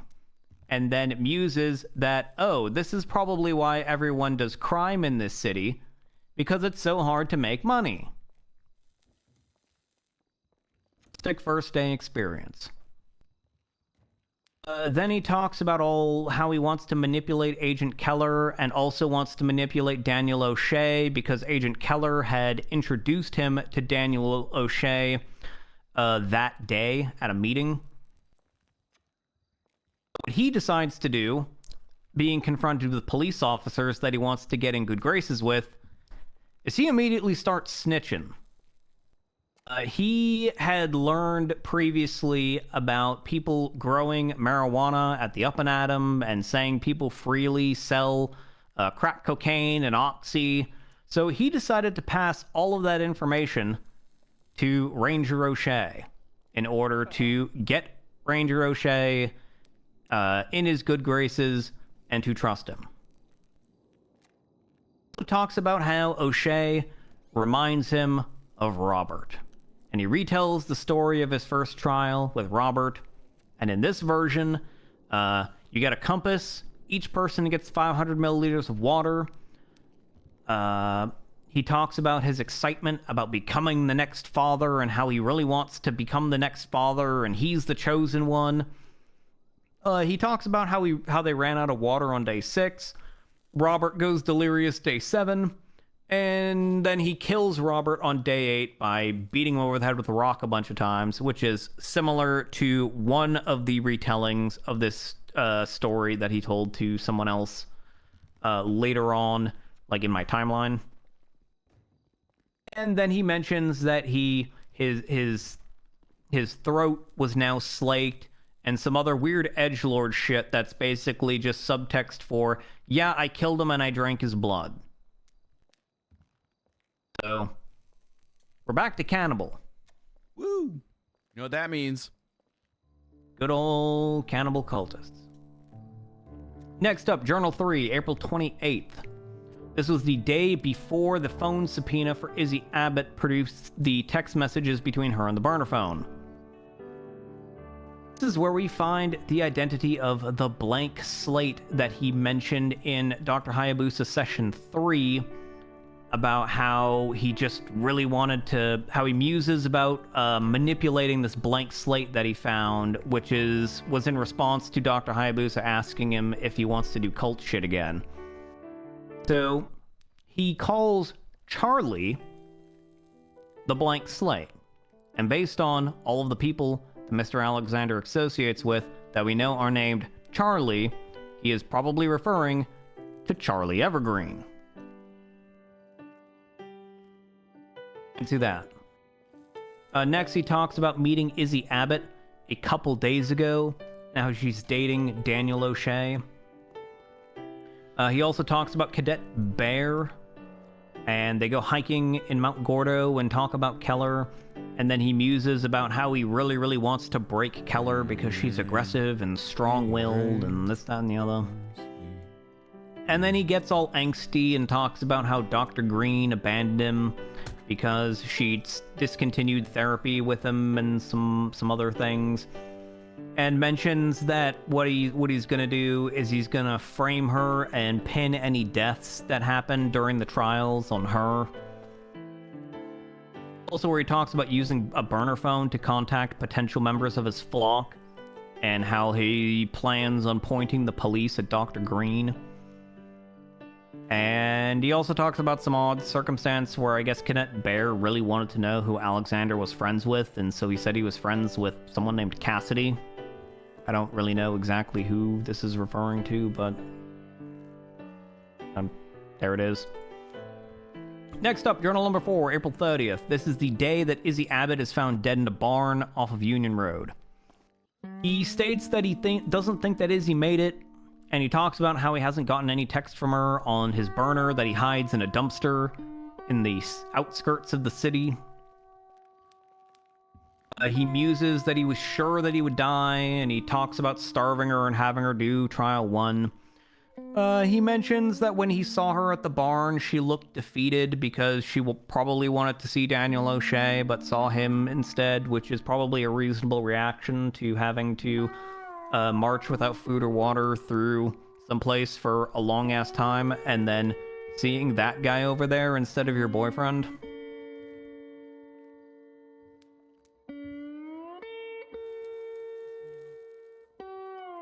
But notably what he says is that this is where he starts his journey of framing Dr. Green.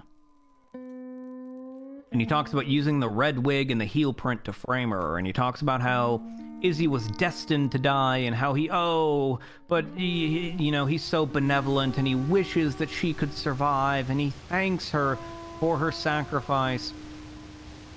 He goes on a weird rant about how if you find someone from the cult, that they dig their claws in and don't let go, so what you have to do is you have to either basically take them out back and shoot them in the head and throw them in a shallow grave, or you have to run away. I'll stop. The reason why the phrase "start his journey of framing Dr. Green" is fairly key is because he literally stated in his previous audio journal that his plan was to pin any murders or deaths that happened during those trials on Dr. Green. And so if he is starting his journey of framing Dr. Green because of Miss Abbott, that would naturally imply that he was the one who killed Abbott, because if she lived, it would be that much harder to frame Dr. Green. And this becomes more true when we get to the entries that talk about Miss Cuddlepuff. Spoiler alert, he also intended Cuddlepuff, or no, Lana. Not Cuddlepuff, Lana. The entry is about Lana. Because, spoiler alert, he actually also wanted Lana to die, but then actually changed his mind halfway through.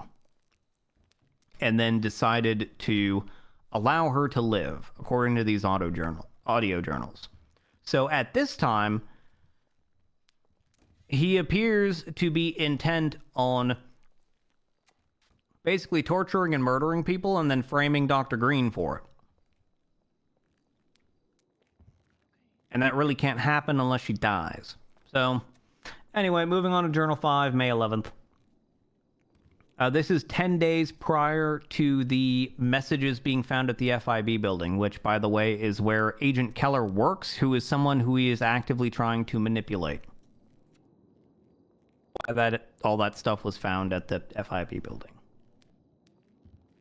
And in fact, in this journal, it becomes even more obvious as to why some of these things were done the way they were.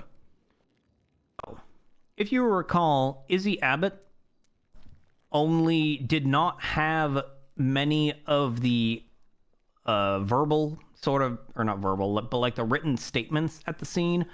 I once was lost, but now I'm found. Those who walk the path do so of their free will. Sometimes the best thing to do is to walk away, etc., etc. Izzy only had "I once was lost" and nothing else. On May 11th, this is Izzy Abbott dead, everyone else still alive. He talks about how he's angry about how Keller yelled at him for talking to Tallulah. He mentions Keller asked him about Deborah.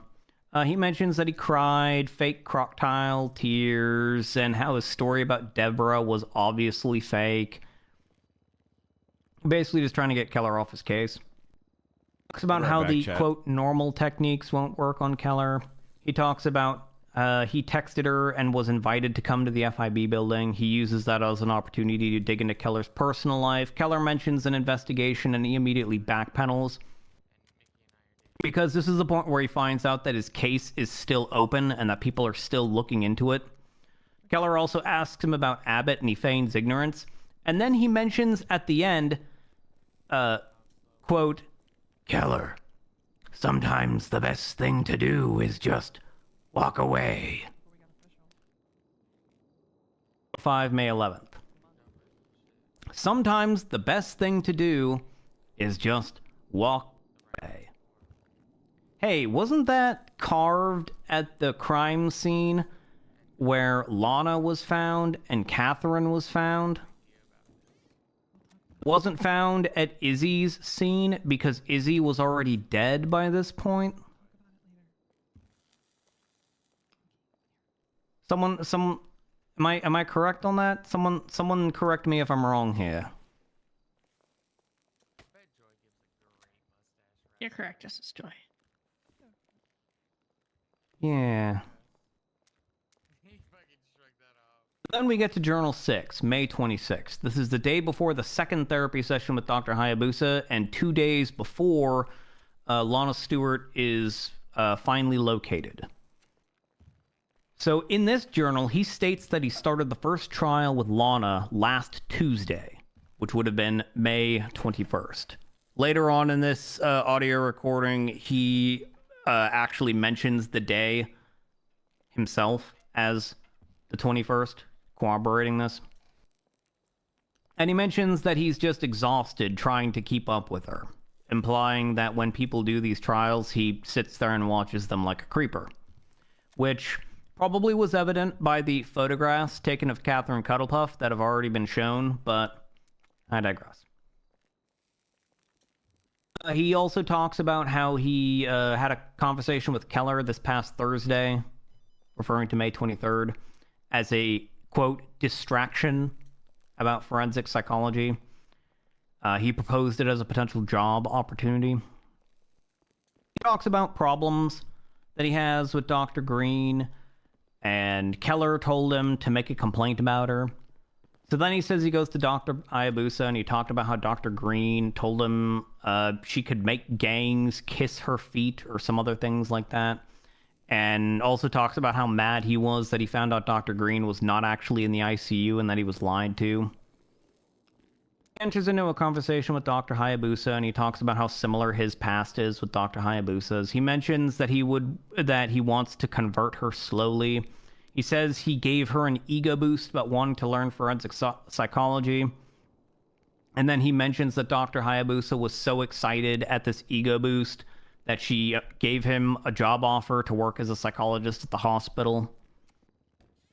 He then states that he doesn't want to take it yet because he wants to plant more doubt regarding Dr. Green and Izzy and Lana, and mentions that if he does take this job, though, that he'll have Dr. Hayabusa's blessing and the people will see him as a trustworthy person because he's working for the government, obtaining the same position, stature, and role as Joseph Alexander did when he was a psychologist.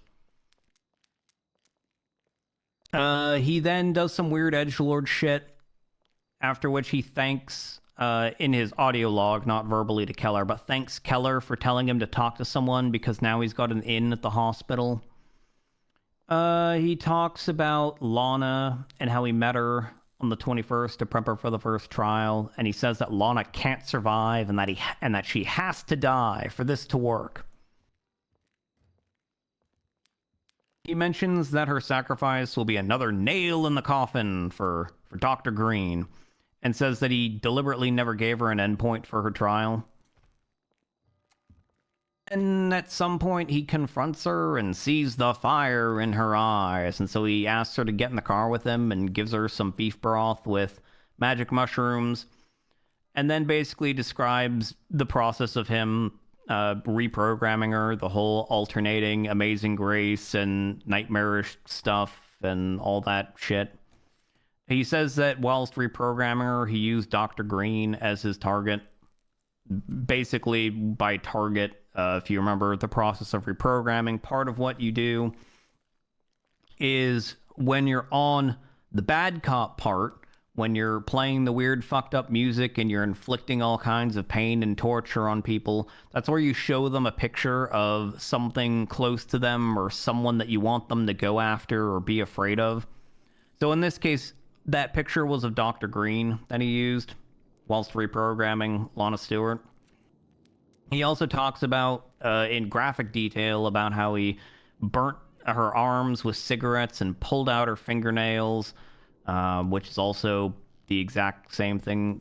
Basically, his interaction with Lana Stewart, based on this audio log, is like almost identical to what Joseph Alexander did with Jenny Morrison. Like, they are extremely similar. And then in this recording, guess what he does? He ends this recording with the phrase, "All those who walk the path do so of their own free will." Wasn't that also on the crime scene for Catherine and Lana? Huh. Mm-hmm. Then we get to Journal 7, June 4th. The day of the third therapy session with Dr. Hayabusa. He talks about how him and Dr. Hayabusa are very similar. I don't know if he knows what similar actually means, but sure. He talks about how he doesn't want to take the job at the hospital because he wants it to appear that it was the hospital's idea for him to work there so that he can slip in under the radar and do his fucked up shit. He says he was offered a job again, but he declines the job.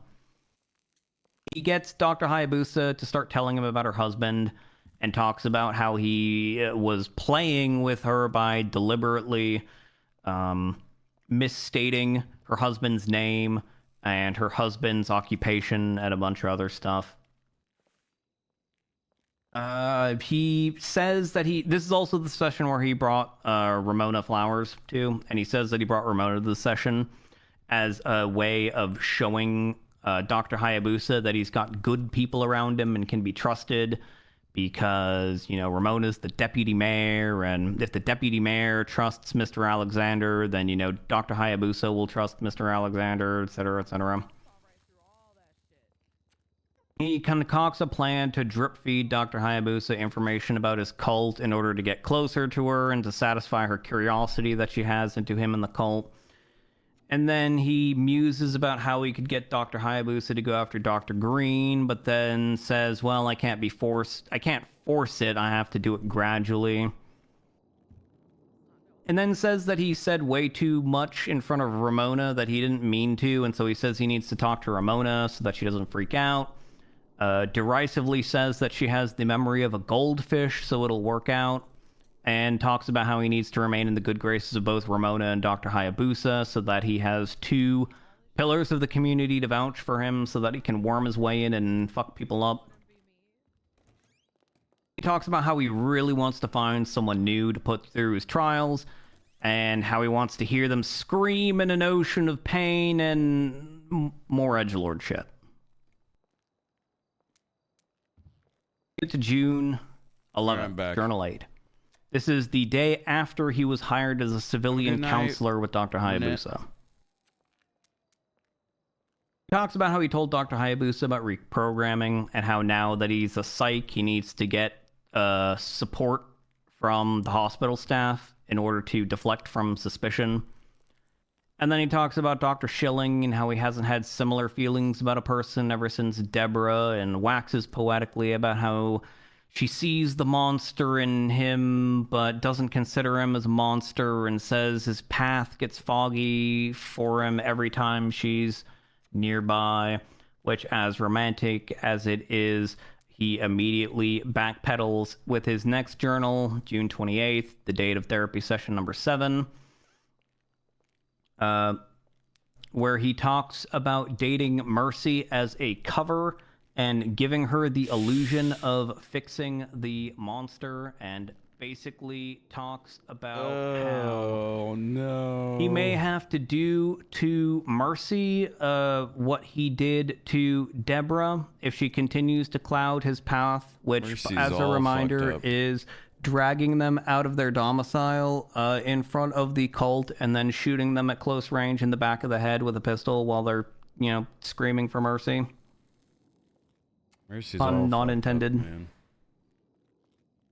Just now realized that. Anyway. Also in this recording, he talks about Daniel O'Shea again and how he's always on guard with everyone and holds people at arm's length and wonders how he ever got to dating Izzy Abbott in the first place. And then he talked about wanting to get him to react to something by, sending him pieces of Izzy Abbott and wanting to hurt and torture Daniel O'Shea's friends in order to see if he could get a rise or a reaction out of him because he thinks Daniel O'Shea is, robotic. Talks about going to the game warden about, his forensic psychology stuff and offering him his services there. He also opines about how Dr. Hayabusa has become a little more robotic, and this is the part where he mentions how he would torture Dr. Hayabusa with sensory deprivation mixed with pain shocks and all that. Oh, fuck. The final journal, which is dated July 5th. This is 3 days before the Session 8, and 4 days before Catherine Cuddlepuff is reported missing. He talks about how he felt fear for the first time about Dr. Schilling getting in some kind of trouble, and then he says he's glad that it happened because he doesn't want to fall into the same trap that Deborah tried to get him into. He talks about how Lola, I guess, told him that he feels like family to her, and he mentions that he's not going to put her on the path just yet. He starts talking derisively about Catherine Cuddlepuff and how she doesn't listen and that she's a handful and has too much energy, blah, blah, blah, and says that he's going to punish her and start her on the trials. And then how he talks about how he sent his staff to Lieutenant McNamara and talks about how he really wants to manipulate CID so that he can point them at other people beside himself. I have no idea what he means by his staff or why a civilian counselor would have staff, but that apparently happened. That's the end of the journal. Woo!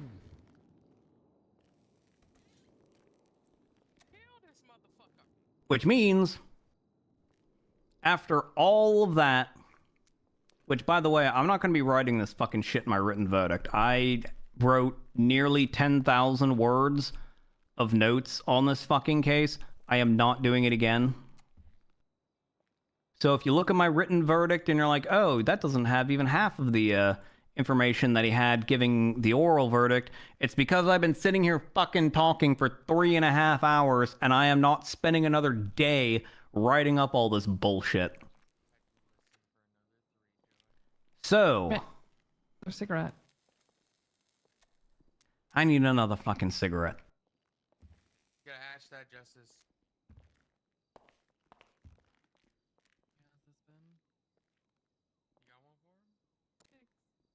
I don't know if the MDW has a character limit.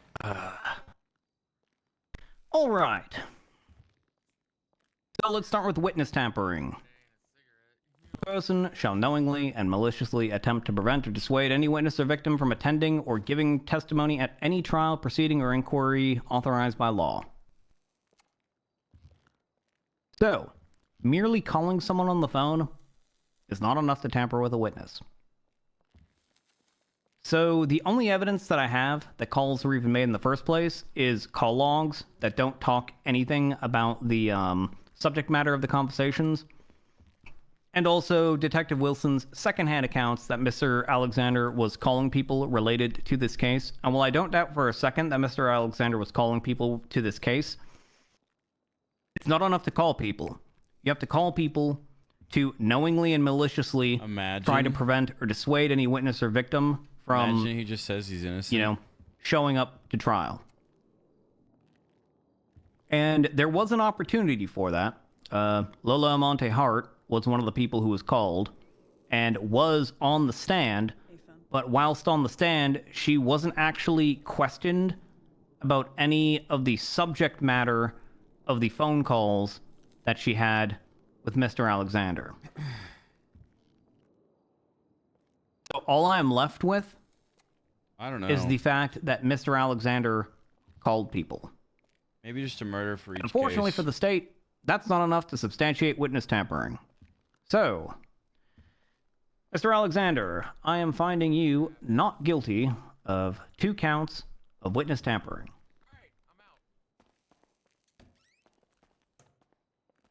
Yes, Your Honor. Next up, kidnapping. No person shall forcibly or by any other means instilling fear or deceit steal or take, hold, detain, or arrest any person of the state and transport that individual to another location within or outside the state of San Andreas. So, where we have a little hang up here is that even based on the text conversations, everyone except Lola Amonte Hart appears to have come willingly. Now, we can talk about, you know, the weeks or perhaps months of psychological manipulation beforehand that conditioned them into being susceptible to coming along. But on its face, everyone except Lola came willingly.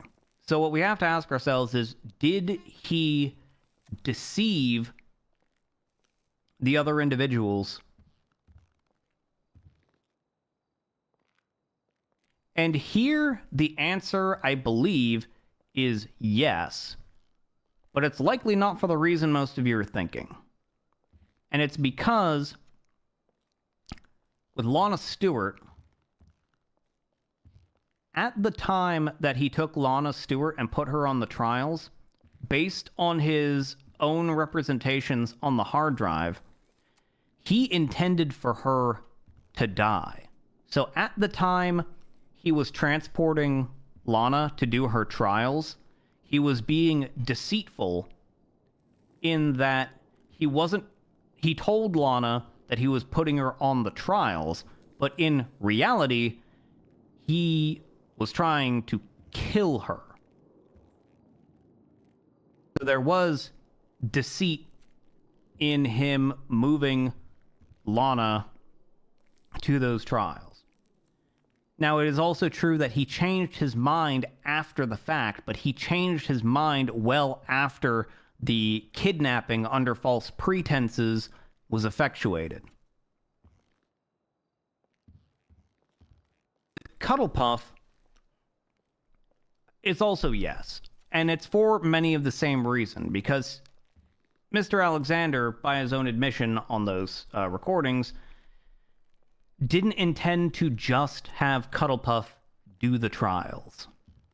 He intended to punish her because he was angry with her, and also based on other things at the crime scene, the way she reacted upon waking up, her fear of Dr. Green. It appears that she was also reprogrammed. You know, the whole psychedelics, the whole good cop, bad cop bullshit. It was also not part of the deal, because reprogramming is not part of the trials. The articulation of the 5 trials has been extremely consistent up to this point. And reprogramming is not part of that. Reprogramming is what is done on people who are unwilling to join the cult in order to break down their resistance. So, Cuddlepuff wasn't sent on the trials with the full knowledge of what was happening. She was essentially tricked into doing the trials and then bait and switched into severe physical and psychological torture that was not part of the trials. And then with Lola, I mean, Lola literally testifies herself that he came to her place of business. There's a text message 2.5 hours before her phone going dark where he says he's coming to meet her. That one's pretty self-explanatory. So, Mr. Alexander, I'm finding you guilty of 1 count of kidnapping for Lana Stewart, 1 count of kidnapping for Catherine Cuddlepuff, and 1 count of kidnapping for Lola Amonte Hart. Next up, we have the Mayhem. Mayhem Major, a charge that we used to see all the time early on, then didn't see for a long time, and now are seeing it 3 separate times.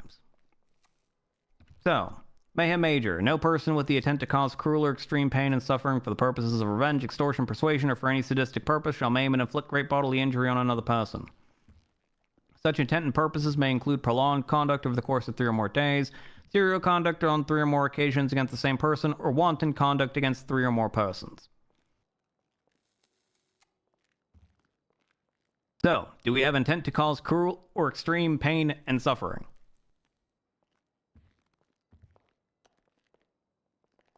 In the gallery, do we have that? Absolutely. Yes. Hell yeah. I love how like into it the entire city. Okay, yeah. The answer is yes.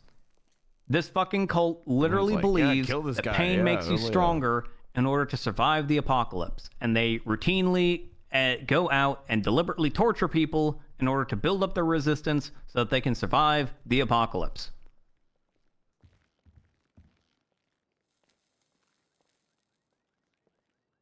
Alright. Now how about this one?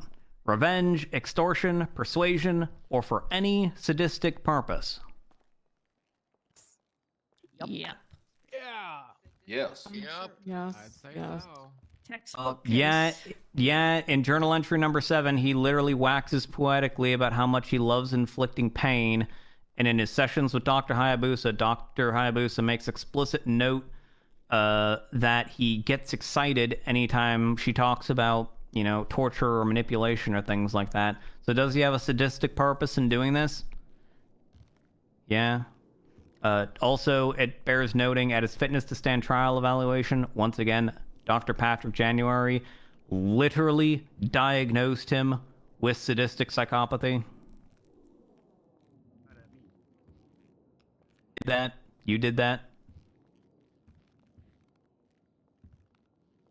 Next, maim and inflict great bodily injury. Do we have that?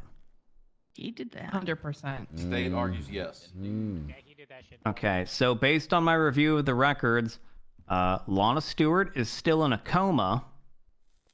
In addition to Cuddlepuff's brain being all fucked up, she also can't really walk right. And Lola over there is literally in a wheelchair.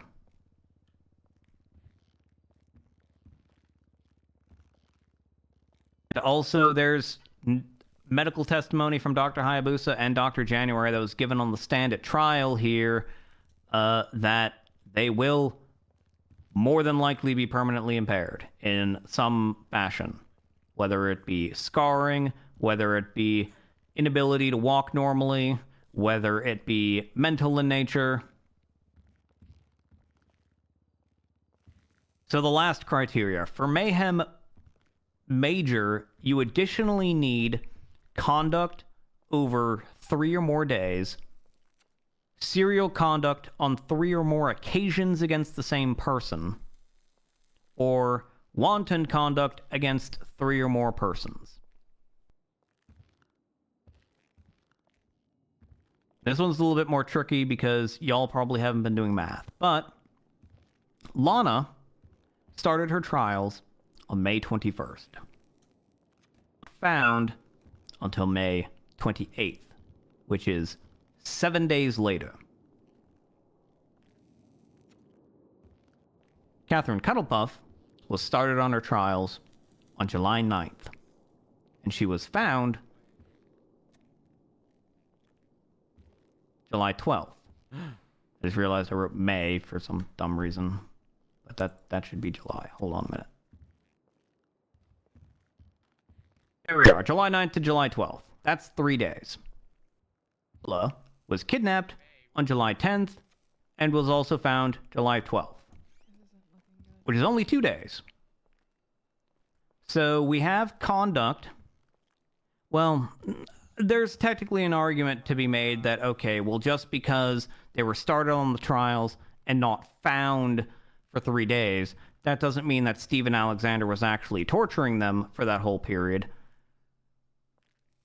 But the problem with that argument remains that if you torture someone and then you just leave them out in the middle of nowhere, exposed to the elements for multiple days, you still caused them to have that exposure, which is torturous in its own right, especially given... I mean, we've heard about how Mark was tortured. We've heard about how Deborah was apparently tortured. We've heard about how Lola Amante Hart was, what he was likely going for with the whole tree thing. So, I'm willing to say that that probably counts. Lana, we've got 7 days. That's more than 3. With Catherine, we have 3 days. That's 3. But what about Lola? We only have 2 days there, so how do we get to Lola? Well, the state argues that, well, Lola was the 3rd victim. So, wanton conduct against 3 or more persons fits for Lola. And originally, when I thought about this logically, I thought, I don't know if that argument sticks. Because it does sort of create some problems when you have people with multiple victims. Like, let's say there are 5 victims. So, can you charge someone with like 8 counts of fucking mayhem major because you just change the collection of 3 people over and over again? But after a brief conversation with some other members of the judiciary, the issue is, if 2 instances of mayhem minor can culminate in a major charge on the 3rd instance of mayhem minor, then by transitive property, why would 2 counts of major combined with 1 minor not transform that mayhem minor charge into a major charge? It's the same thing, basically. Inclined to agree there, because if that's how we're going to be, because that is how we have been treating mayhem minor. In fact, that was also the intent of how mayhem minor was to be treated, you know, building up to a mayhem major. But in this case, for separate and distinct reasons, we have mayhem major charges on 2 of the victims, and then we have a 3rd victim, which realistically is mayhem minor, but the question is can you escalate it because she's the 3rd victim? And assuming that you count that Lana and Catherine's mayhem majors are not counted for any 3 or more victim criteria for any other victims, it should feasibly stick.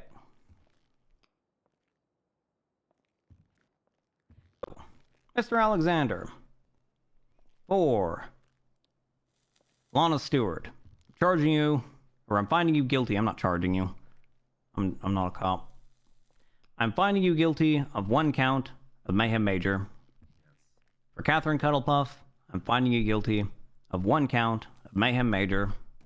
And for Lola Amante Hart, I'm also finding you guilty of 1 count of mayhem major. Last, but not least, we get to murder. For Izzy Abbott. So murder says no person shall unlawfully and intentionally kill another human being with malice aforethought, with or without premeditation. Malice aforethought is basically like a deliberate intent to kill, more or less. There's also a version of malice where it's basically doing something that is so... doing something that has the natural and probable consequences of death that actually results in death, evidencing a reckless indifference to human life, etc., etc. But that version of malice we often don't use, specifically because our murder statute vexingly says intentionally kill, and then says malice aforethought, which is actually duplicative. And is not only duplicative, but that second form of malice I was talking about is actually written out of the statute because it says intentionally kill. So, this statute's actually very confusing to me as a legal professional, but, you know, it's what we got, so it's what we're going to roll with. Determination as to whether the homicide is classified as murder in the first or second degree shall be made solely by the judiciary of the state of San Andreas should the matter proceed to trial. Honestly speaking, whether it's first or second degree has never really mattered. It's just a label. We don't even have internal metrics for if it's first degree versus second degree. The time and fine is higher or lower or whatever. Generally speaking, we just kind of work on a sliding gradient scale of how bad was this? And if it's really bad, we put more stuff on it. And if it was bad, but maybe only barely so, then we put less time on it. So, as to the murder of Izzy Abbott. So he literally states in journal number 4 that Izzy has to die. Talks about how she was destined to die. Talks about how he needs to use this to frame Dr. Green. Which, yeah, that's a pretty strong intention, or rather, at the very least, a stated intention that you want to kill this person. And then they actually end up dead. There's also the idea that even if we were to ignore that, he put her on these trials with the intention that she die so that he could frame Dr. Green. There was some commentary by defense counsel that Izzy, in his closing argument, that Izzy died by stab wound. However, Mr. Alexander has also been shown to use a knife before when he stabbed Lola in the leg. Lola sitting right over there in a wheelchair because of the aforementioned stab to the leg. It's not a far-fetched idea that he just stabbed Izzy because he needed her to die, because he needed to frame Dr. Green. Sure, there's no murder weapon involved, or there was no murder weapon recovered, but whilst a murder weapon is certainly great evidence, not necessarily always required for a murder. The only requirement for a murder is a body. And we have a body. And we know who was in contact with that body just prior to that human being becoming nothing more than a body. We also know what she was subjected to before becoming a body outside the stab wound. So there's also no indication anyone could have possibly found her, because here's the problem that we have. Mr. Alexander, as far as all of the evidence that we have shows, is the only person who even knew Izzy was there. And in fact, based on his journals that he talked about with journal number 4, was likely the person who drove her to that barn in the first place. Which means there are only 2 explanations here. Either some random motherfucker came by, found Izzy there, and then for some insane person reason stabbed her, because Mr. Alexander's own video log talks about how he drove her there. So he was the one, self-admitted, Dude, Mantis, this has been going on for... that put her there. So there's really only 2 options here. It's been going on Either for like he almost 4 hours, had her do man. the trials, dropped her off at the barn, got a bunch of stuff to go frame Dr. Green, and then just fucked off with her still alive. And then some random person found an injured woman near some cult shit and said, hey, you know what? I'm just going to stab this random woman. And then did exactly that. Or it was just Mr. Alexander that stabbed the guy. Or not the guy, the woman, Izzy. And I don't find the doubt reasonable that some random fucking passerby in a barn outside of town saw an injured woman after Mr. Alexander had left the scene and then just decided, yo, I'ma stab that. Oh, Mr. Alexander, do you think I'm gonna find you guilty or innocent for the murder of Izzy Abbott? Guilty. Innocent, Your Honor.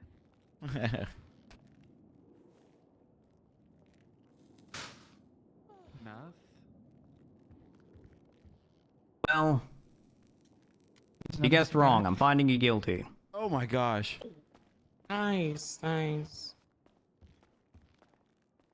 So, as a recap, that is not guilty to 2 counts of witness tampering because not enough evidence was demonstrated to show that the intent behind these calls or subject matter of these calls were one that was deliberately intended to try and prevent the witnesses from testifying at trial today.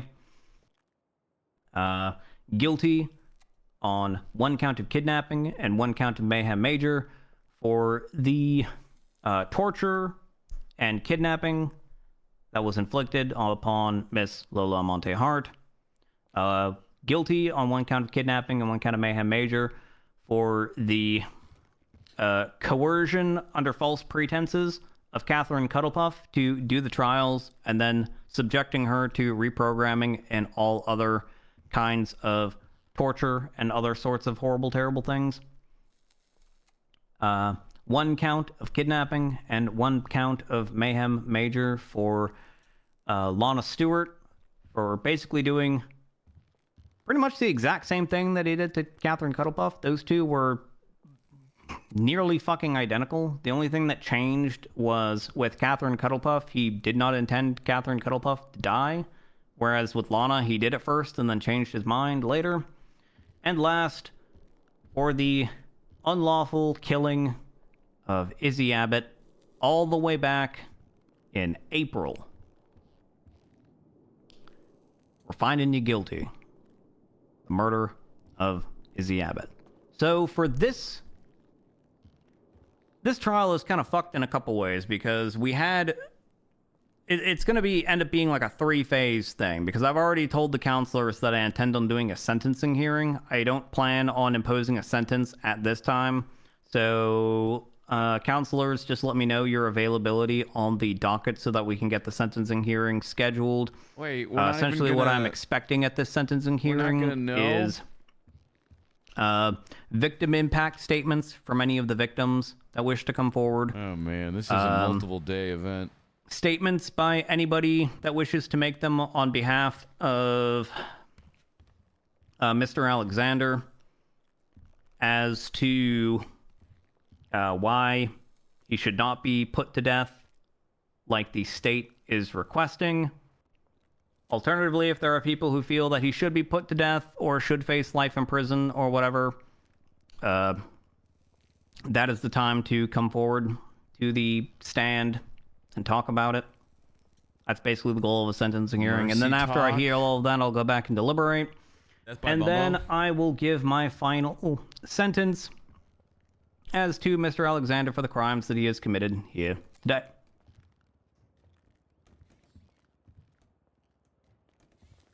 Now, I could save this for the sentencing hearing, but I feel like given that I have just vomited my brain meats for nearly 4 hours now, I may as well just keep going a little bit.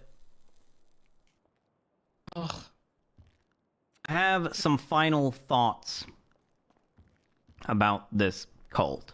And originally I wasn't entirely sure whether Mr. Alexander was still part of the cult or whether he had actually broken off and then decided to use his cult knowledge for evil. To be honest, when I first started on this shit, I took one look at his story about, oh, I was kidnapped by people who hate the cult and then they tortured me. I thought that was bullshit kind of from the very beginning because that's just a really convenient fucking story. Same. But one thing that I noticed about the cult trials is like this cult and the way it's structured. And again, not a psychologist, but given the stuff learned in Joseph Alexander's journal and also the things that Mr. Alexander has talked about in his audio recordings and to Dr. Hayabusa in his sessions, it appears to me that the trials that this cult does are, number one, they're not designed to make you stronger. They're designed to make you weaker. They're designed to make you weak, docile, and subservient to the cult and its aims and its ideals. But there's also another purpose to these trials, I think. And that is to weed people out. Like, it's no small secret that Joseph Alexander and Mr. Alexander here today are extremely similar in the way they see things, the way they approach things, the way they conduct their business. And I think that is by design, because I think with regards to the cults chosen, these trials are designed to weed out people who do not have the psychological or physical characteristics of, whether it's Joseph Alexander, whether it's someone who came before Joseph Alexander, whatever it is. It basically, they're trials that are designed to select a father who is more or less a carbon copy of Joseph, or whoever Joseph is based off even, in order to lead them. If you're familiar with viruses in biology, you know what a virus does is it goes, it infects a healthy cell, and then it tells that cell to make copies of itself, and then the cell starts producing copies of the virus rather than other healthy stuff. And then they spread out and start infecting other healthy tissues. And that's basically what this cult is. It's a cult that is designed to capture people, indoctrinate them into the cult way, and then send them on the trials as a selection process to basically mold them into your Joseph Alexanders, your Mr. Alexanders, you know, all that shit. And that's part of the reason why, with Mr. Alexander here, for people who have maybe picked up on this after listening to me talk for 3 hours and like 51 minutes at this point, why I have never once called the defendant Stephen Alexander. I have never once used his first name. I have always referred to him as Mr. Alexander. And the reason why I have done that is because the conclusion that I have come to is that Stephen doesn't exist. There is no Stephen. There is only Alexander. That's it. Because that's what the cult does. That's why everyone takes the name Alexander. Because it is a cult that is designed to replicate people who think the same, who act the same, who behave the same, and pursue the cult's ideas with, like, religious fervor and never stray from the path. And the people who do stray from the path are culled and weeded out. It is essentially a cult that does nothing more than replicate more Alexanders. Stephen is just a name that Mr. Alexander picked in order to wear as a mask for the rest of society. How he presents himself. The caring, compassionate friend, the father figure, the counselor, etc., etc. There's never been a Stephen. It doesn't exist. There's only ever been the Alexander that resides inside of him, for better or for worse, because the cult inducted him at a young age. Like, that's kind of all there is to it. How far am I off the mark on that one, Mr. Alexander? No comment, Your Honor. The mic, I can't hear you. No comment, Your Honor. Comment, huh?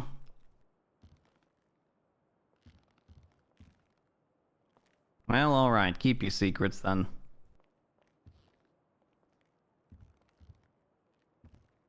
Alright, then. Well, that's all I got. Keep your secrets. Can fuck off now. I'm gonna go to bed. Oh.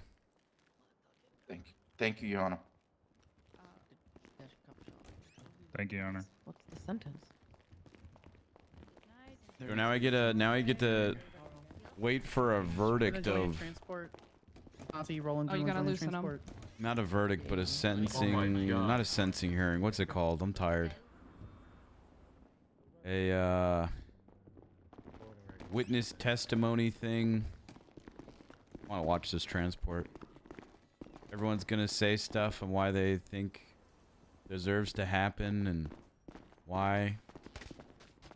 Dude, that, considering how many people are involved in this, one, that's gonna be spicy, okay, and two, that's gonna take forever as well. You guys ready? Hold on. Let me get officers out there with you. Time to cheer up people with Bumbo. Steven, sound Yup. free? Officers to help us. Amazing grace, how sweet Radio check? does her. I can hear. Can I have some officers on the side? We have them in the cells right now. We just want a couple officers to make sure nothing happens, moving them out. Good to see Baker on PD again. Yeah, you're good. I'm here as well, so I can follow you.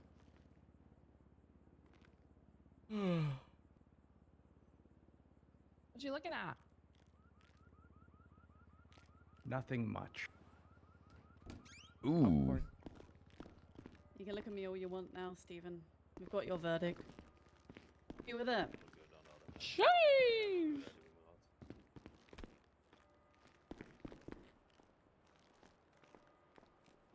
Are you happy with your verdict? I'll be coming to the sentence hearing. I was way too long. How about you, Mackenzie? How happy are you right now? Oh, I'm very happy.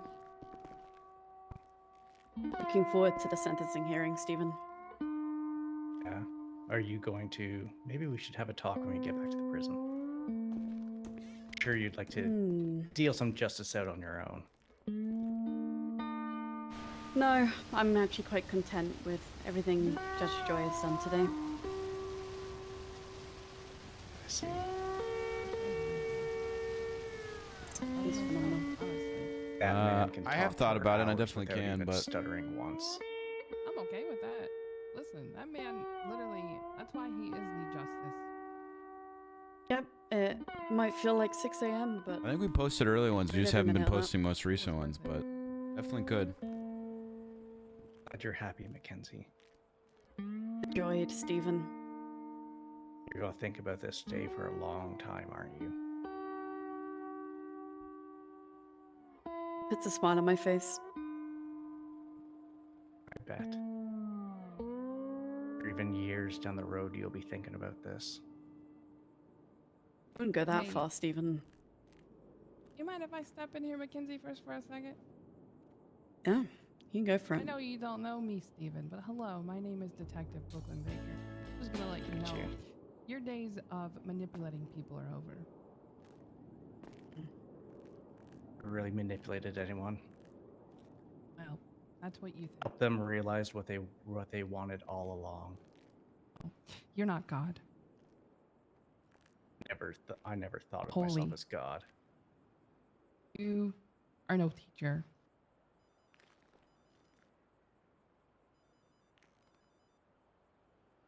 How long have you been CID for? About 7 months now. You'll never Fair. see me though, because I work in the shadows. Cool investigation duties. I know who you are. Sounds like fun. I know who you are, but you don't know who I am. That's right. I've never seen you before in my life. PD ready to go, Brooklyn? I'm ready. You? Yep. All right, have you got PD out there? Nice to meet you, sir. 2. All You guys right, we're ready? bringing them out. We're bringing them out, guys. Oh. Sounds good, Chewy. Also, glad you're enjoying them.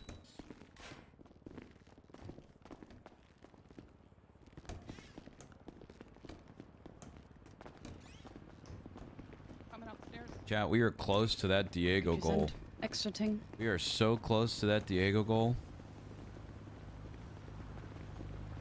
Alright, let's see if anyone tries to break him out.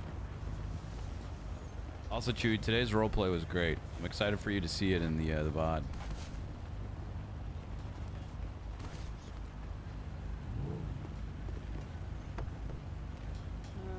Lucas! Oh my goodness, 20 gifted subs from Chewy. Look how close we are to 500 subs now, chat. That is insanely nice of you, Chewy. Thank you so much.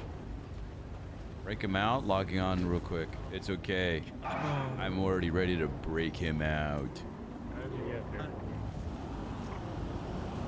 Victory screech!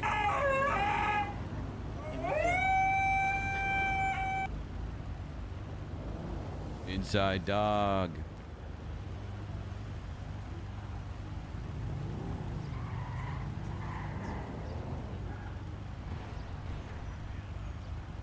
Thank you so much for the 20 gifted subs, Chewy. You've been incredibly generous the last couple nights, man.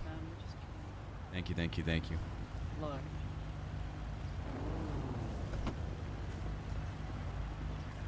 Ooh, we just having problems putting him in the car, guys, or? Hey, check this out. I don't want to take away from this. I was gonna roll. Okay, well, it's just Nash now.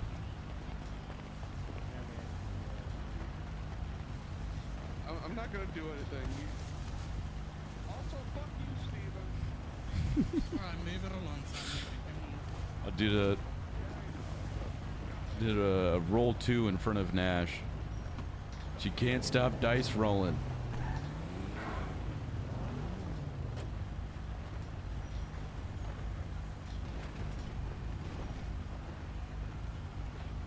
She just DM'd me.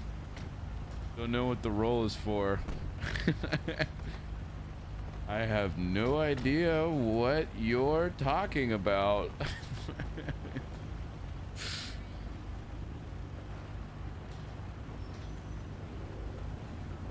Who else would do that? Could be anyone.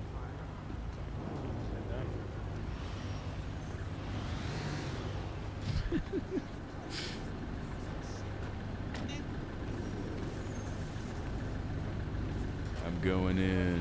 Came to destroy the buffalo, so I gotta get somebody to repair it. Is he in the car? What do you think's gonna happen? Where do I drive? Listen to comm skips. Where do I go?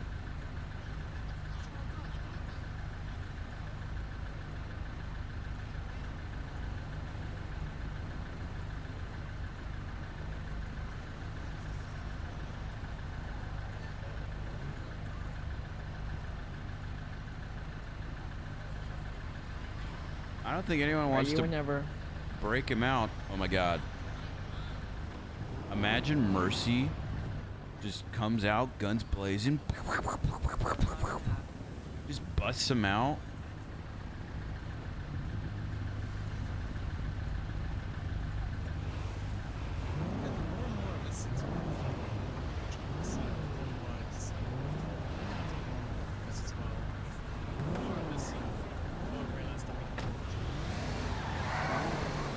No mercy. Ooh, they got 2 cars too, so it's like, which one's right? I like that.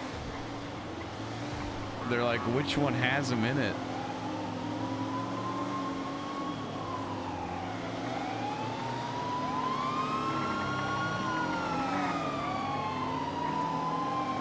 Look at these DOC tactics. I mean, maybe it's not just a tactic, and maybe it's just a way of transportation, but...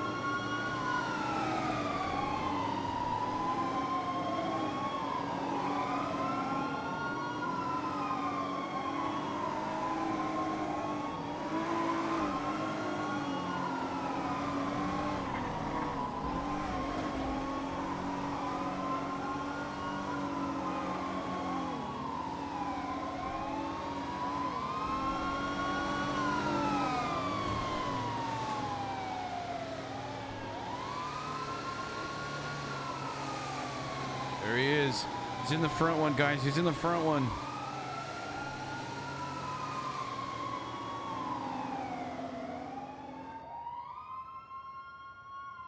Chewy. Thank you for gifting a tier 1 to Beer Miami. We are one step closer to 500 subs and Diego coming back.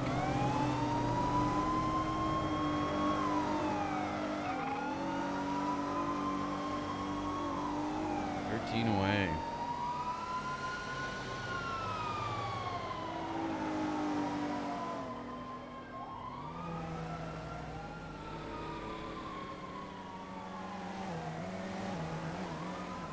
Wait, is there a car falling behind? Hold on. This might have just gotten a lot more interesting. If you want to come back Sunday, that's fine. Oh, never mind. It's just the DA and the lawyers and.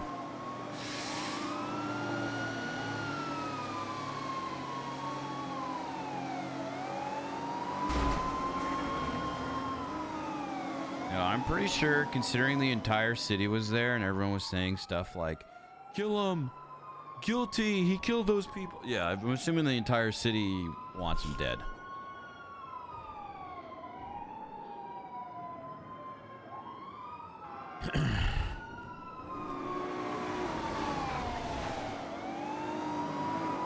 I'm spawning Zero in with C4 and Uzis.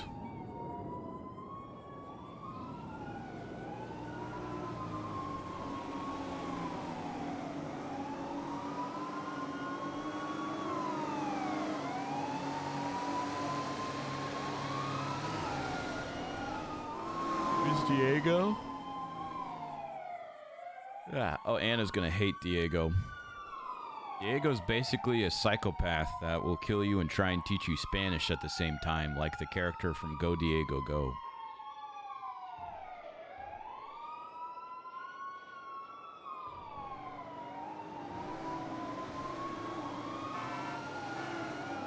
He'll say stuff like, "Do you know where the bomb is? It's behind us? Where? Point out to it." Although I feel like I have to tweak him a little bit. The only thing I have to tweak, I think, is his name, and maybe change like Boots, Dora, and Swiper's name. Because we do have a role of no real people as characters, or fictional characters. And you know, if I'm pulling people into admin tickets and stuff and being like, "Hey, you can't be, you know, this person because it's that character exactly." I feel like I have to tweak it a little bit. Chewy, thank you for another 10 gifted subs. Thank you so much. So that's why no Guy Remington I see. Well, Guy Remington's a different name than that. And it'd be different if it was like that's a parody. Kind of like how Saul's like a parody, like the name's similar, but everything else is different. Like, I don't want to use this specific example, but like, I guess let's just stay in Breaking Bad. If I made a character named Walter White, and I was a chemistry teacher who was doing meth with Jesse Pinkman and married to Skylar White, and my son Walt Jr., and I was referencing all of this, would be like, "Hey, stop.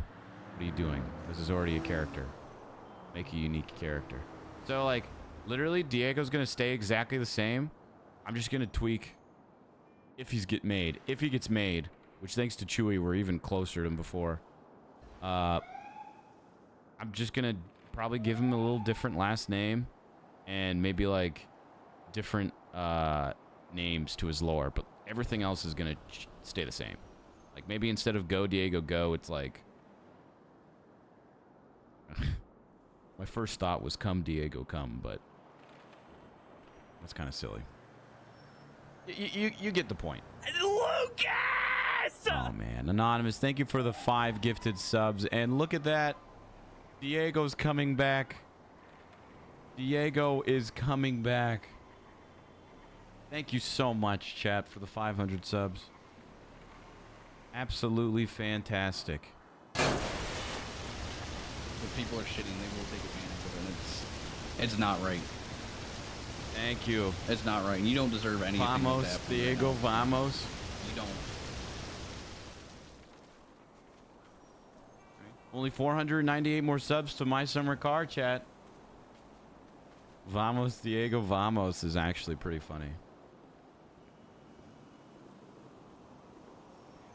Yeah, we gotta cheer up Mercy a little bit.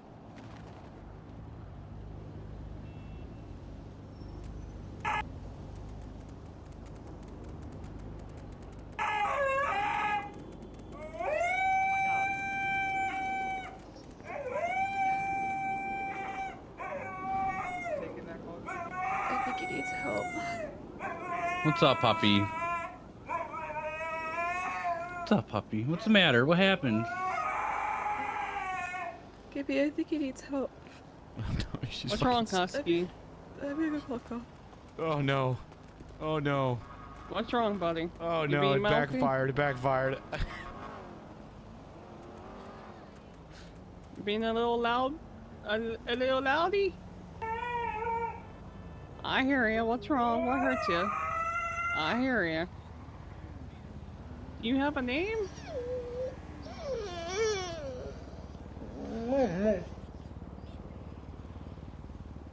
I'm just gonna see if you got a name tag here. Wait, hold on. I know what'll cheer her up. Oh, it looks like your name's Bumbo.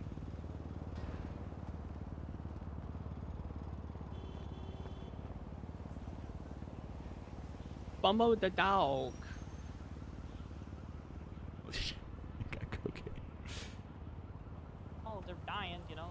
Almost just too loud. Bumbo, you haven't been around in a while, have you, buddy? What do you mean? I have been around. Coke dog. You doing good? Coke dog. Doing great. You should go scream at Luke. That's what I mean. That's why I rotate. Oh, you can take that one. I could take that one. Oh, all right. What you call? Sorry, I was. You're supposed to go to the Adam. You're supposed to go to the up then. Check out this one.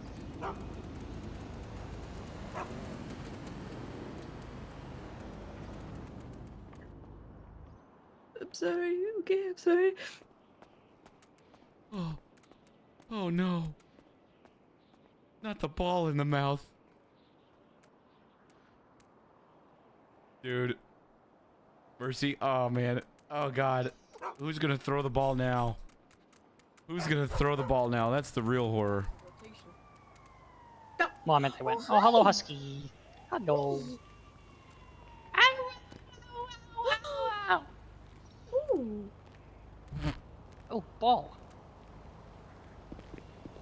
I want to try to get it to like start yapping.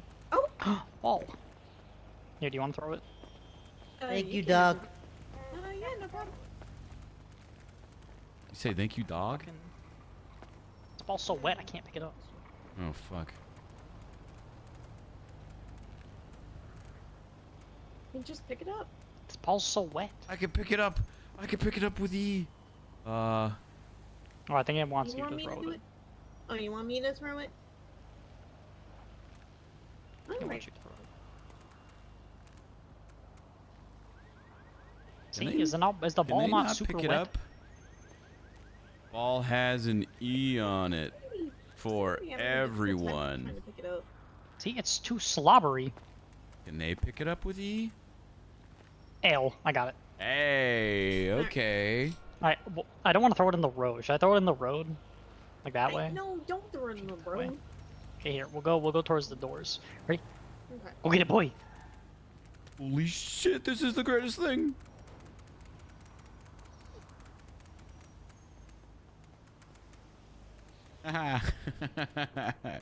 Okay, that's actually pretty cool. It's actually pretty cool. Good It's boy. actually pretty cool. Good boy. Bestest boy. Bestest boy. I take a stab at it. How many times do you think they're gonna do this if I keep coming back?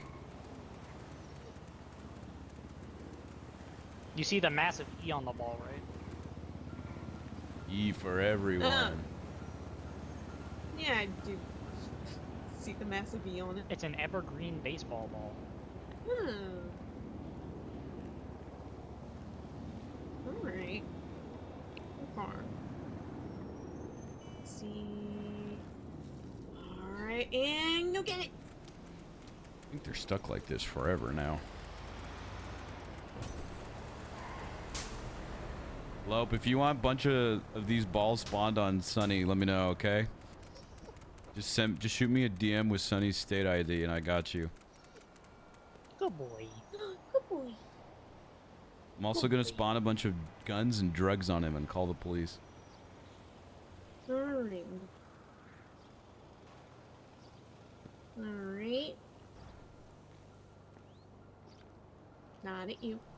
Alright. Go. There we go.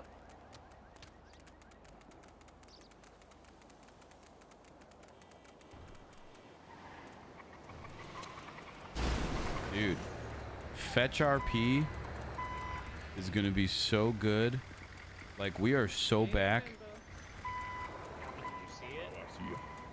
No, no. Don't go to the no. Don't go to the up and at him. Don't do it. All right, 7.5 minutes. Jerry got a Don't walk. go. No, no. Oh shit. Yeah, I got a ball. Here, we'll go over there again. Ready, boy? Go get him, boy.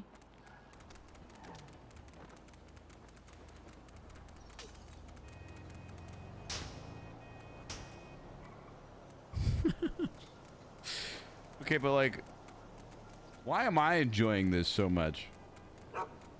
Like, why am I having fun with this? Is it the sleep deprivation? Is it the 5 back-to-back-to-back, like 13 to 15 hour stream days? Or is this just cool? Bumbo finally exercising? Maybe dogs are onto something. Hang on.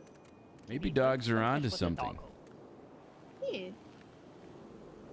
I don't have anything to throw for the puppy. Well, that's because he hasn't dropped it yet. Can't drop it. You got a ball there, buddy? Oh my god, she's squatting under it like an I see egg. the ball. Right there. It's right All there. right, I gotta go up the You're up and at standing him on and it. collect some evidence. Bye.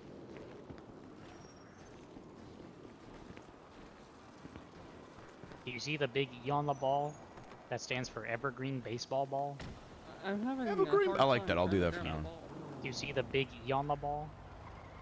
I'm The having big- I'm having a very difficult time grabbing this ball. It's so You don't know, see the big E on the ball?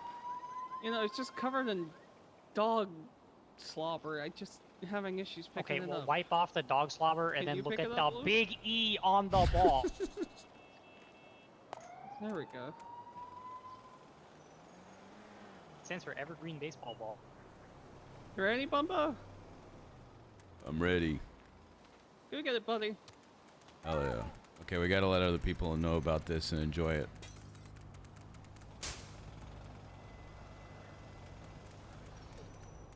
God damn it. This is such a cool feature, and I'm finding out about this. Why are people leaving poop? Stop. And I'm finding out about it before I leave on a trip. That's probably Sunny. Hi, puppy. Yo, what up, dog?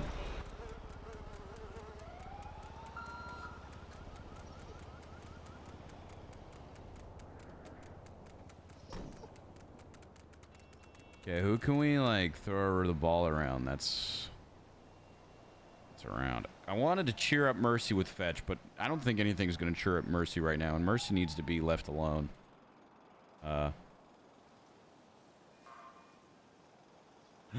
I know. Me trying to get people to go buy shit at our food truck. I know.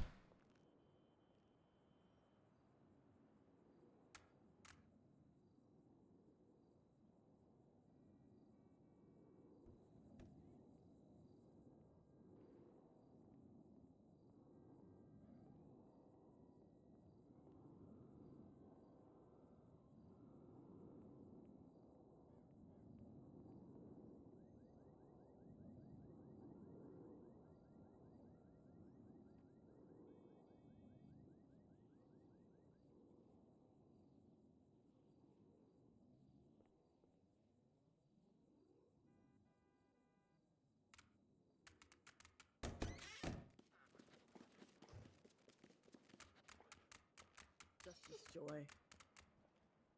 I just heard that. I just. Do you have a crush on Justice Joy? I just, I heard it through the grapevine.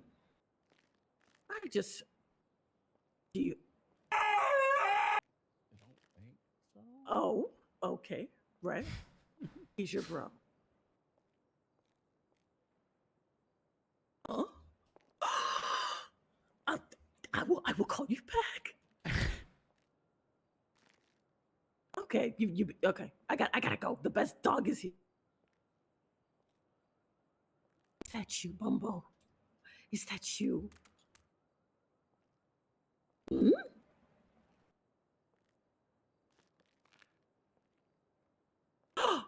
Oh. Hello, Bumbo, you wonderful. Just throw the ball. Where Throw are the you? ball. Oh, you know I want to adopt you, right? You know that. You know that. Wait, should we go outside? Do you want me to throw this? Do you want to play fetch outside? Wonderful pooch. Oh, you want the ball? Okay, you want the ball. Okay, all right. Let's see if I can just. Bumbo can surely find Bryce. Use that sniffer. Okay, Bumbo. Bumbo. Dude, We're gonna Zach, you can play fetch okay? now. You can pick up the ball All and right. throw the ball and everything Are you ready? now. Are you ready? Are you ready? Are you ready? Okay. All right, let's see. I just throw this right. I've never played with a dog before. Okay. There. Yay. She didn't even throw it. It just. Excellent. Should we play outside? Okay, come on. She didn't even throw it. She just dropped it. Actually, you know what? Let's go outside. Yeah, okay. I'm going outside to play fetch with Bumbo if anyone wants to come. Hell yeah. Decompress a bit.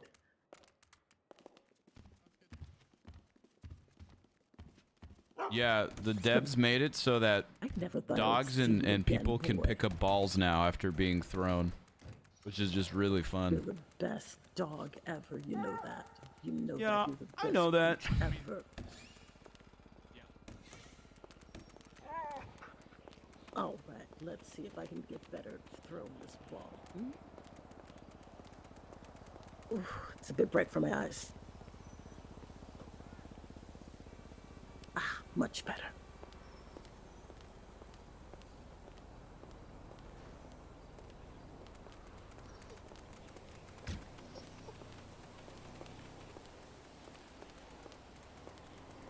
Does the clothing wheel work now too? Yes. It should. All right, let's go over here. No, forget this hole over here. All right, let's see. I haven't tested it out yet, but it was in the patch notes, so I imagine it All works. right, Bumbo, let's play some fetch. Fuck Now, yeah. I'll try not to just drop it like a dum dum. All right, here we go.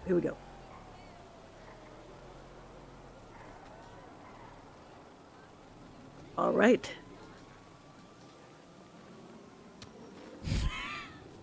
Oh, that didn't work. Let me try again. She's got a right click, left click.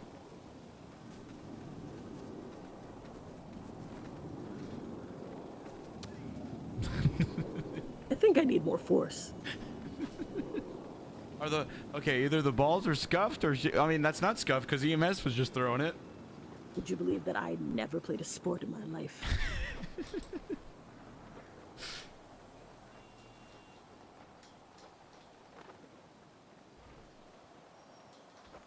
Yeah. Go, Bumbo, go. Yeah. All right. Okay.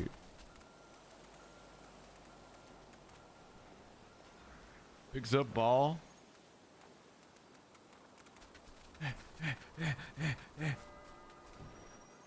Drops ball. You know, this is just what I needed. Yeah, this is what everybody needed. This is what Mercy needed. Okay, She's Bumbo. sobbing in a parking lot by herself right now. All right. Let's try for the trees, okay? Okay. This is good exercise for you, boy.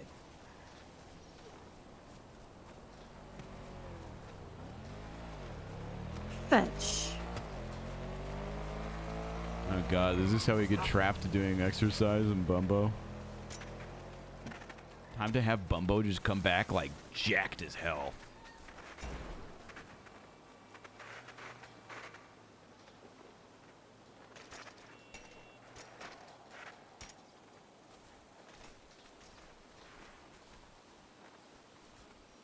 Brings back mysterious baggy.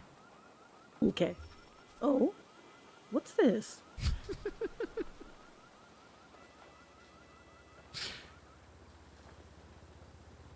uh,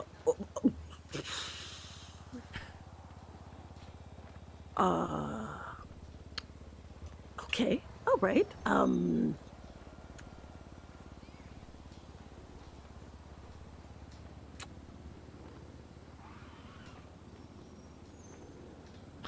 You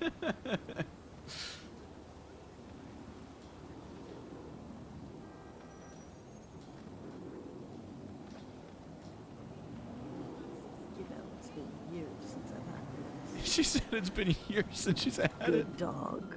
No! Judge Dupre's gonna do cocaine because of Bumbo! Just reminds me of my partying days back in college. Sometimes I need to decompress, right? I'm just kind of a nervous wreck. Did you want to play more fetch, or did you want to get something to eat, Bumbo? Oh my god. Here's Perk Up at food. Imagine she gets stopped. Okay, come on. And the Let's, cocaine get is you something found to on eat. her.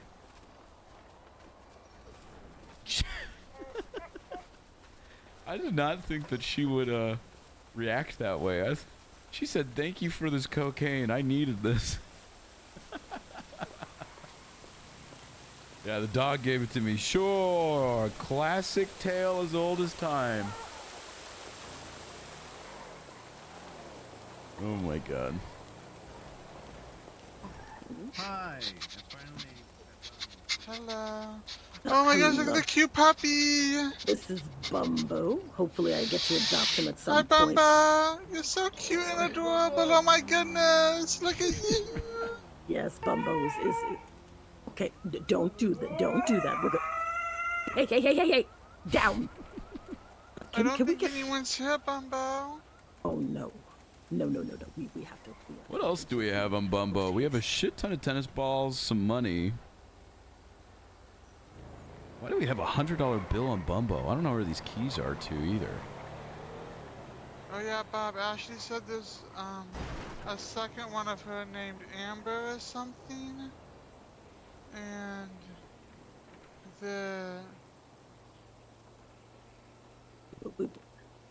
Hello, Scott. This is Justice Dupre. I am in it's a pickle. I need someone to deliver me not fried but grilled meat for hopefully my future dog Bumbo here, and he's very famished. I need to feed him. You know, he looks very hungry. How about 4 patties? 4 patties. How much would that be? Or no. Oh, sorry. No, 5 patties. 5 patties. How's that? 5 patties. 5. Okay, 5 patties. 5. No, okay. No, not 5. 6. Okay, no. He keeps howling. 7 patties. Okay, 7. Okay, 7. Okay, that looks. City Hall immediately, please, and some water. 2 waters.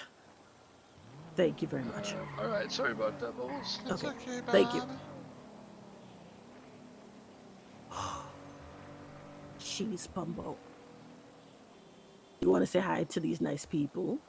Hi, Bumbo. You're so adorable. He's very friendly. Oh my And goodness. Can I give him pets? well, that's up to him. I have not adopted him yet. Hopefully, if I can, but if he will allow you, I do think he does like pets. Can I give you pets, Bumbo? I think he's pooping a little bit at the moment, Bubbles. Oh no. What are you doing, Bumbo? Is he? Is he defecating? I believe so, Your Honor. Oh my. Bumbo. Oh my. Hi, Bumbo. Oh, you're so cute. Do I have to clean this? Do I have to clean this? I'm not cleaning that. I'm not cleaning that. Well, you did say you didn't adopt him yet, so technically, I guess you're off the hook. Oh no, Papa went away. Oh, Papa will be out. I'm sure he'll be back at some point. Oh, there you are. He's right over here. Bumbo. Bumbo. Oh my gosh, Bumbo. Bumbo, okay.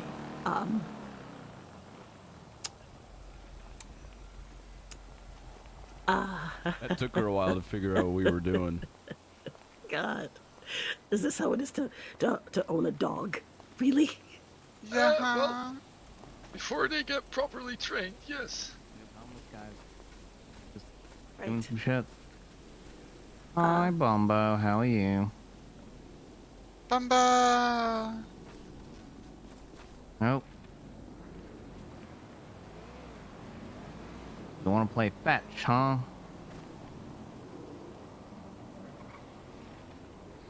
E.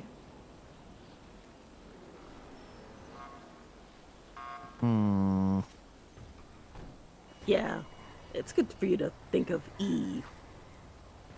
E. There you go. All right. Did they just run through the dog poop? Yep, they just ran through Bumbo's dog poop. Oh my goodness. Well, sometimes you gotta run through dog poop if you wanna get to where you're going. Justice Choi deserves to throw All that right, ball. Bumbo.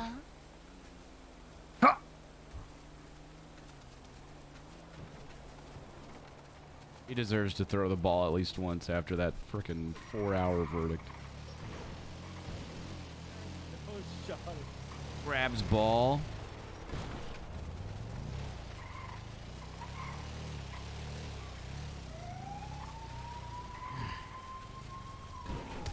Oh my god!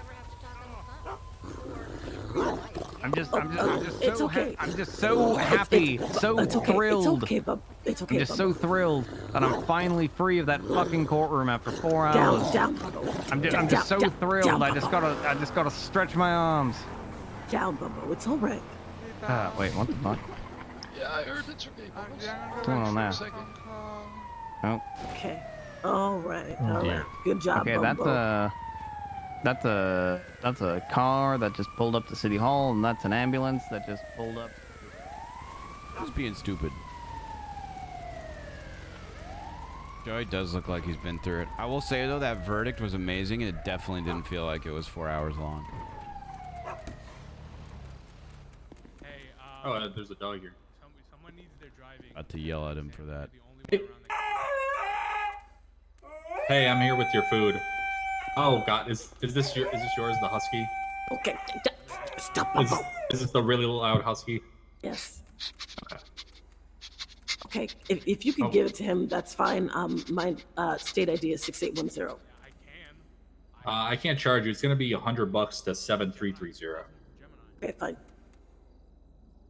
There's the water. There's the alcohol. Oh my God, he just took it all. He's just Bumbo, eating you're them. gonna eat that slowly. No, Bumbo. Jesus. I mean, huskies they use a lot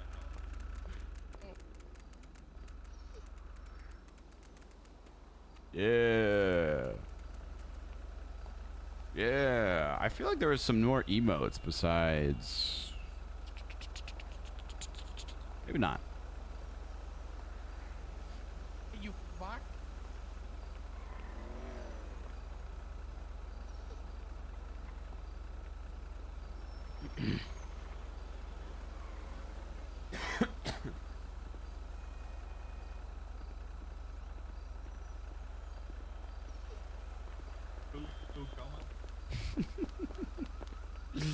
Bumbo, my darling. You know you can't park there, right, bud? All right, Val, prosecute me over it. I can't. I'm no longer in the office, bud. Oh my gosh, Bumbo. Pike. Yeah, what's up? Pick up Bumbo. We're gonna take him to the hospital. I'm afraid something is wrong with him. Do we want to call animal control? Wait, I don't want to call animal control. Okay. Well, they're trained to, you know, His take belly care. looks so swollen and big. Oh, I don't know. Let's get some pets.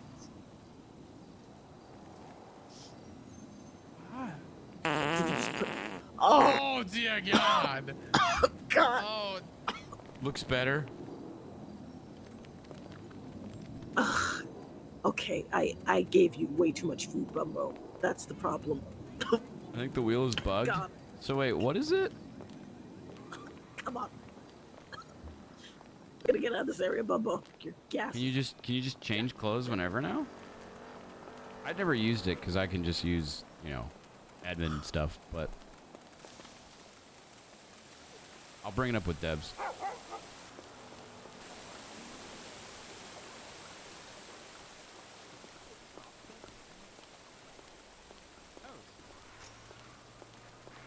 Okay, you've already eaten, so you're not gonna get any more. Okay? No more food.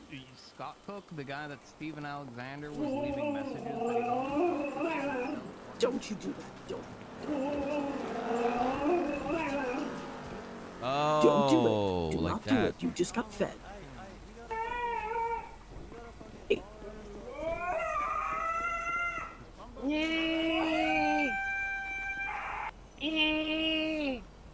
It's a life of a husky, to be honest. I can do it too. These are just Those dramatic. noises she's making.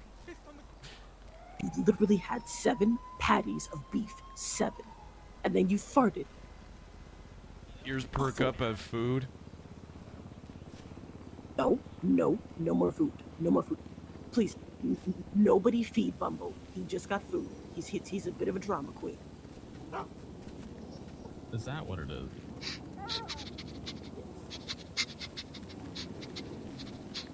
Just ate. Did you piss on? You piss on the truck?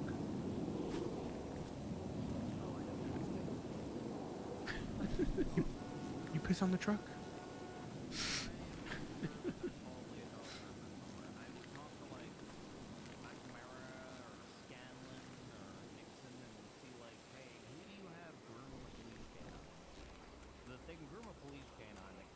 Please give me some food, man.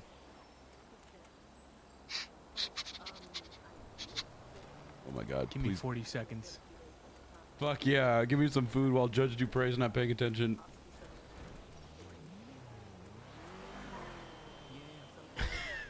Hurry up, man! Hurry up! Go! Come on! Come on! Come on, man!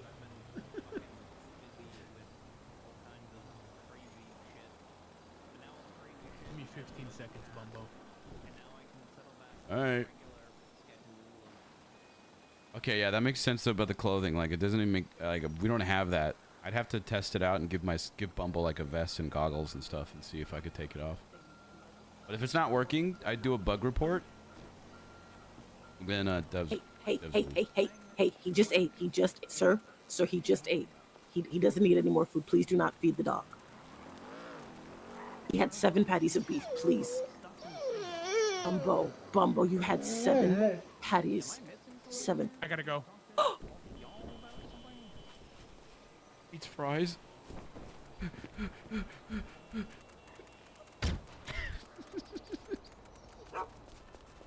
Ah.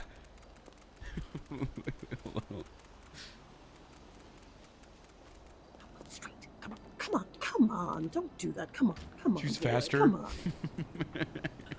Get that out of your mouth. Choose faster. Fine. Have the fries. At least let's get out of the street. Come on. Falls food. Come on. Jeez, dog.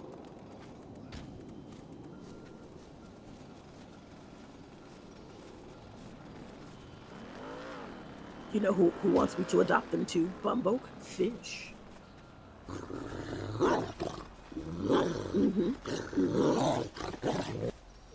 Don't get jealous now. Is she trying to make Bumbo jealous? Because it is working. You might make a good Dupre dog after all. Do you still have the ball? His ball. Oh, you have the ball, huh? Do you want to play fetch? With anybody? Okay, all right.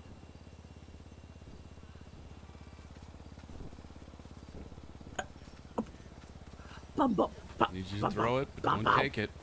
You should throw it, but don't take it. Bumbo, I'm. These are very expensive. You just throw it, but don't You're take getting it. hoodwinked by a dog. I don't know what you're talking about. I don't know what you're talking about. You're getting hoodwinked by a dog. You know what?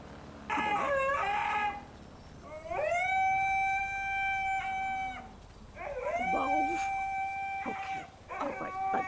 All right. I'm gonna talk about.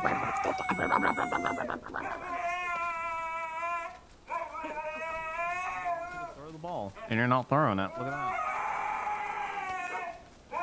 Go fetch it. Go fetch it. Go. Yeah, just DM me whenever, beer. I put Bumbo's availability. Basically any day, Monday through Friday, 9 a.m. to like 6 p.m. Pacific Standard Time. I can do whatever. And I am gonna be gone like all next week. But besides that, basically just let me know when the court case is, and I'll be there. This is about something else. Okay. Bumbo. Why don't you play fetch with Pike? I think he's got more energy than me. I'll try. You know how to throw a ball, Pike? I do. Figure it out. Yeah, yeah. Oh, you'll figure it out. If I can figure it out, Here we go. Okay.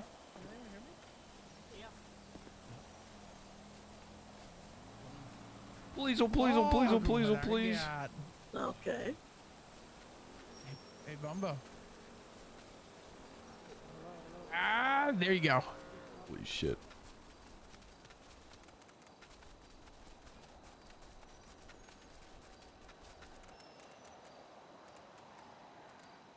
Not Bumbo getting the ball in the middle of the street.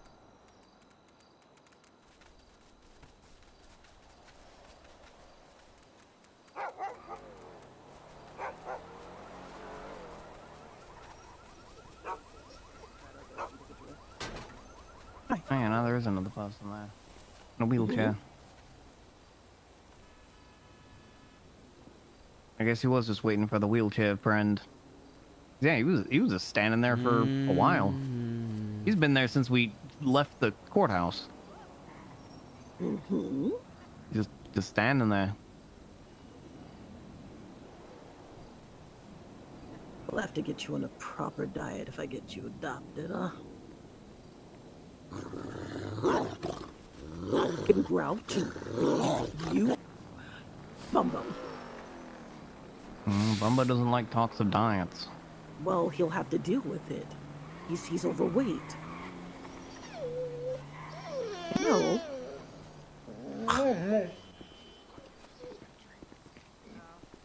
Have a good one. Bumbo, you cannot have a tantrum every time. Can I get some food? Watch me.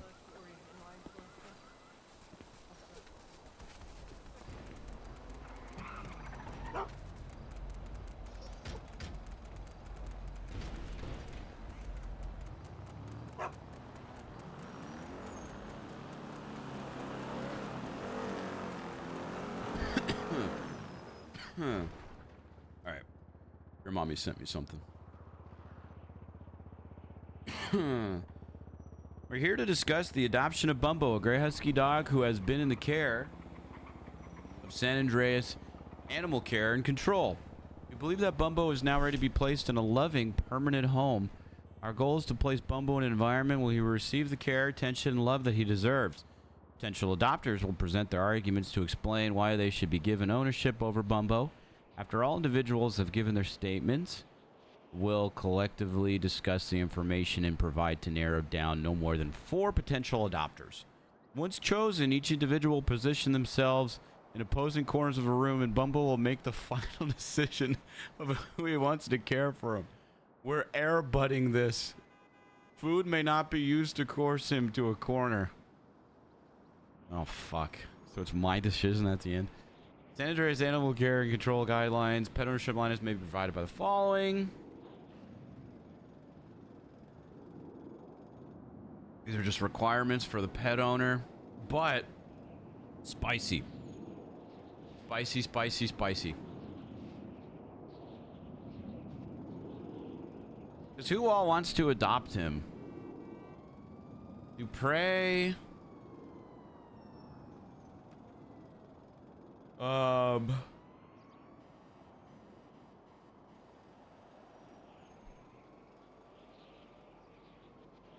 Adeline. Didn't what's her name? Didn't Sloan, was it Sloan or Tori that wanted to adopt him? Easton too.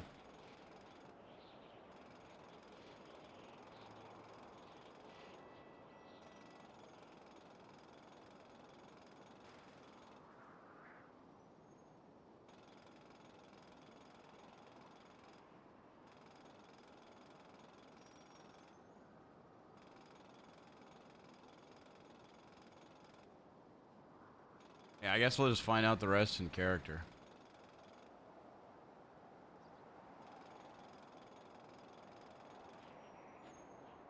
Hold on.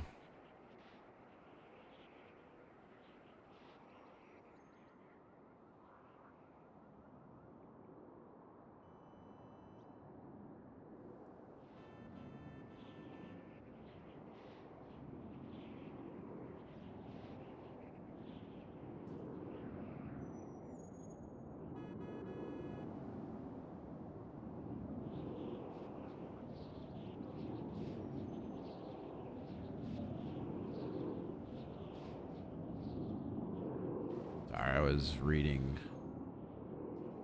something. There's a whole thing.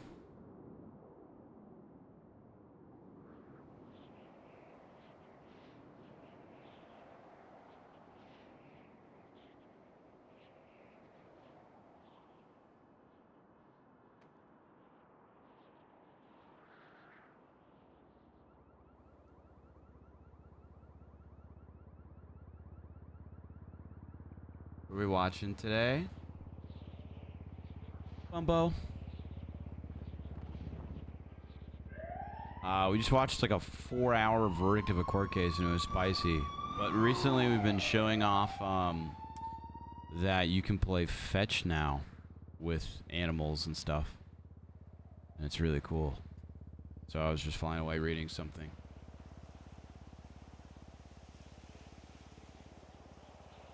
Fuck, what was I gonna say? I was typing something up in another chat and then Izzy distracted me.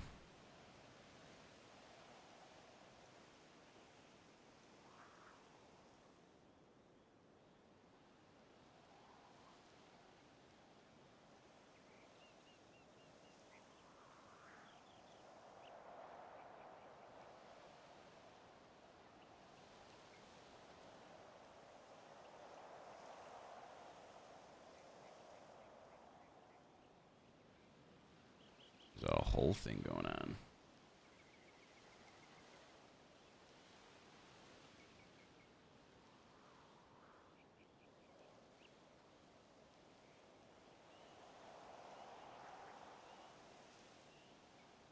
Okay. Blame you? I will. Thank you. Yeah, we just had a crazy, crazy detailed court thing. We had court on Saul earlier, but then they bailed out in the beginning and just dropped all the charges. We gotta find some people.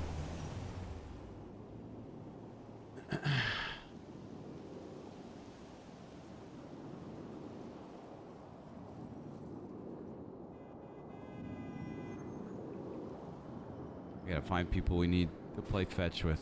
That's not Dupre that's trying to get us on a friggin' diet.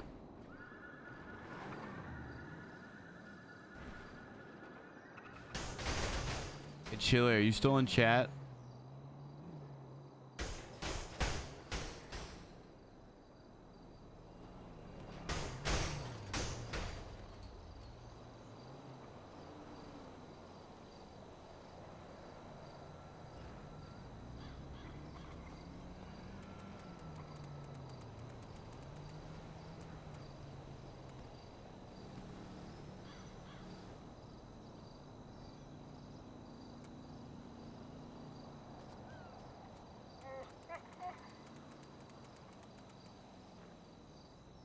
Do locals still randomly show up here? Sub goals met. You'll need to refresh on your Spanish. Oh, man. There's an emote now. There's a poop emote, too. Wait, I didn't see how you got the scooter down.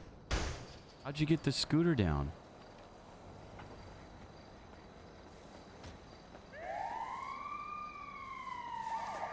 Okay, let's AFK check this person.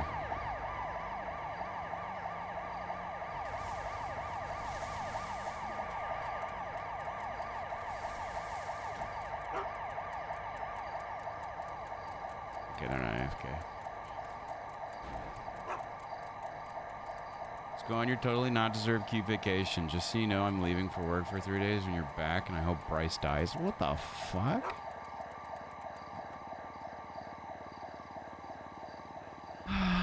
You know what? I'm about to run into ICU on Bumbo and have him yank out the, I'm sorry, doggy. I'm sad. Oh, okay, this person's sad. Yank out the cord that's keeping Kim alive. Sorry.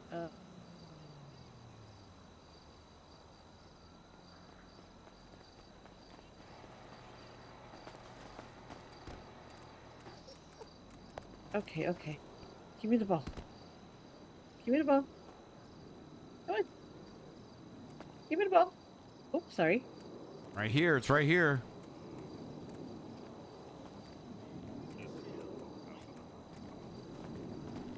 E for evergreen. On the ball? That's pretty cool. I wonder what that means. E. Means use E. Is that your pick- name? Pick it up.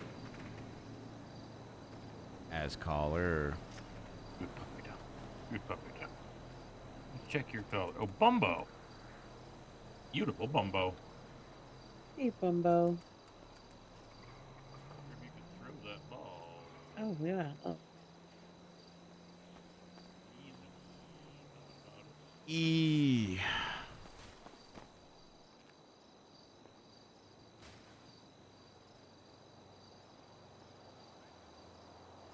Also, that's such bad timing that, like, All right. Let me just get the ball from you. that Bryce comes back Alright, and, you ready? and Kim I'm gonna leaves. throw it. It's okay. We could just roleplay it on. You ready? 1, 2, 3. Go get it. Okay. This is okay. It's over there. This is okay. This is okay. I can't get over there. Gotta go over here. Yeah, yeah, I'm good. I was just talking Hey. to the boat. Hey, puppy. I think How we you should be good to be doing? clearing Who is out this? from here. All right, they're having up in Adam Court. Looks Oh, like you got a ball in your mouth. I see that. Yeah. Yeah. Oh. I don't know if I can pick up your ball though, bub. Oh, I can. Oh, look at that. Hey, you want to catch it? You want to catch the ball?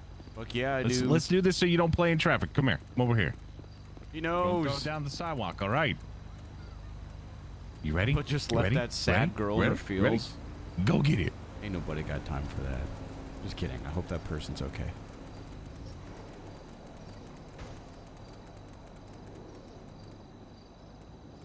You can actually, yeah, you can actually play stuff.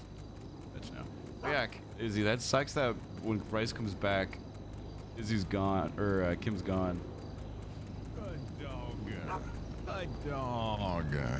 That's very good. Very good. Cutie pie. What's this puppy's name? What's your name? Come here. You got a name on your collar. As caller, Bumbo. Let's see. What's his collar say?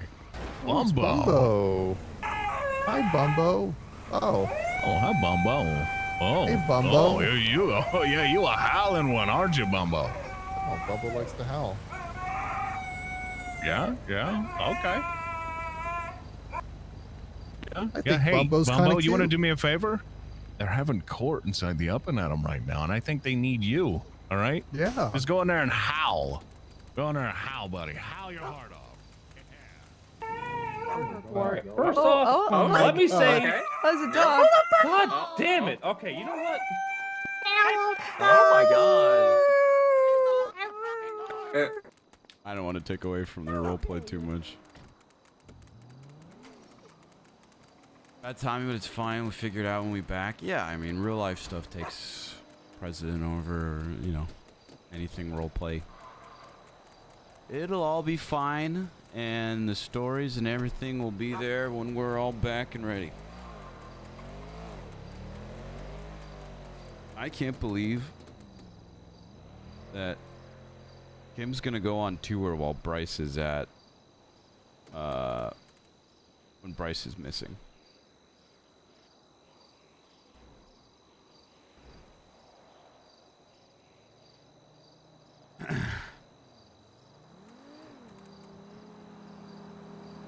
Just really kind of goes to show the person she is.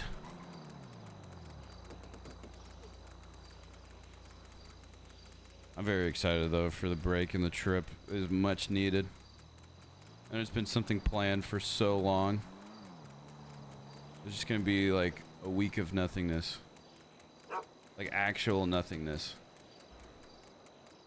I already like told admin chat that I was taking like a leave for a week to like fully enjoy my time. So it's gonna be nice. It's also gonna be weird. It's been a while since I've had like nothingness. I've been go go go for a very long time.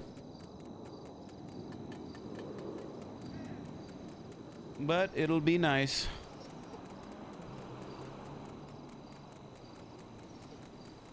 And I hope that you all remember me. I will miss you guys though. I do miss streaming when I take time off. Like I enjoy my breaks, but after like a day or two, I miss streams. Which is nice to say that you know, it's very rare that people find work that they do where they genuinely like and enjoy what they do and they want to do more of it.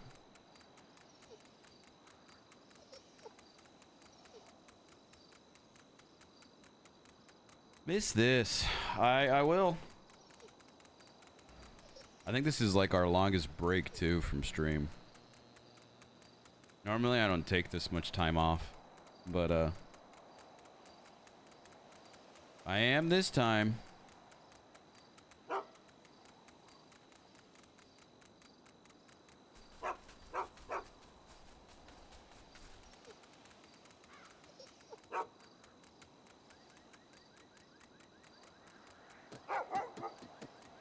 Oh, don't worry, dude. I'm still gonna, you know, I'm bringing my gaming laptop specifically to terrorize Brenner.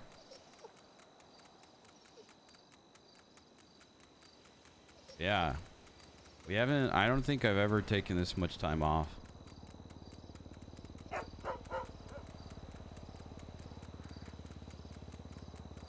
Yeah, that's true.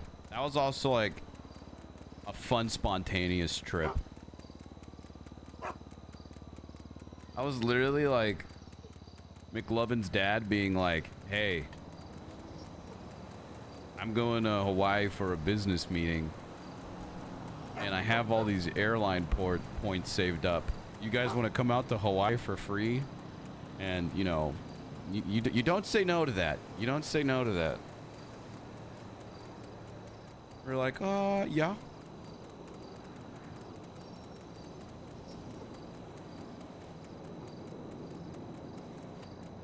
But yes, all the roleplay will be had when we're back. And I mean, who's even to say that Bryce is coming back on Monday too? You know? On the 12th. Who's to say that Bryce is even coming back on the 12th? Have you said what kind of trip it is, or is that too doxing? I haven't said what kind of trip it is.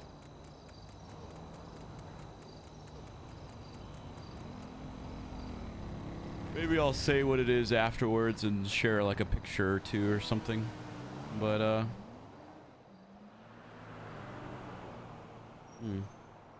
gonna blow up Bryce's phone. Yeah, well, who knows where Bryce is right now? That's right, Chewy. You did get that puppy. How is the pup, by the way? Mayfield gonna get Sergeant when he returns.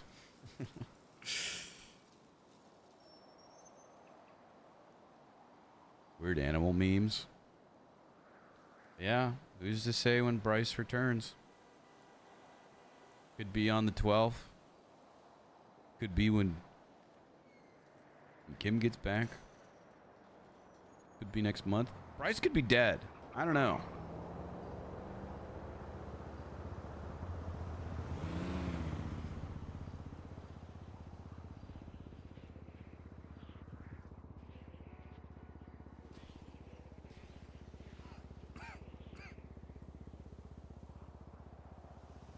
He's hiding in the furry suit. Come on, let's be honest. That was a great way to meet Bryce. And Anna was about it. Is Bryce going to return the 12th of August? No. Well, there it is.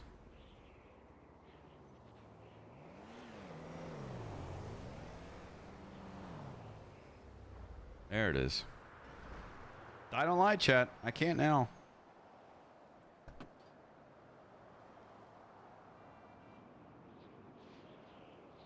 I feel like we left a lot of fun roleplay, though, for everyone. And the texts and hints and stuff will continue while we're gone.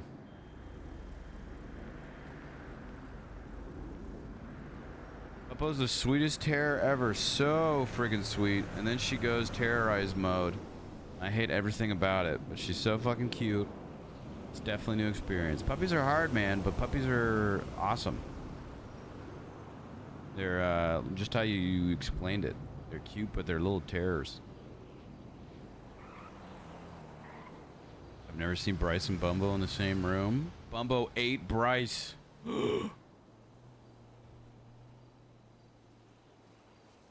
Hang on, guys. We might be onto something here.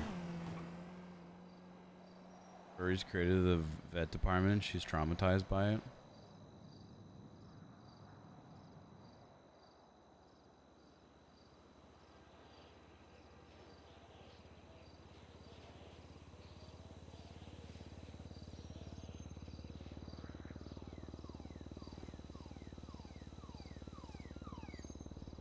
I had a golden retriever growing up and she was awesome. I had a golden retriever and a cocker spaniel growing up. They're both great.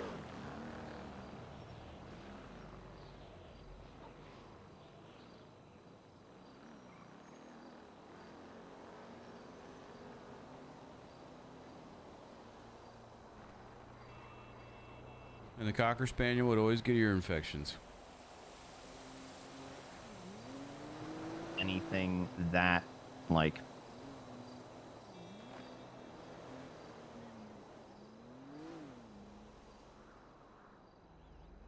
My family always had a lot of animals growing up, though.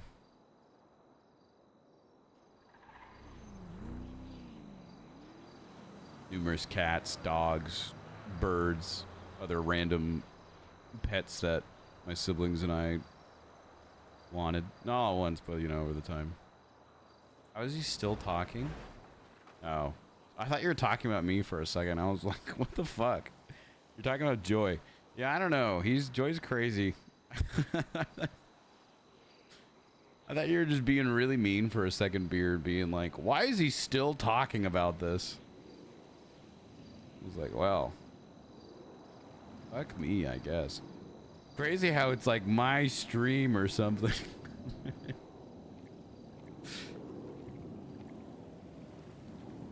You ever see a picture from Miles of Roland Jr. stabbing Scanlon? No, I didn't. Well,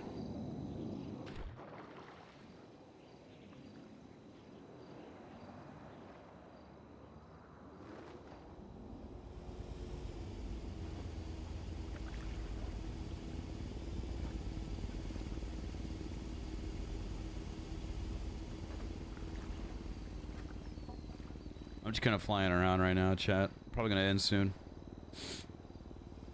I'm EP, man. I'm EP. It's been a week long of like 13 to 15 hour streams. Scanlon had some and showed us after the raid last night. Miles was in admin mode and saw the whole thing. Is it on his VOD? So I'll just pull up his VOD. I'll just pull up his stream. It's 2 a.m. It's only 11 p.m. here, but still. Out here in America, that is.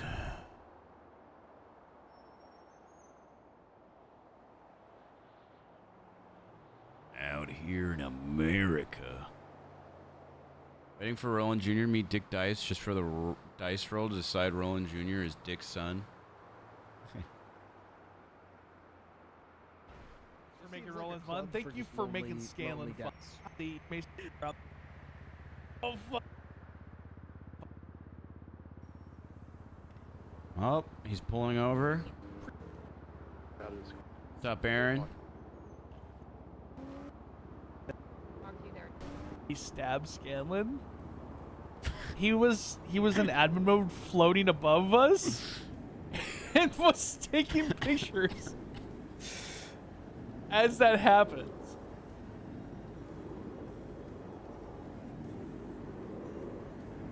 Hey, look, there you guys are.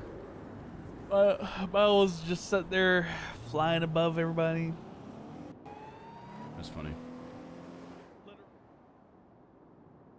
That's funny.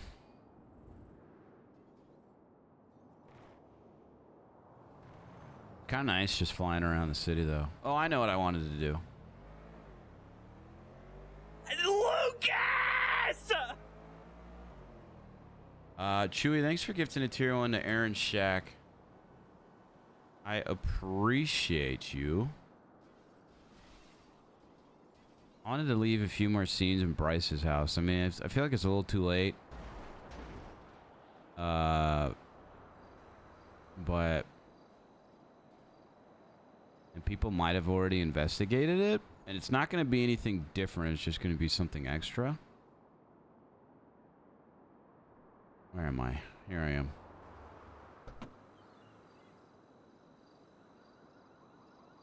I heard ads no made you break. Made me break? I don't remember.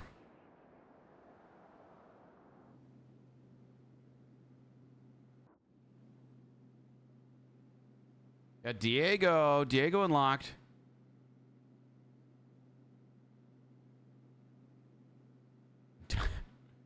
Dog piss.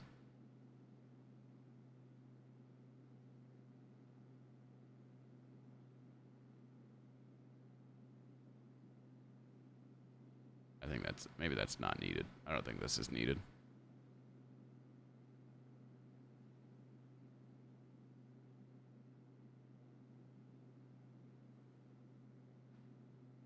The half-drank lukewarm OJ on the table. Cereal bowl in sink. These are important. These are important things out here. If it isn't the invisible roller, that's kind of weird of you to say, Nash. Notice how I'm referring to you as Nash, too. Winston and Mercy took notes? Yeah. Why would Nash come into my chat and say that? Hi, Java. I debated making you roll, and then I was like, I don't want to take away from this serious roleplay scene. And then everyone left, and it was just you by yourself. And I was like, well, I have to now. What is this?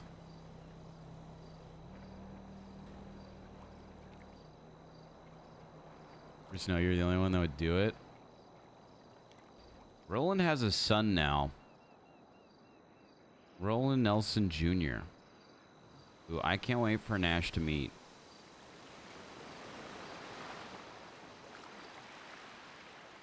And I've already gotten... I mean, there's always been people that have asked me to make dice characters, but as of lately, there's been a lot.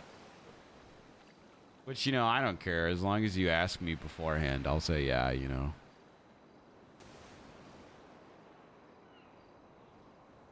I'm cool with doing it as long as you ask me beforehand, and I'll be like, yeah, sure, fuck it.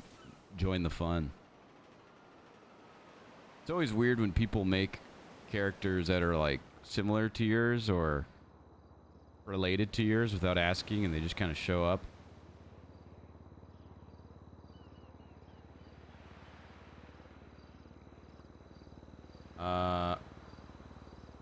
I really wanted to hold him up. I know you were tempted. I know you were so tempted.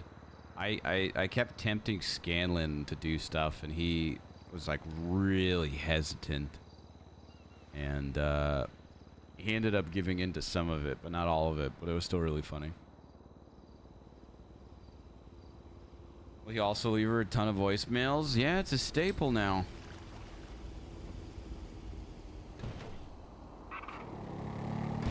Who dat? Is that Maddox? No, I think I see a ponytail.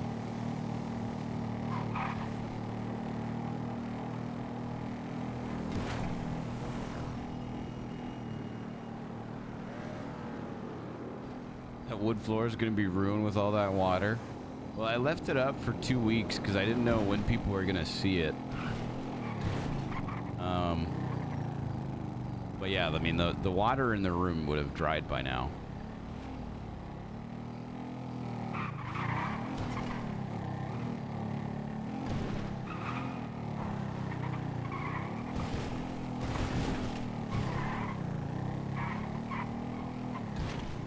That OJ is gonna be in a cup for 2 weeks. I thought I was taking this jump for a second. I got all excited. Oh shit. Where are you going? To arrest you? That was so sudden, like just... Okay, we got a cops thing, we got a cops thing. What you want? What you want? Bad boys, what you gonna do? What you gonna do when they come for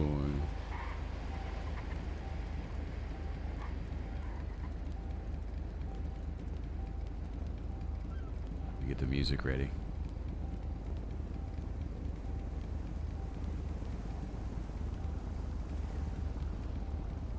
Lucas! Hey, Enforced Cran, thank you so much for those 5 gifted subs.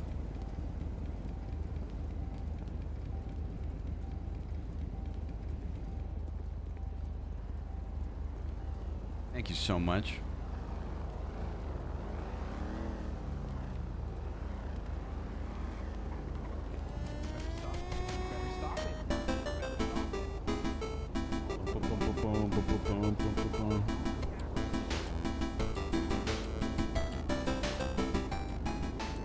I'm assuming she's running into this car, and I'm staying here for cinematic purposes. I got you, Chewie. We got a high-speed walk pursuit out here. I'm gonna tackle the fuck out of you. I'm gonna do it. Out here. He's gonna tackle the fuck out of her. Alright. Woman in Alright, all I'm gonna white, count from 5, right? hair, goggles, white mask. She's running. She's running. You stop. Oh my god, she almost got hit by that car. Stop running around the car. Oh my god, she did get hit by that car. We're gonna need additional 77 out here down there. Jeff does not have this handled. I don't know what's happening right now, really.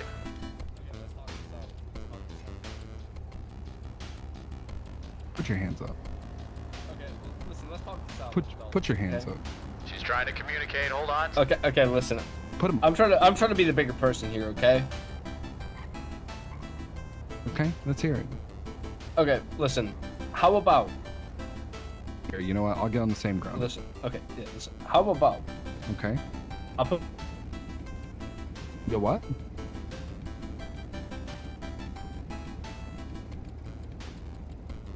What is that? What is that? What is that? What's what? What is that? Have a good night, beer. Is she dropping something so What he is can look into it, and then when he looks into it, she's gonna sprint to the car? No! Oh man. No! Listen, I'm trying to turn a new leaf. I'm trying to get my expungement, okay, so I can climb the ladder of society instead of being constantly kept down by police who make it hard for me to make a living because nothing makes money in this city, okay? I just can't make ends meet working these shitty jobs, long hours, no pay. Like, listen, it's hard on these streets. I don't think you can relate. No, I wasn't always a cop. I understand. It's hard, man. It is. It is. You're right. You know what's harder? What's harder? Oh, out of nowhere, Jeff! Give me your fucking hand! Get the fuck off me! Get the fuck off me! Oh my God, she's running. She's running. Play the music. Oh my God.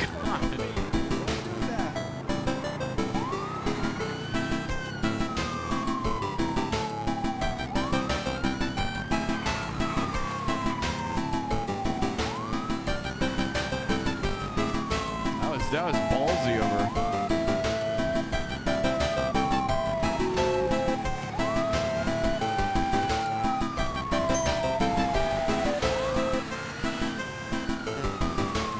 What you gonna do when Jeff comes for you?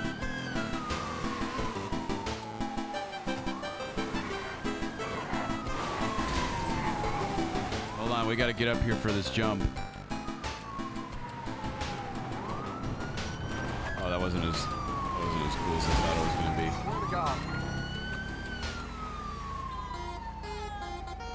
Okay, I had to switch songs. We're back in it.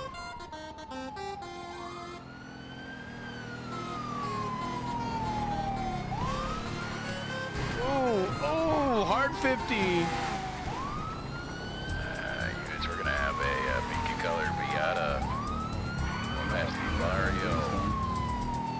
So far, we just got Jeff on it. Let's get some fucking units over here on stat. Need 77s. Take that back. We don't need 77s, okay? I think Jeff's got this. I just want you to know. I'm warning you.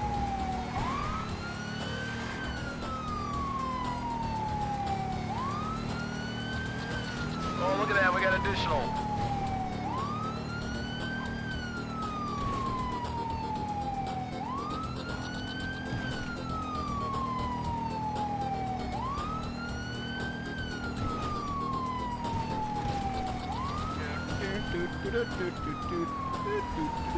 Yep, you see me creeping the line of DMCA here with my 8-bit version of the Cops theme song and 8-bit Beverly Hills Cop. It's technically not DMCA, but it fits the role.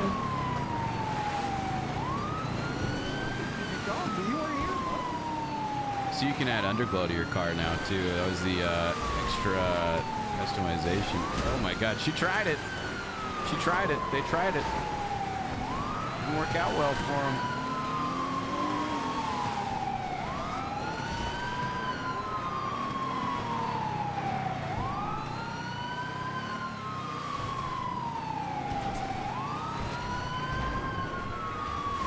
Move. Whoa, he bumped her through there. She's gone. She's gone. Oh, yo! That was sick, but where's Jeff? There's Jeff out of nowhere. There's Jeff out of nowhere. Oh, man.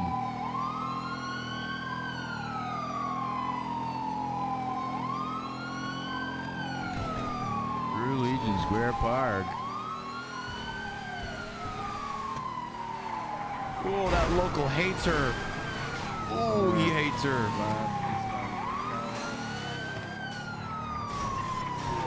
Oh, man. Having a rough time.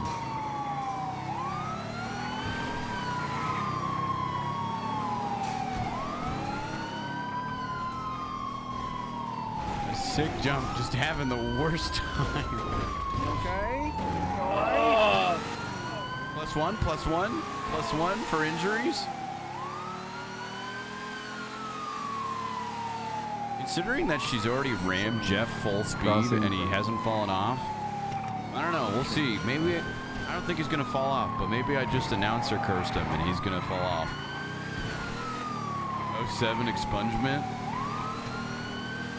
07 expungement.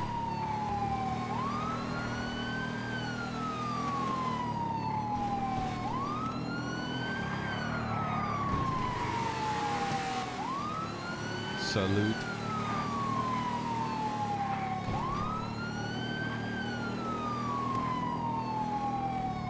I just remember, so I haven't tried these PD bikes yet, but, and I know we have different like wear and tear and like, you know, ooh, oh, the car swap.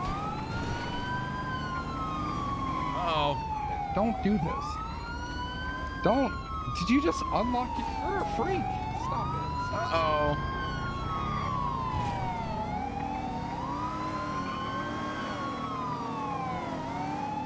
What was it saying? Oh yeah, I haven't tested the ONX bikes yet, but I just remember the no pixel bikes being absolute paper maches, and it's like you hit one pebble and the bike is just done. It was just done. It was awful. But these bikes seem a little bit more sturdy.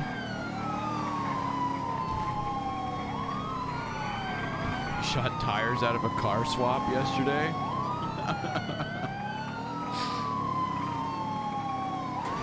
These car swapping menaces.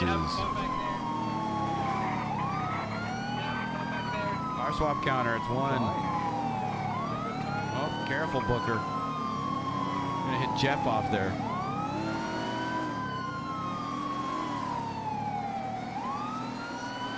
Should we go up ahead of him and run across the street as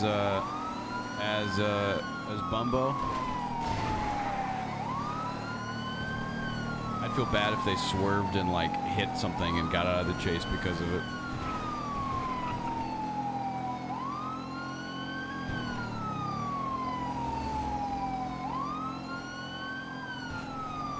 Hitting fish mid-chase. Oh no. Poor fish.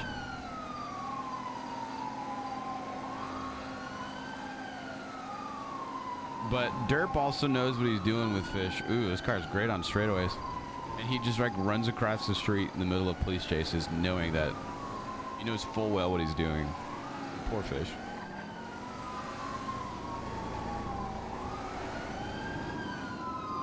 This thing's going crazy on straightaways.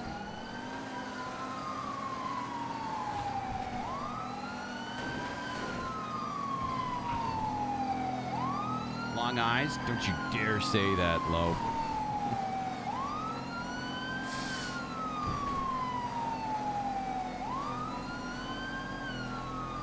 We don't say that here, okay?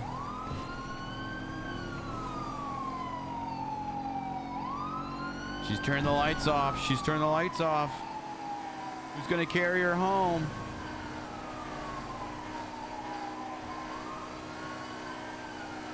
There's still a light inside the car, though, for some reason that's really screwing her. My God. Hold on. 1, 2, 3, 4, 5. Jesus. This thing's crazy on straights.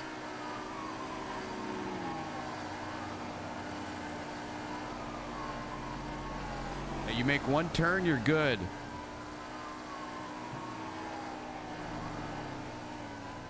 I don't even. Oh my God. Turn off.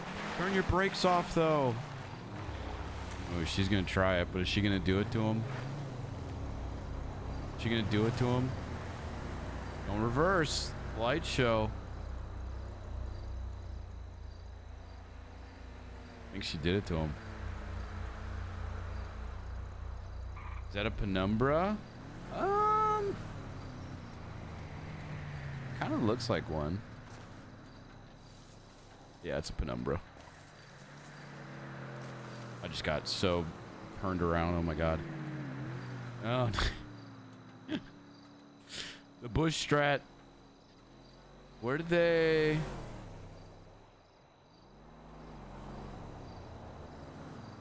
She's good, man.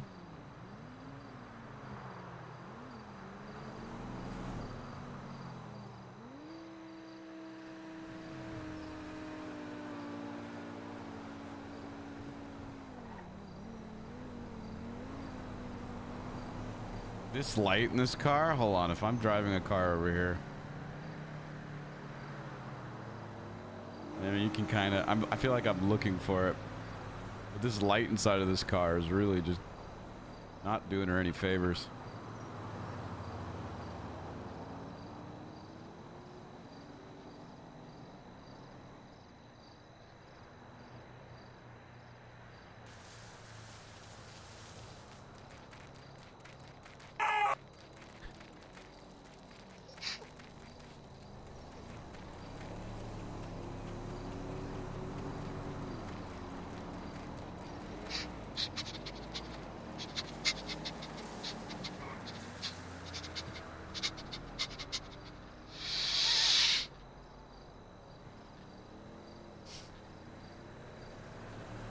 Nice ball in mouth.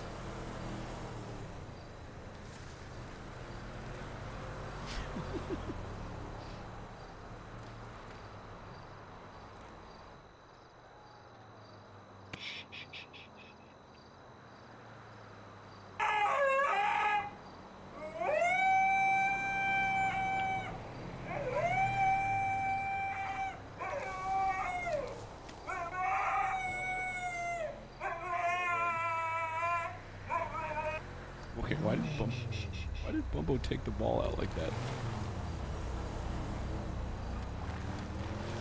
Careful back there.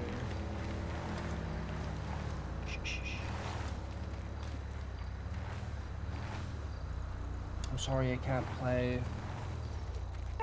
Running from the cops.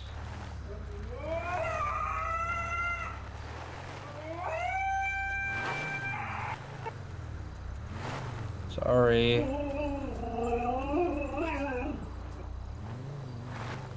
I can't believe. I hope she gets caught. I hope she gets caught. Ain't no way. There's a cop right there. Don't let me see me. That's what you get for not playing fetch with us.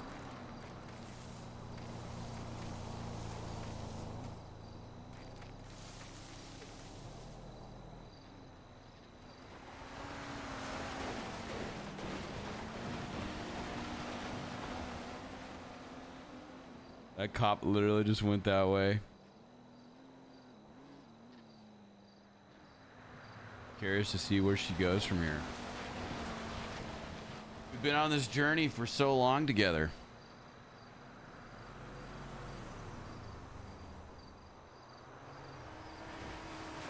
Oh my God.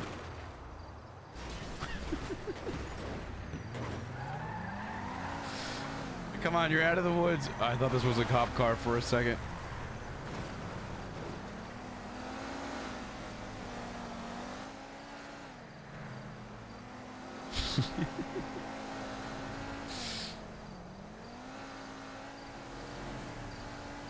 I think, is she going? Did she come from this way? I don't remember. I think she did. I was gonna say, bold move going the same way she came from. I'm curious if Jeff or the other unit is there, seeing if she trails back. Teleport a cop in front of her. I'll use Bumbo's phone to text a cop saying that she's here and she won't throw the ball. This lady dressed in all white in a silver penumbra is not throwing the ball over here.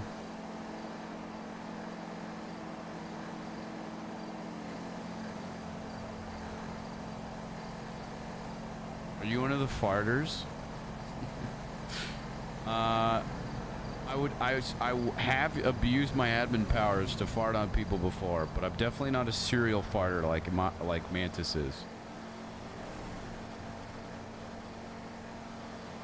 But I'd be lying if I said that I've never done that before. Kind of like initiation.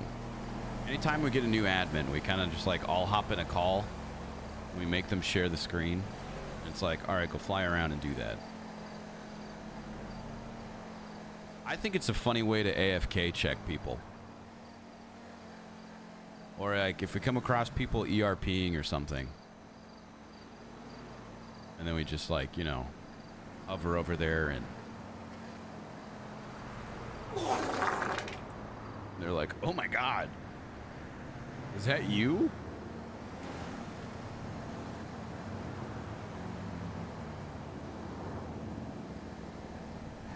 And then they just all get really quiet. And then they don't say anything. And Sunny. Okay, the only person I've ever made fart like every time I see him is Sunny, the dog.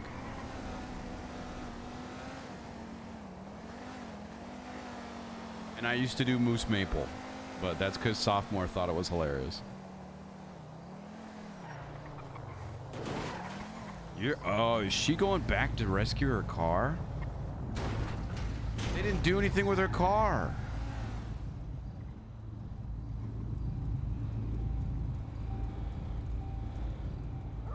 Wow.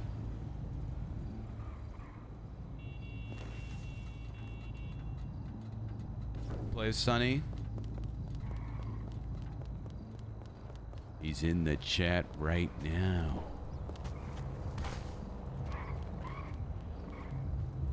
Low place, honey. She's just going straight back to her car. They didn't even impound it or anything.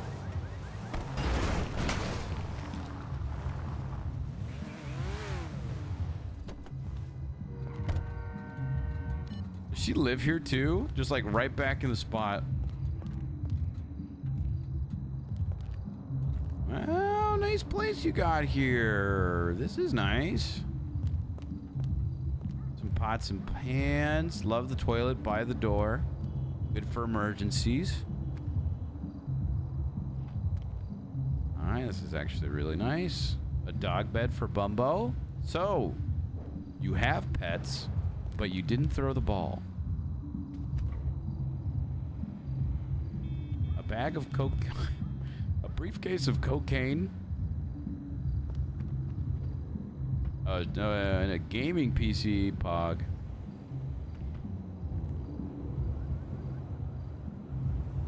Bumbo shows up on the front door. Knocks.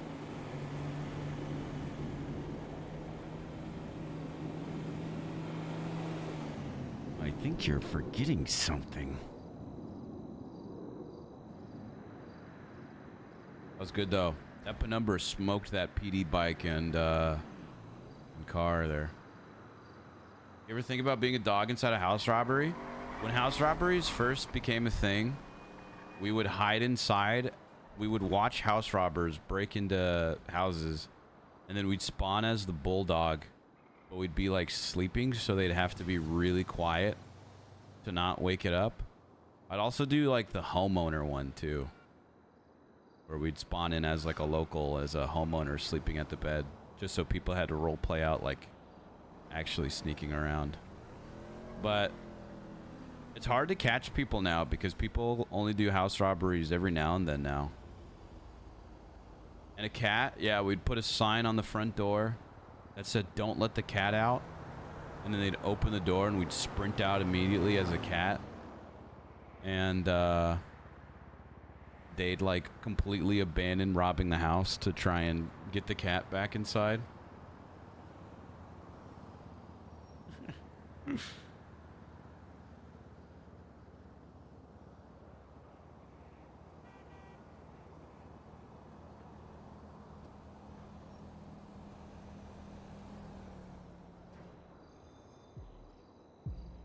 Hard to catch people robbing houses nowadays, though.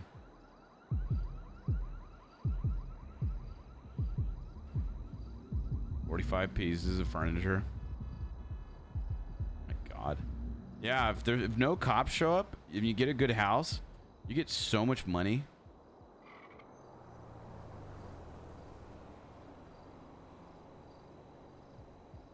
Who's Diego and what's his story? Diego's an old character of ours that was essentially a psychopath that was like a knockoff parody version of like, imagine Diego from Go Diego Go, but he got canceled and he's like has a cocaine addiction. So like he's just crazy, wants drugs, and is probably gonna try and stab you while trying to teach you Spanish and say stuff like, "Do you know where the police are? You do? Can you point them out to me?" Like that. Old character that we haven't brought over to ONX yet, but now we are because of that sub goal being hit.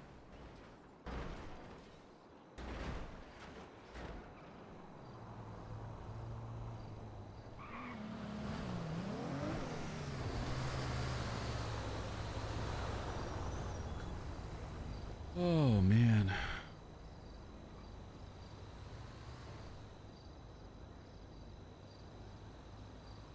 It's almost midnight. Hey, have a good night, Mr. Spectre. Thanks for hanging. You should do Diego with Izzy. She speaks Spanish. I think it's more funny that I don't know a lot of Spanish.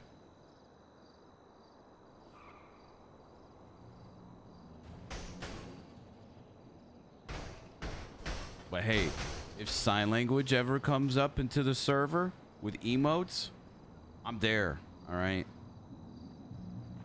I'm there. You guys know. I was almost an interpreter a while ago, a long time ago. It was a profession I was considering.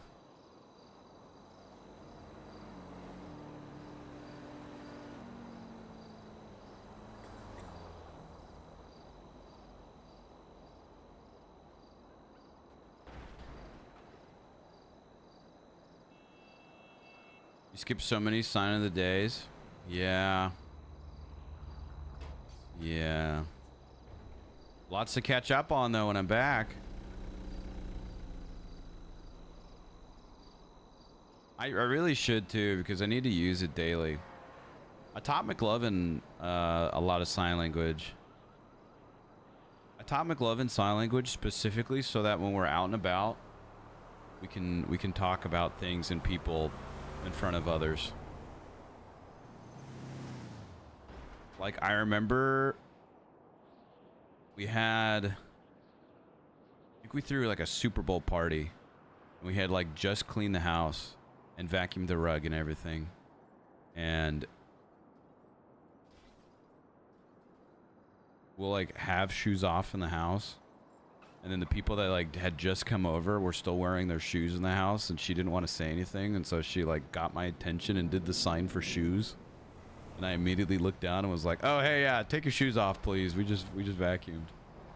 But like that, or there was another time where we were out.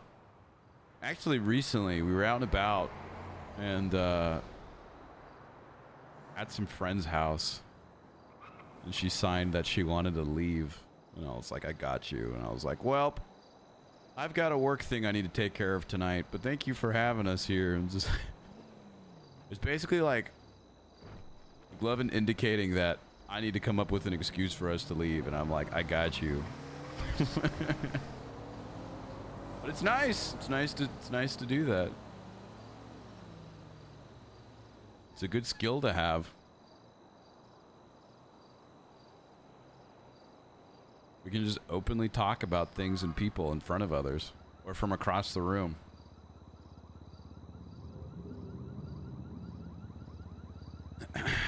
Instead of like mouthing stuff like, hey, grab me another piece of bread. We'll just sign it. She'll be like, okay, I got you. I'll be like, hell yeah. You'll tell us about your trip only using sign language. I mean, if you want, I guess it'll kind of remain secretive that way. You guys won't know about it really.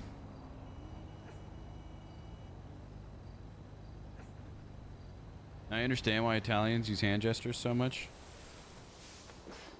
It's good to be expressive.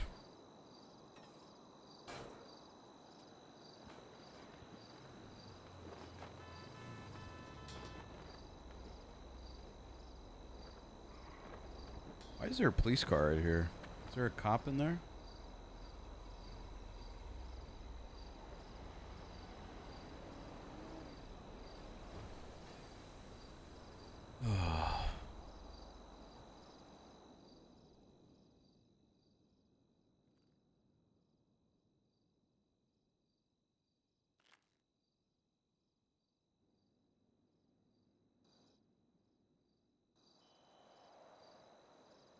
All right, chat. Well, it's almost midnight here. It's been almost 15 hours. Been a week long of 13, 15-hour streams. I've enjoyed just flying around talking with you guys, but I'll find a nice dog park up in the Vinewood Hills. Probably wrap up. Do 24? Fuck 24-hour streams.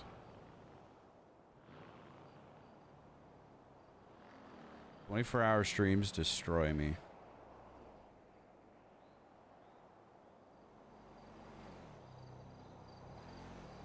But before that, we're gonna sprint into the ICU room real quick and pull the plug on Kim. Go 48-hour stream then.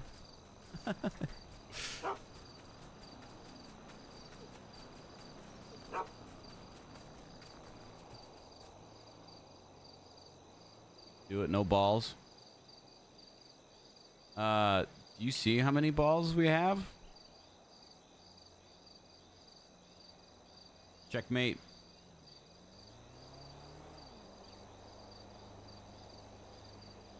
Checkmate.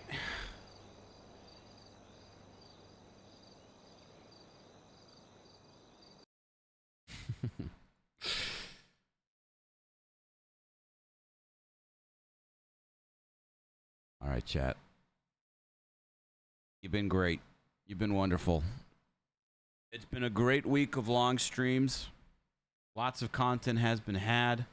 Lots of spicy roleplay is left up in the air right now. Things are driving. Things are moving. What's going to happen? I'm looking forward to it. I hope you guys have a good week. Next stream will be on the 12th. 10 days. I'll miss you guys. But we're coming back stronger than ever. Chewy, thank you for gifting another tier 1 sub before we go there. Taking a little week break. I got a trip planned with the lady. It's gonna be great. It's gonna be awesome. I'm really excited about it, and excited for some time off too. But when we come back, we're full throttle. We're full throttle. Got so much to take care of, so much to do, and I'm really looking forward to it. That being said, I will see you guys soon. Stay safe. Goodbye. It looks like it's about that time. Thank you for the bits, subs, tips, and Twitch primes. We had a lot of laughs. Look at all the fun we had. Don't be sad. Forget about that. And even though we're about to end the stream, there's 6 words, 3 things I want to say before I leave. Good morning, good afternoon, good evening. We gotta play the outro song and then I will be leaving. This has been the LGX chat. I'm not trying to flex, but every single day you make my week. I'm saying it with my chest. Chat, you are